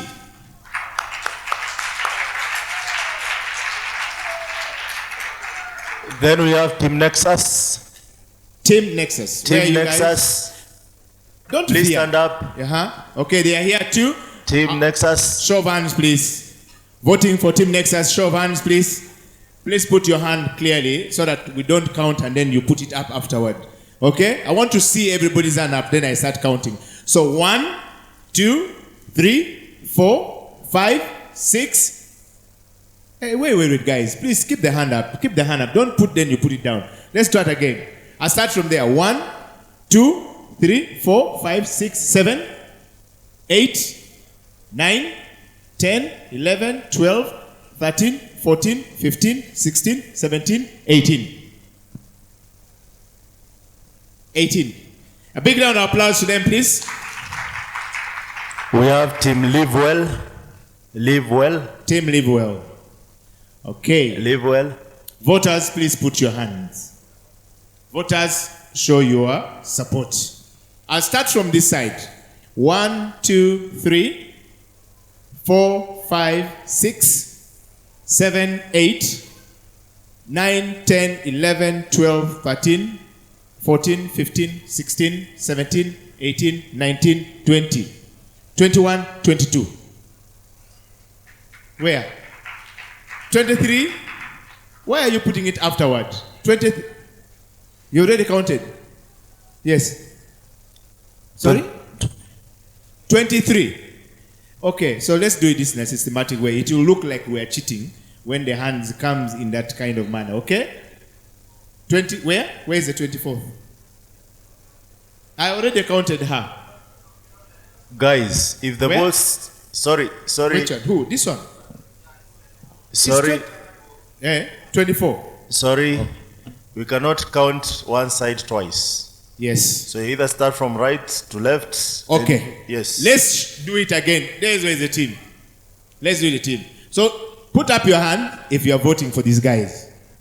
If you say you voted, put up your hand. Let me start from here. Okay? I start from here, the back far end. So 1, 2, 3, 4, 5, 6, 7, 8, 9, 10, 11, 12, 13, 14, 15, 16, 17, 18, 19, 20, 21, 22, 23, 24, 25.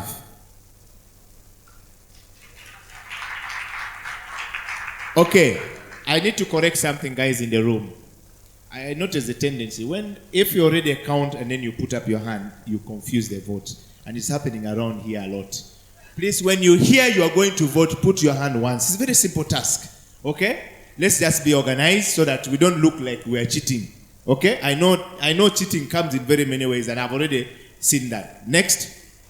So we have Team OG Devs. Team OG Dev. Please stand up. They are right there at the far back, left corner of the room. Those who are going to vote for OG Dev, please put your hand up. Hey, put your hand up properly. Show it. You have just eaten the food. How? Tomorrow you are going to starve. Okay, I'm counting now. When I start from here, I don't come back. 1, 2, 3, 4, 5, 6, 7, 8, 9, 10, 11, 12, 13, 14, 15, 16, 17. 17. Thank you. Thank you very much. A round of applause. Next. Team Agritech. Team Agritech. Agritech, please stand up. Let the team first stand before you vote. Team Agritech is there. They are standing, right? I start from here. So put up your hand, please. Don't coerce people. Mwenda, you are causing let not coerce chief to vote. So let's start. 1, 2, 3, 4, 5, 6, 7, 8, 9, 10, 11, 12, 13, 14, 15. Okay? Wait, keep your hand up. 15. 16, 17, 18, 19, 20, 21, 22, 23, 24, 25, 26, 27, 28, 29, 30, 31.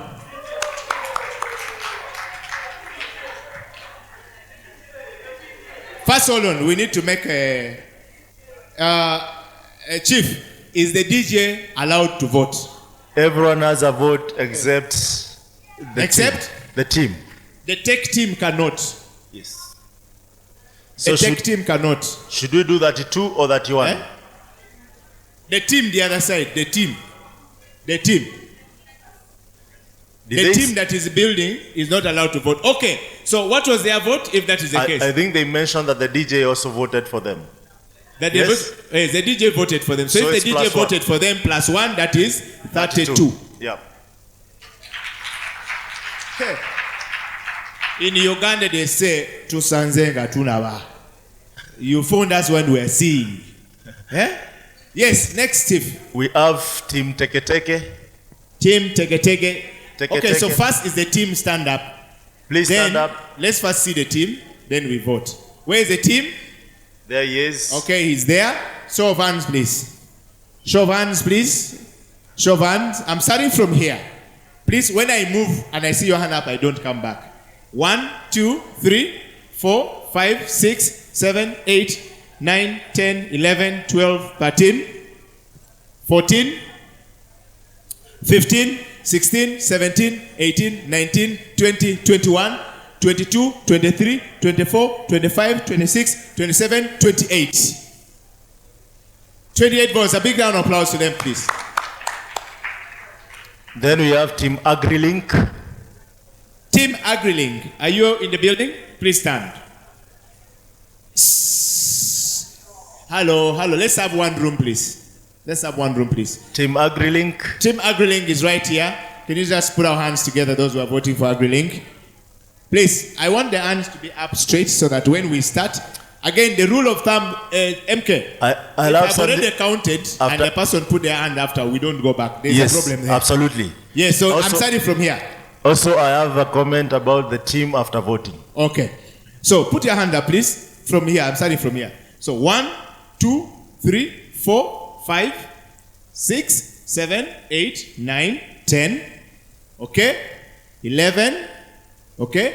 12, 13, 14, 15, 16, 17, 18, 19, 20, 21, 22, 23, 24, 25, 26, 27, 28, 29, 30, 31. A round of applause to them. 31. Please take your seats. Next. Yes. You have a comment for them. I was considering disqualifying that team for cheating. This is a guy who spoke after the time limit. Yes. And we all saw that. That was so unfair to other teams. So that will be considered on the final counts. Okay. Chief, I told you, you might have issues. There you are. If I were you, I would just zip. The chief of chiefs have said it will be considered. You have survived the narrow chopping board. So if I were you, I just say, I'm sorry, sir, and keep quiet. And start from there tomorrow. Because the chief might decide to say, okay, go now. And we shall say, please, kwaheri. Chief. Then finally, we have Gloco Prime. Gloco Prime, please stand up. Okay. Let the Gloco Prime please stand up. Please stand up. Okay, voting time. Voting time. I'm going to start from here. Voting time. So, 1, 2, 3, 4, 5, 6, 7, 8, 9, 10, 11, 12, 13, 14, 15, 16, 17, 18, 19, 20, 21, 22, 23, 24, 25, 26, 27, 28, 29. Counted. 29. A round of applause to everyone who has voted. Thank you so much. We are good. There's one team. Remotely. Or remotely? Remotely. Yes, I remember them. Team remotely, please stand. They are here. Okay. Voters, please. Voters, please show your support to this team. Chief, this chief here needs coffee now. Things are not doing well for this chief now. This chief is gone. Yes, this chief here. Okay, hands up, please. I'm starting from here. So, 1, 2, 3, 4, 5, 6, 7, 8, 9, 10, 11, 12, 13, 14, 15, 16, 17, 18, 19, 20, 21, 22, 23, 24, 25, 26, 27, 28, 29, 30, 31, 32. Thank you very much. Thank you so much. While we cheer for this team, they have worked very hard. These guys have been working really, really hard, and they've made things happen among many other guys. So a big round of applause to you, Chief, and your team, so you can take your seats. And give a big round of applause to Kube Events. Bevi, give them a big round of applause. Refactory team has been here. Give them a big round of applause. Fitspa team have been around. Give them a big round of applause. Founders Club, give them a big round of applause. But they say you save the last for the best, or the best for the last. Without the vision, we wouldn't be here. And so I determined visionaries, and this is my definition, that a visionary is a person who sees what it shall be like and wakes up to what it is that needs to get there every single day. And so we all need to stand to give Africa is Talking a big round of applause for the Summit 2020. Please stand up, rise up, and give Africa is Talking a big round of applause. And then let it go, let it go, let it go, let it go, let it go, let it go. To all the team from Big Africa is Talking team, give them a big round of applause. Graham, MK, I see everyone in the building. I won't mention the name. Please give them a big round of applause. MK, are we ready to announce? Allow MK to come and announce the results. Thank you so much. I think no one celebrates the MC. Please give it up for Eddie for doing an amazing job. Yes, thank you so much. So, I want to coordinate with the DJ very fast. so that he can give me suspenseful music and celebratory music. So we are cool people, so when you're coming for your award, which I have it here with me, please come showing your moves. We're African. So please, give me a suspenseful music. Should I start from the winners to the top, bottom, or bottom up? Bottom up? Bottom up. Yeah, bottom up? Top, bottom. Bottom up. Bottom up. Kenyans are having a field day with bottom up thing. Yeah. So, DJ, give me some suspenseful music to create some sort of suspense. And then after that, when they're coming for the award, something to create some tension, you know. No one knows who won besides me. Yes. Leah, you look like you know who won. Are you sure? Chief. Yes. That's what I mean. You will be surprised. They asked for us to make a decision. We did. It's gonna be 8. So, are we ready?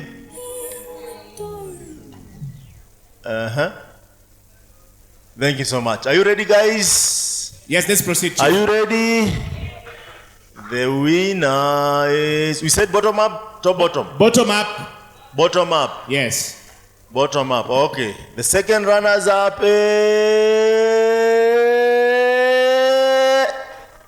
Vuga.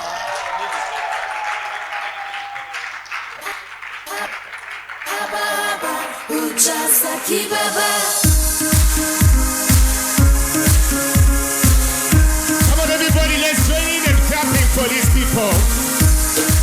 Where to? Say louder. We're dancing. No, wait. Hold up. Oh, hey, DJ. Pull up. Hey, DJ, you're not Thank you so much. These guys don't want DJ, you have to deal with us. We have to make a very hard decision to choose who wins, who doesn't win. Yeah. So you cannot just come like you're going for a funeral. Yes. You need to show that actually you worked for it, you won. It's here, $150 US dollars. So okay, should they come back and they start? Go back and come again. Stand back here. Here. Yes. One more time, DJ, please. You guys, you know how hard it is to make $150. Hey.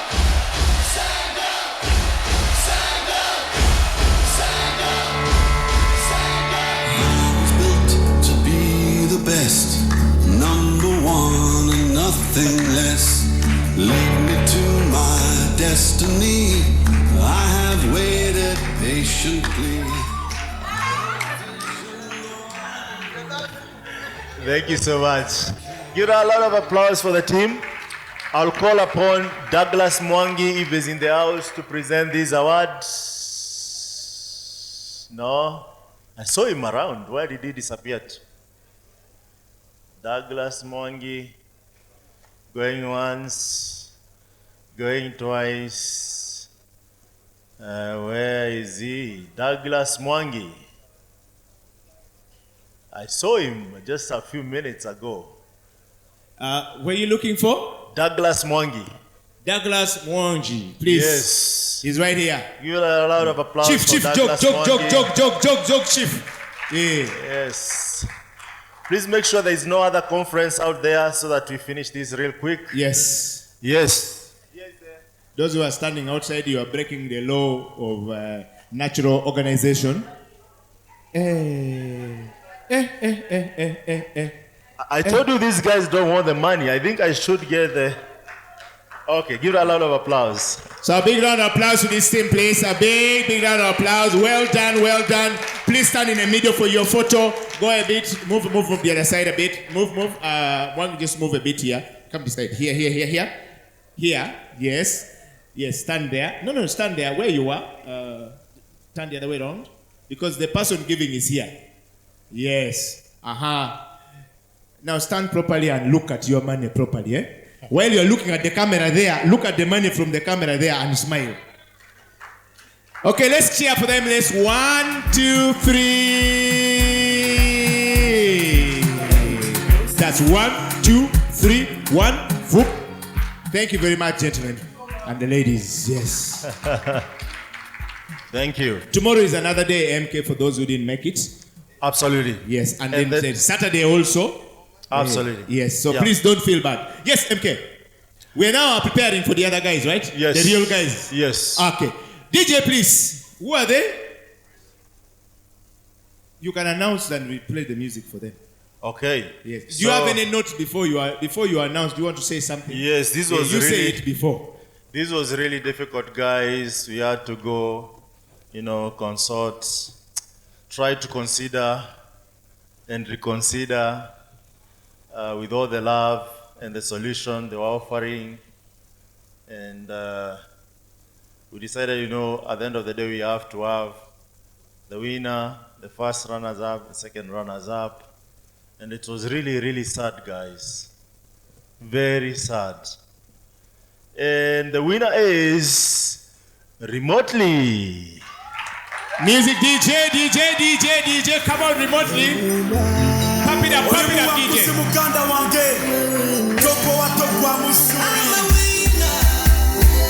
Come on, everybody, join up. This guy is dancing.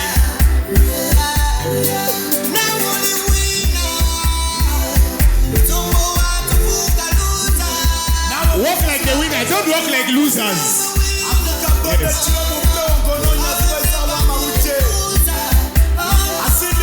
Hey.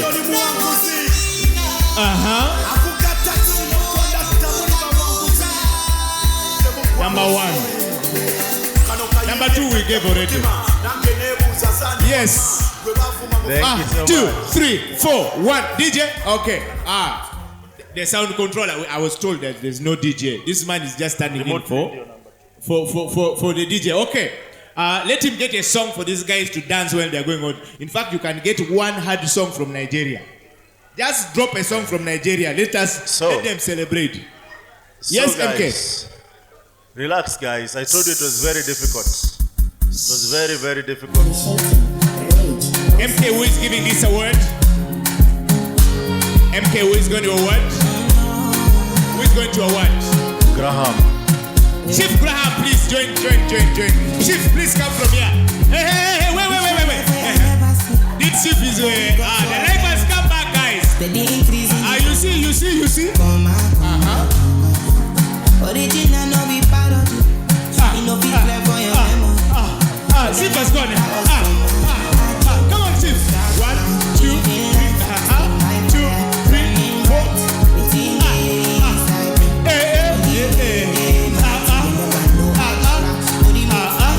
Say 1, 2, 3, 4, and hoop. 1, 2, 3, 4, and hoop. Thank you very much. This chief is the life of this life. If you don't have this chief, life is dead. Chief, you do it like the way they do it in Nigeria. Oga way. 1, 2. Just slap them with money like that. Okay, let's look at the camera, please. Guys, please receive the money while you're looking this side. Smile. Yes, all of you just smile looking at it. You smile looking at this thing here from here. Chief, don't worry, it is coming. Yes. Now you have left the ladies. These chiefs, they are not serious. But we want to see your faces, please. Smile. 3, 2, 1, and 0. Now stand properly and take a photo. Now stand together in a line and take a photo, please. Take a photo. Chief. No, please, have the honors. Hey. Thank you very much. Thank you very much. A big round of applause. Please move forward a bit. Move forward a bit. Away from the screen, please. Subject must always be away from the background. Let's move in front a bit, please. Chief. Okay, now let's take the photo. 3, 2, and 0. Thank you very much, team. Thank you very much. Okay. As they move off the stage, let's organize. Are you ready?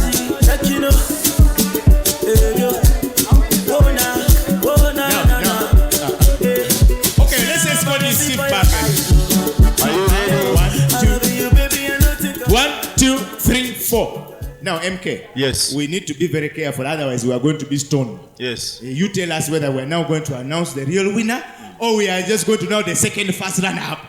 Can I announce myself? Hey, now you will not leave this building, Chief. These guys are watching. So, who are you announcing now, Chief? Interesting. Yes. I cannot just announce the winners just like that. I need something to smoothen. No problem. Yes. Let me talk to this chief behind here. Yes, you see, please. for us in Nigeria, we just do things like that. Okay. We don't know play the game like that. Uh-huh. Yes, Oga. You they say what now? You they play the music with the dance. Play the song. Everybody.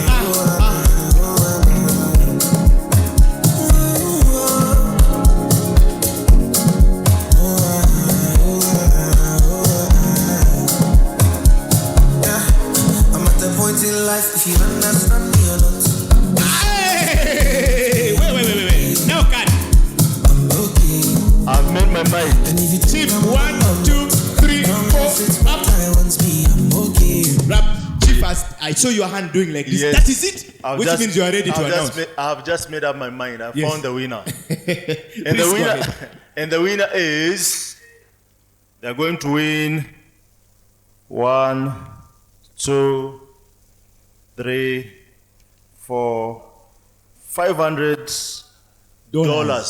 Woo! Wow. And Let's I know proceed. These guys are personal to Uganda. And the reason is that in Uganda, there is plenty of food. That food does not come from heaven. The team is Agritech. DJ, roll it.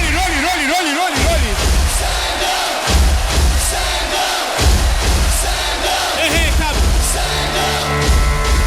I was built to be the best, number one and nothing less. Lead me to my destiny. I have waited patiently. I have vision, oh I believe. I know I can count on me, so stand up. Can we have all the team members, please go up and say. Stand up, stand up, stand up. For the champions, stand up. For the champions, stand up. Stand up, stand up. For the champions, stand up. Roll it 1, roll it 2.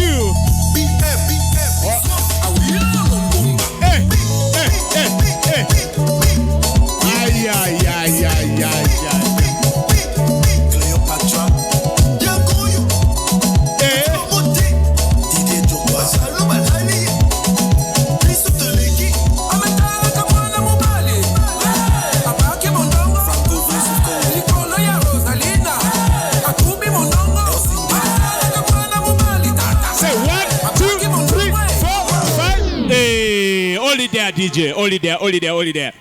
Chief, I have been told you have to call somebody who has been, that they were having pressure to announce, he didn't know who was winning.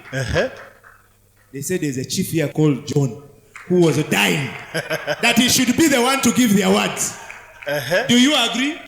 Unfortunately, I make that decision. Chief, you have been overruled. Yes. The vote has been overruled. Yes. So go ahead. I would like to call one and only David Okwi to present this prestigious award. Yes.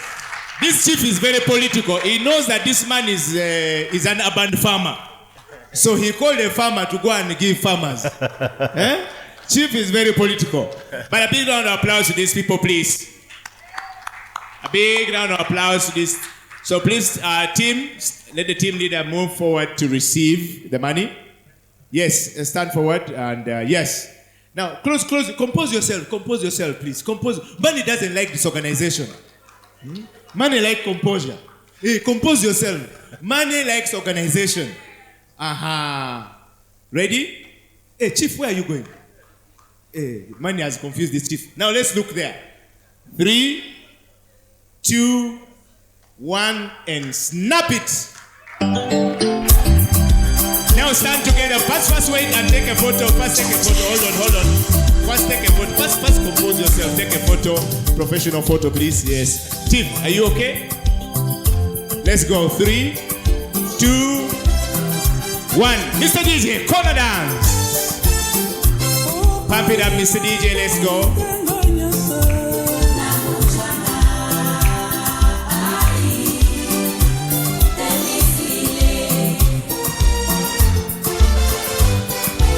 Thank you very much. Thank you very much.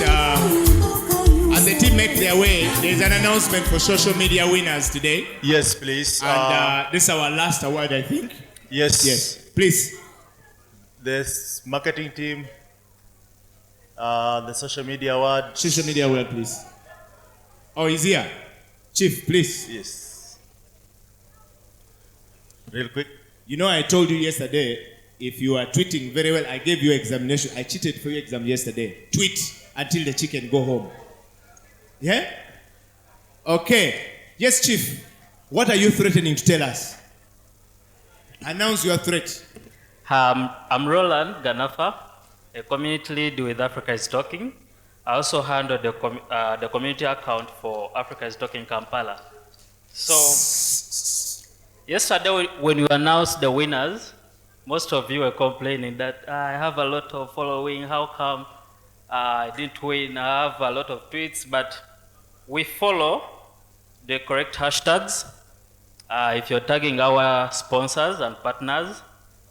So, and the winner, the teams that win, or the person that wins, it's hourly, and it's $10.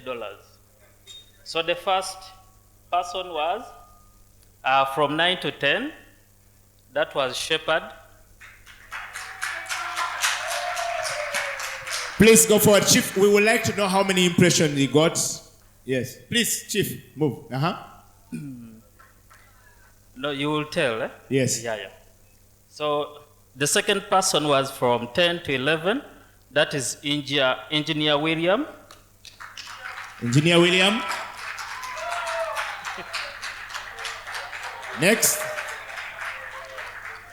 The same person dominated from 11 to 12. Engineer William. Engineer William. Twice the winner. So from 12 to 13, that is from 12 to 1 p.m. Yes. That is Benjamin. Where are you? Thank you. Then from 1 p.m. to 2, we have Tesso's Finest. Yeah. Then from 2 to 3, we have Shepherd again. Wow. From 3 to 4, 4 to 5, Tesso's Finest. She doesn't believe she has won. Can you see? 2 hours in a row.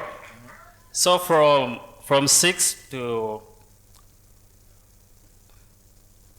No, from 5 to 6, we have Money Hunter. The man was hunting money at that hour. Please.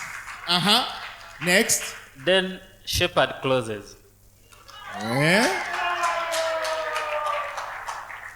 Let's give them a big round of applause, please.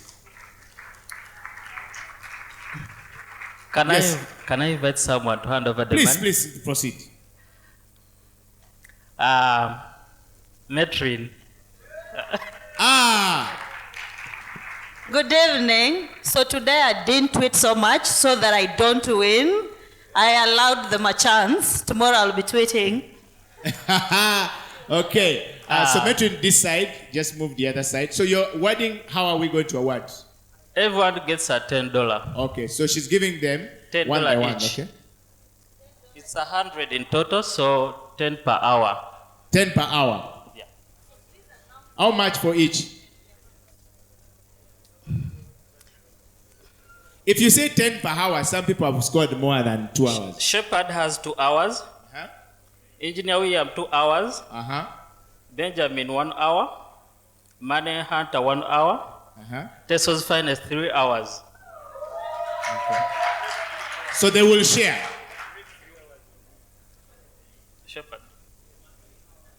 Yeah, there's a tie. Shepherd and Tesso's finest. They are tying. Yeah. So how do we resolve this matter? Let me make some calculations. Okay, he said you'll make some calculations to do that. So it's just $10 per hour. So if someone has won 3 times, it means they have their $30. Correct. So 2 of them will have $30. And then, anyone who has 2 hours will have $20. Yes. And who has won 1 hour, only once 10 is hour. $10. Correct. Yeah. Fantastic. All right. We know who has won what. We shall award, and then the mathematics will be done when they move. And I would like you, Ronald, to work with them and guide them on that process. So, Matron, please do the honors. You can stand together as a team. We want to receive as a team. Don't worry. Receive as a team. Receive as a team. Receive as a team. Thank you very much. Congratulations. Please clap for them. Can you beat them the photo very quickly? In 3, 2, 1. Thank you. Thank you very much. Thank you very much.